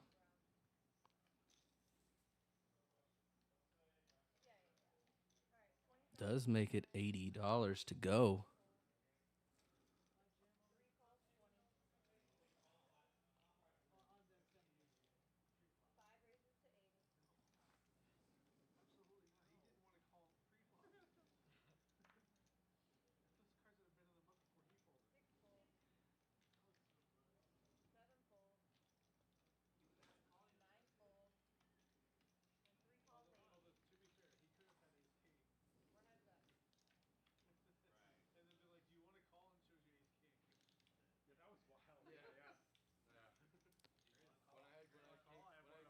Pocket sixes for Domino's boy still good. 313 in the pot. Philly Murph gonna bet this turn. Just ace high, looking for one of 2 remaining aces now at this point.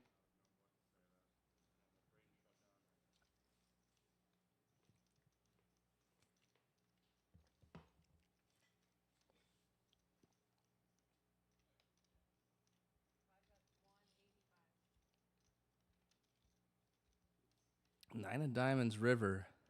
6 is still good. Philly Murph, though, does he want to continue telling this story?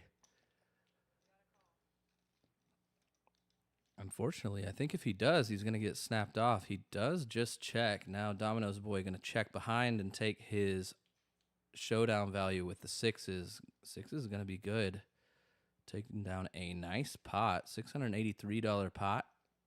Going in the direction of your favorite local pizza delivery boy.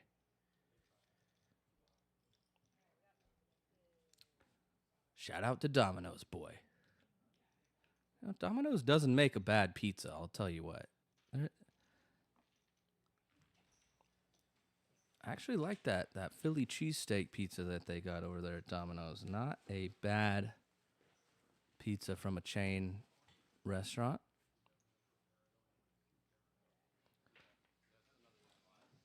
And don't you go out there and quote me saying it's the best pizza ever or something, but it's pretty good. I enjoy it.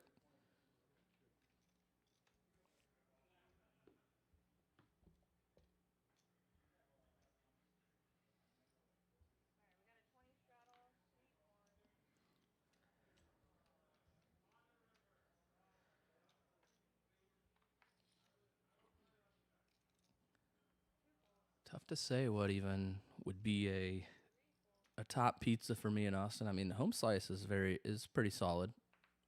That's what the guys were eating a little bit earlier on stream tonight. Pretty solid pizza. There's a couple of locations for Bufalina Do. Bufalina, very, very solid pizza as well. My favorite probably down south at Jester King Brewery in Dripping Springs. They make a pretty solid wood fire pizza down there. Tell you what, maybe my favorite pizza in all of Austin area. If you haven't had it, go check it out. Jester King, a bit different than your normal brewery. They do a lot of open fermentation and do a lot of sour beers if you're into that thing. But very good.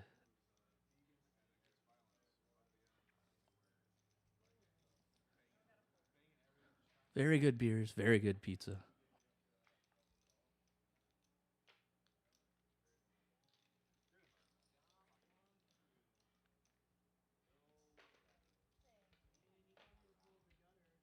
Have a lot of friends who are poker players and dealers, though, from the Northeast that complain about the pizza in Austin nonstop. Saying there is none that is good, which, all right, to each their own, but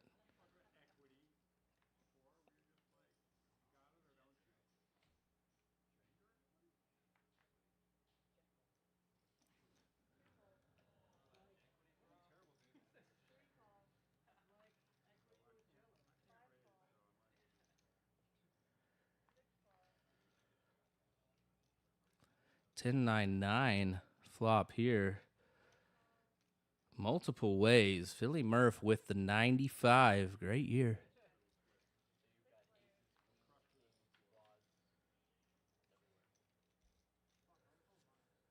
Three on the turn. Still $60 in this pot. Somebody's going to have to start putting some money in. Nobody with clubs. Nobody with a 10. Garrett with pocket sevens. The closest hand to being relevant. Lateralus going to put it in bet with 4-deuce. Everybody with a nip button again, by the way. So we see Philly Murph just making the call. Going to let Lateralus bluff at him again.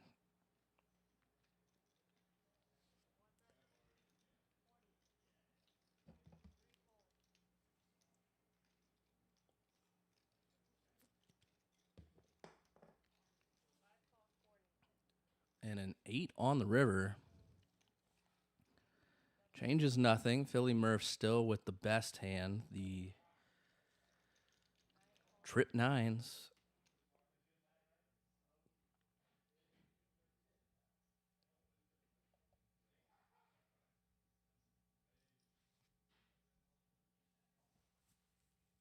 Lateralus counting out some betting chips here.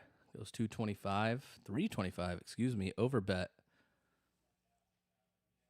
Almost 2x over bet. 180 was in the pot.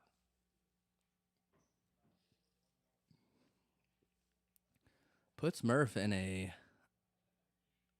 annoying spot, but he does make the call. Garrett can't be thinking about calling now to an overbet and a call. Oh, he is not happy about the outcome of this hand. Slamming some chips down. Don't think we can ever call with sevens here, right? What if Philly Murph is just calling with a 10? And we lose. But we do have blockers to the straight, to the 7-6, to the jack-7. He does lay it down. Is going to see the good news. Philly Murph taking this pot down with the 9-5. Let's go. Love to see it. Lateralus hates to see it with 4 high.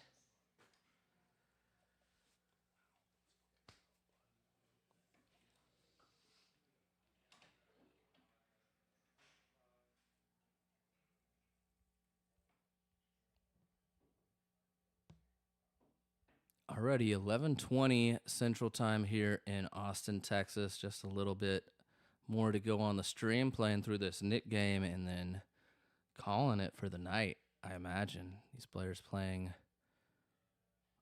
a long time tonight. Most of them playing started about 7 o'clock or just before 7 o'clock.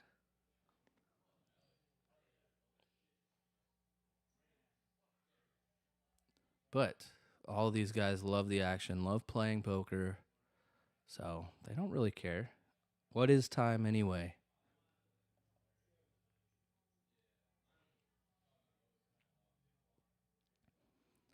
Tuition Dan bumping it up to $30. Garrett making the call with 3-deuce of diamonds. Lateralus out of the way.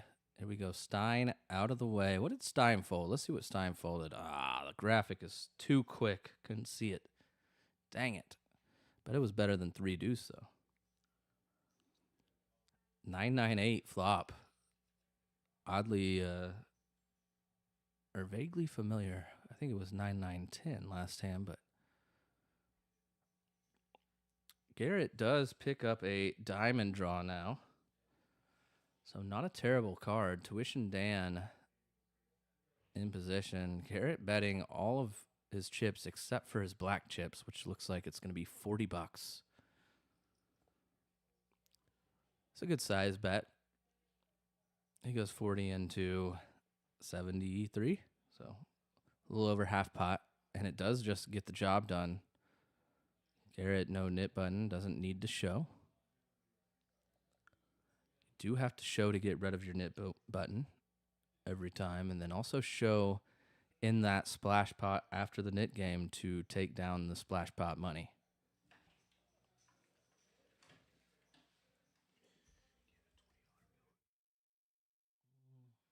Maybe, probably.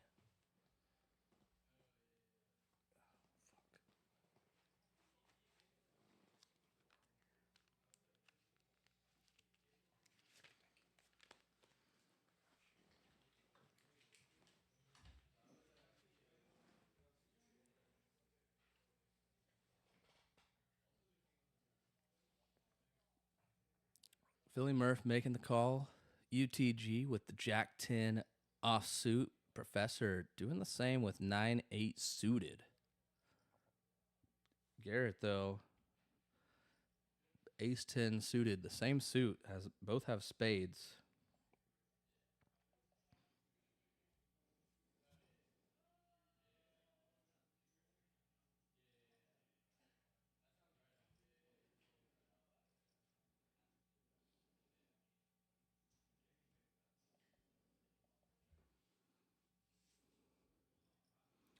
King, Jack, Jack, Philly Murph.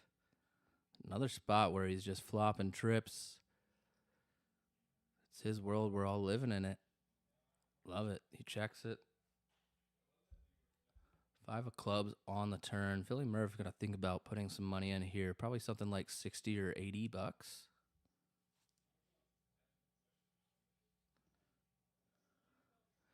Yeah, he goes 65 like that. It's going to get everybody to fold. Doesn't have to show.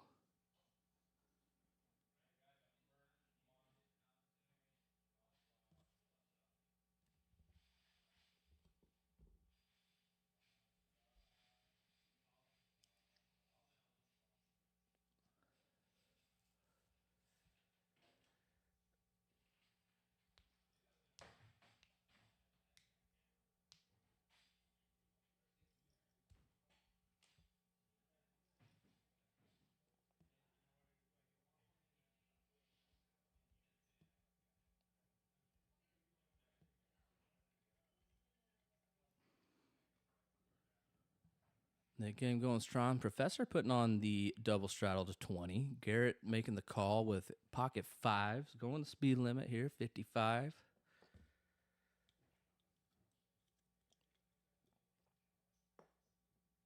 Uh-oh, Philly Murph, though, waking up with a premium hand, and it's a good time to start running good. I mean, Philly Murph not running too bad tonight as a whole, but end of the night, people want to get unstuck.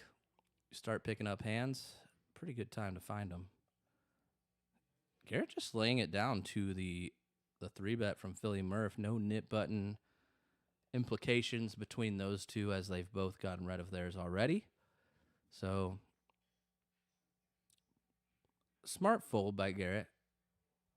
Can see either case to be made as to fold or call or rip. Rip would be pretty shisty, but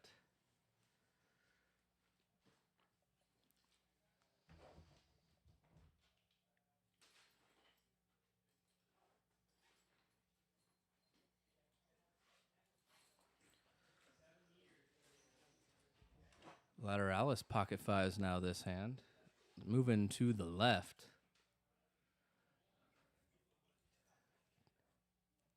Stein with 10-9, making the call.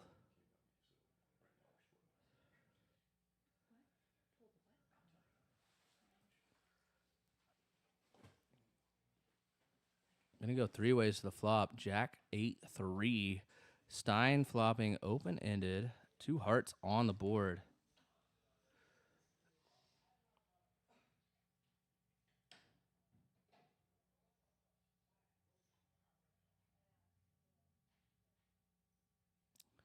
Stein with the open-ender still.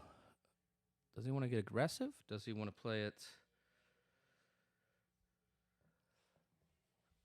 like a made hand? Does he want to just call and play a little bit relaxed right now? Does elect to just make the call. And he binks immediately. Pretty hidden straight at the moment. Lateralus probably not putting him on exactly 10-9. Stein can have some flush draws, some bigger made pairs than fives, obviously, with the jacks, 8s, 7s out there.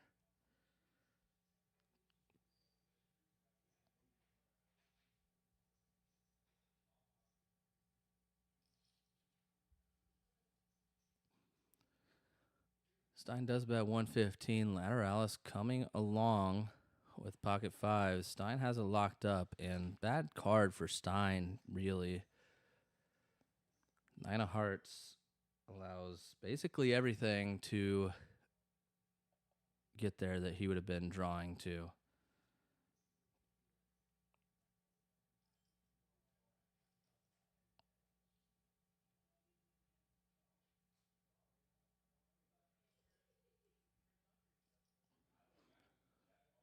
Stein does just rip it for Lateralis's 434. Not going to work this time. Lateralis going to make the fold.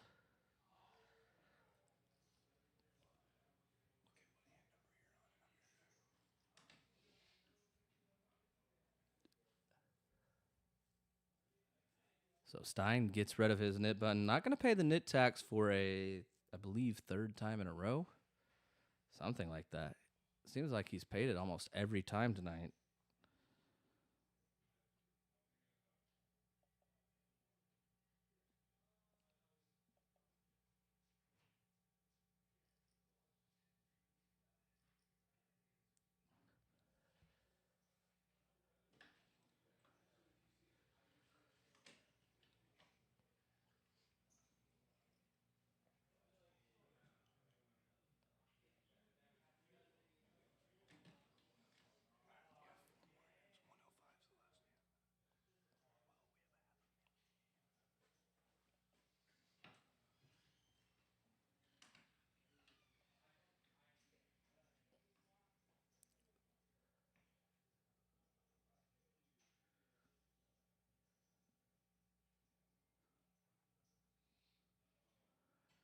Domino's boy putting in the raise. Professor in the big blind with ace-6 suited. Domino's boy with ace-king.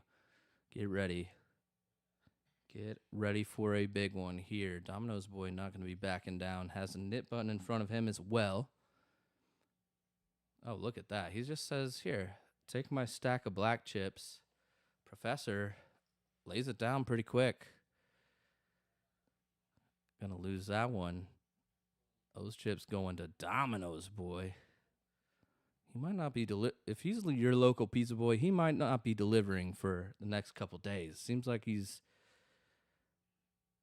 doing pretty decent tonight here at the tables at Red Star Social as we are winding down last few hands of the stream as I speak right now.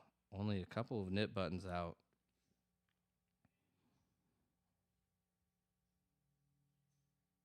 Thank you all for tuning into the chat again. Week after week, we appreciate you. And if you haven't yet, please go like the stream, hit the subscribe button for our channel if you haven't and you like some poker action here from Austin, Texas.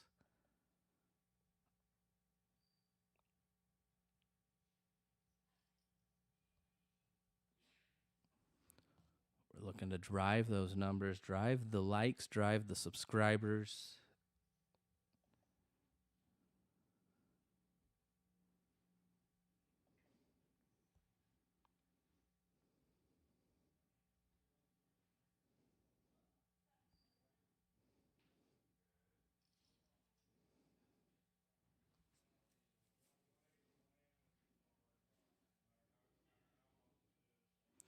Tuition Dan coming in, ace-jack. Professor with king-3. Really trying to get rid of his nib button right now. Gotta love it.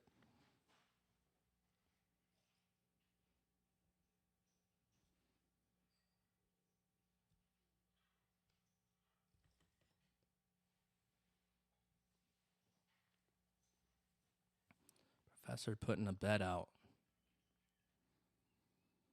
425 is the number. Pretty tough spot if we're in Dan's shoes. Overbet on this flop, 10-10-5. Yeah, it does just get the job done. Nicely done by Professor. Picking up $130, getting rid of his nit button. Close to the end of the stream, and we're down to just two.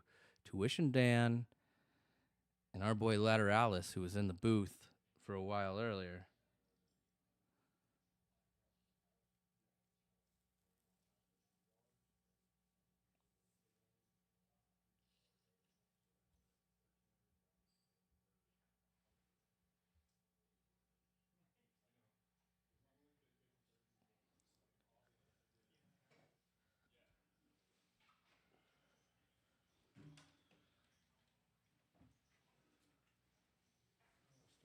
So here we go. A couple more hands left in the stream. Stein with 5-4 suited.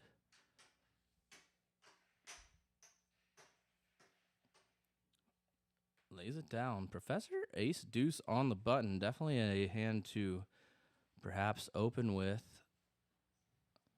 Does not. Elects to make the call. Lateralus in the third blind. As we're winding it down, I've got a special guest in the booth. Professor joining me to watch himself play this hand live and out loud. Let's hear it, Professor. What are your thoughts? Let's go. Well, my thought is when you say perhaps a hand open on the button, you're 100% right. But I came in today having told myself that I was not going to be the first raiser in any hand unless the straddle was double. Okay, So interesting. if I had a bunch of weird limps today, that's why. Yeah, you did. You did have some weird limps that Lateralis and I both noticed. Every now and then I like to give myself something like that as an exercise or something totally different from how I normally play. If people, you know, these guys have all played with me a bunch. They've watched the streams and stuff.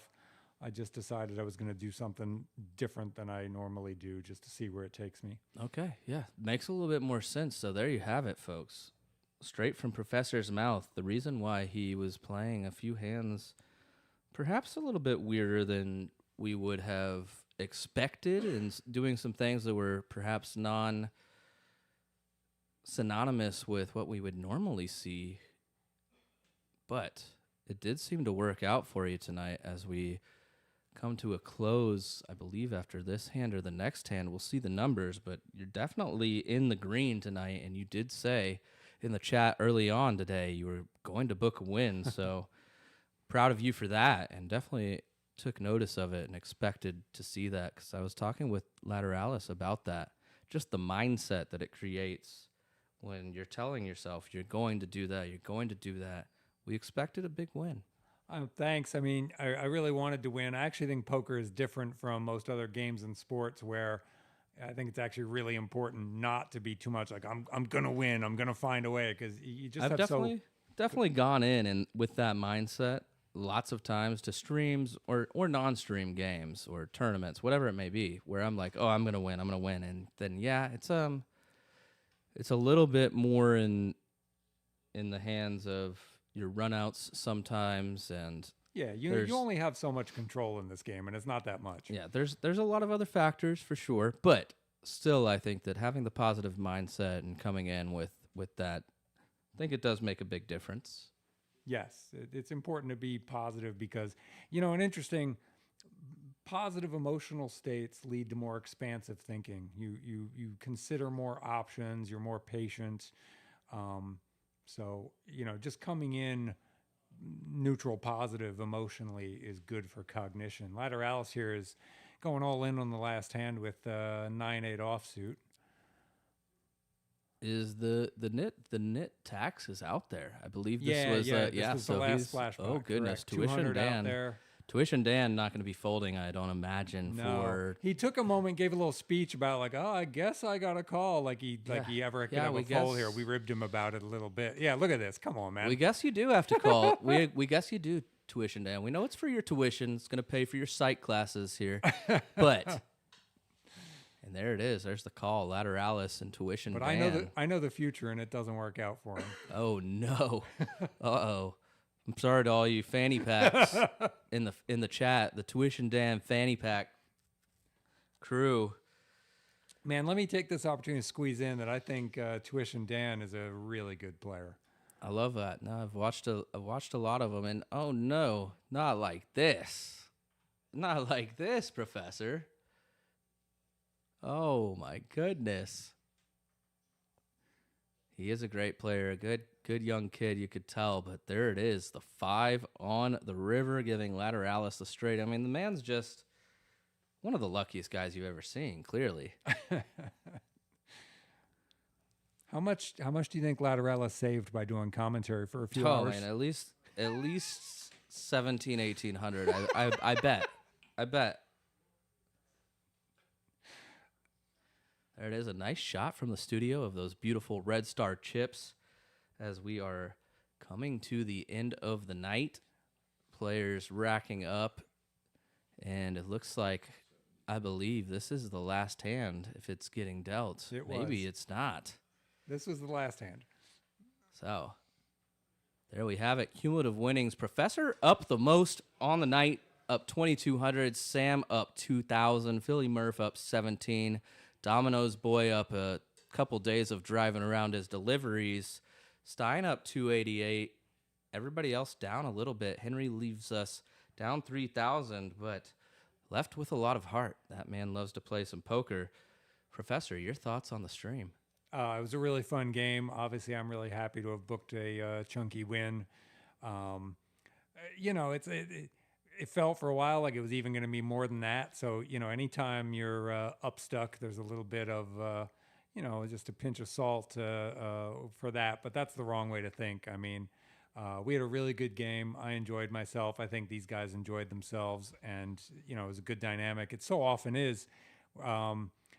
We among the players and also among you guys, we've talked about how good the structure of this game is. We've really got it, I think, fine-tuned for just consistent action across, 4 or 5, even 6 hours on some of these longer streams we're doing. Yep. Yeah, absolutely. So, well, thank you for your thoughts. And you guys join us again, not this coming Sunday because of weather, but next Wednesday here at Red Star Social. We'll be here 7 p.m. Good night.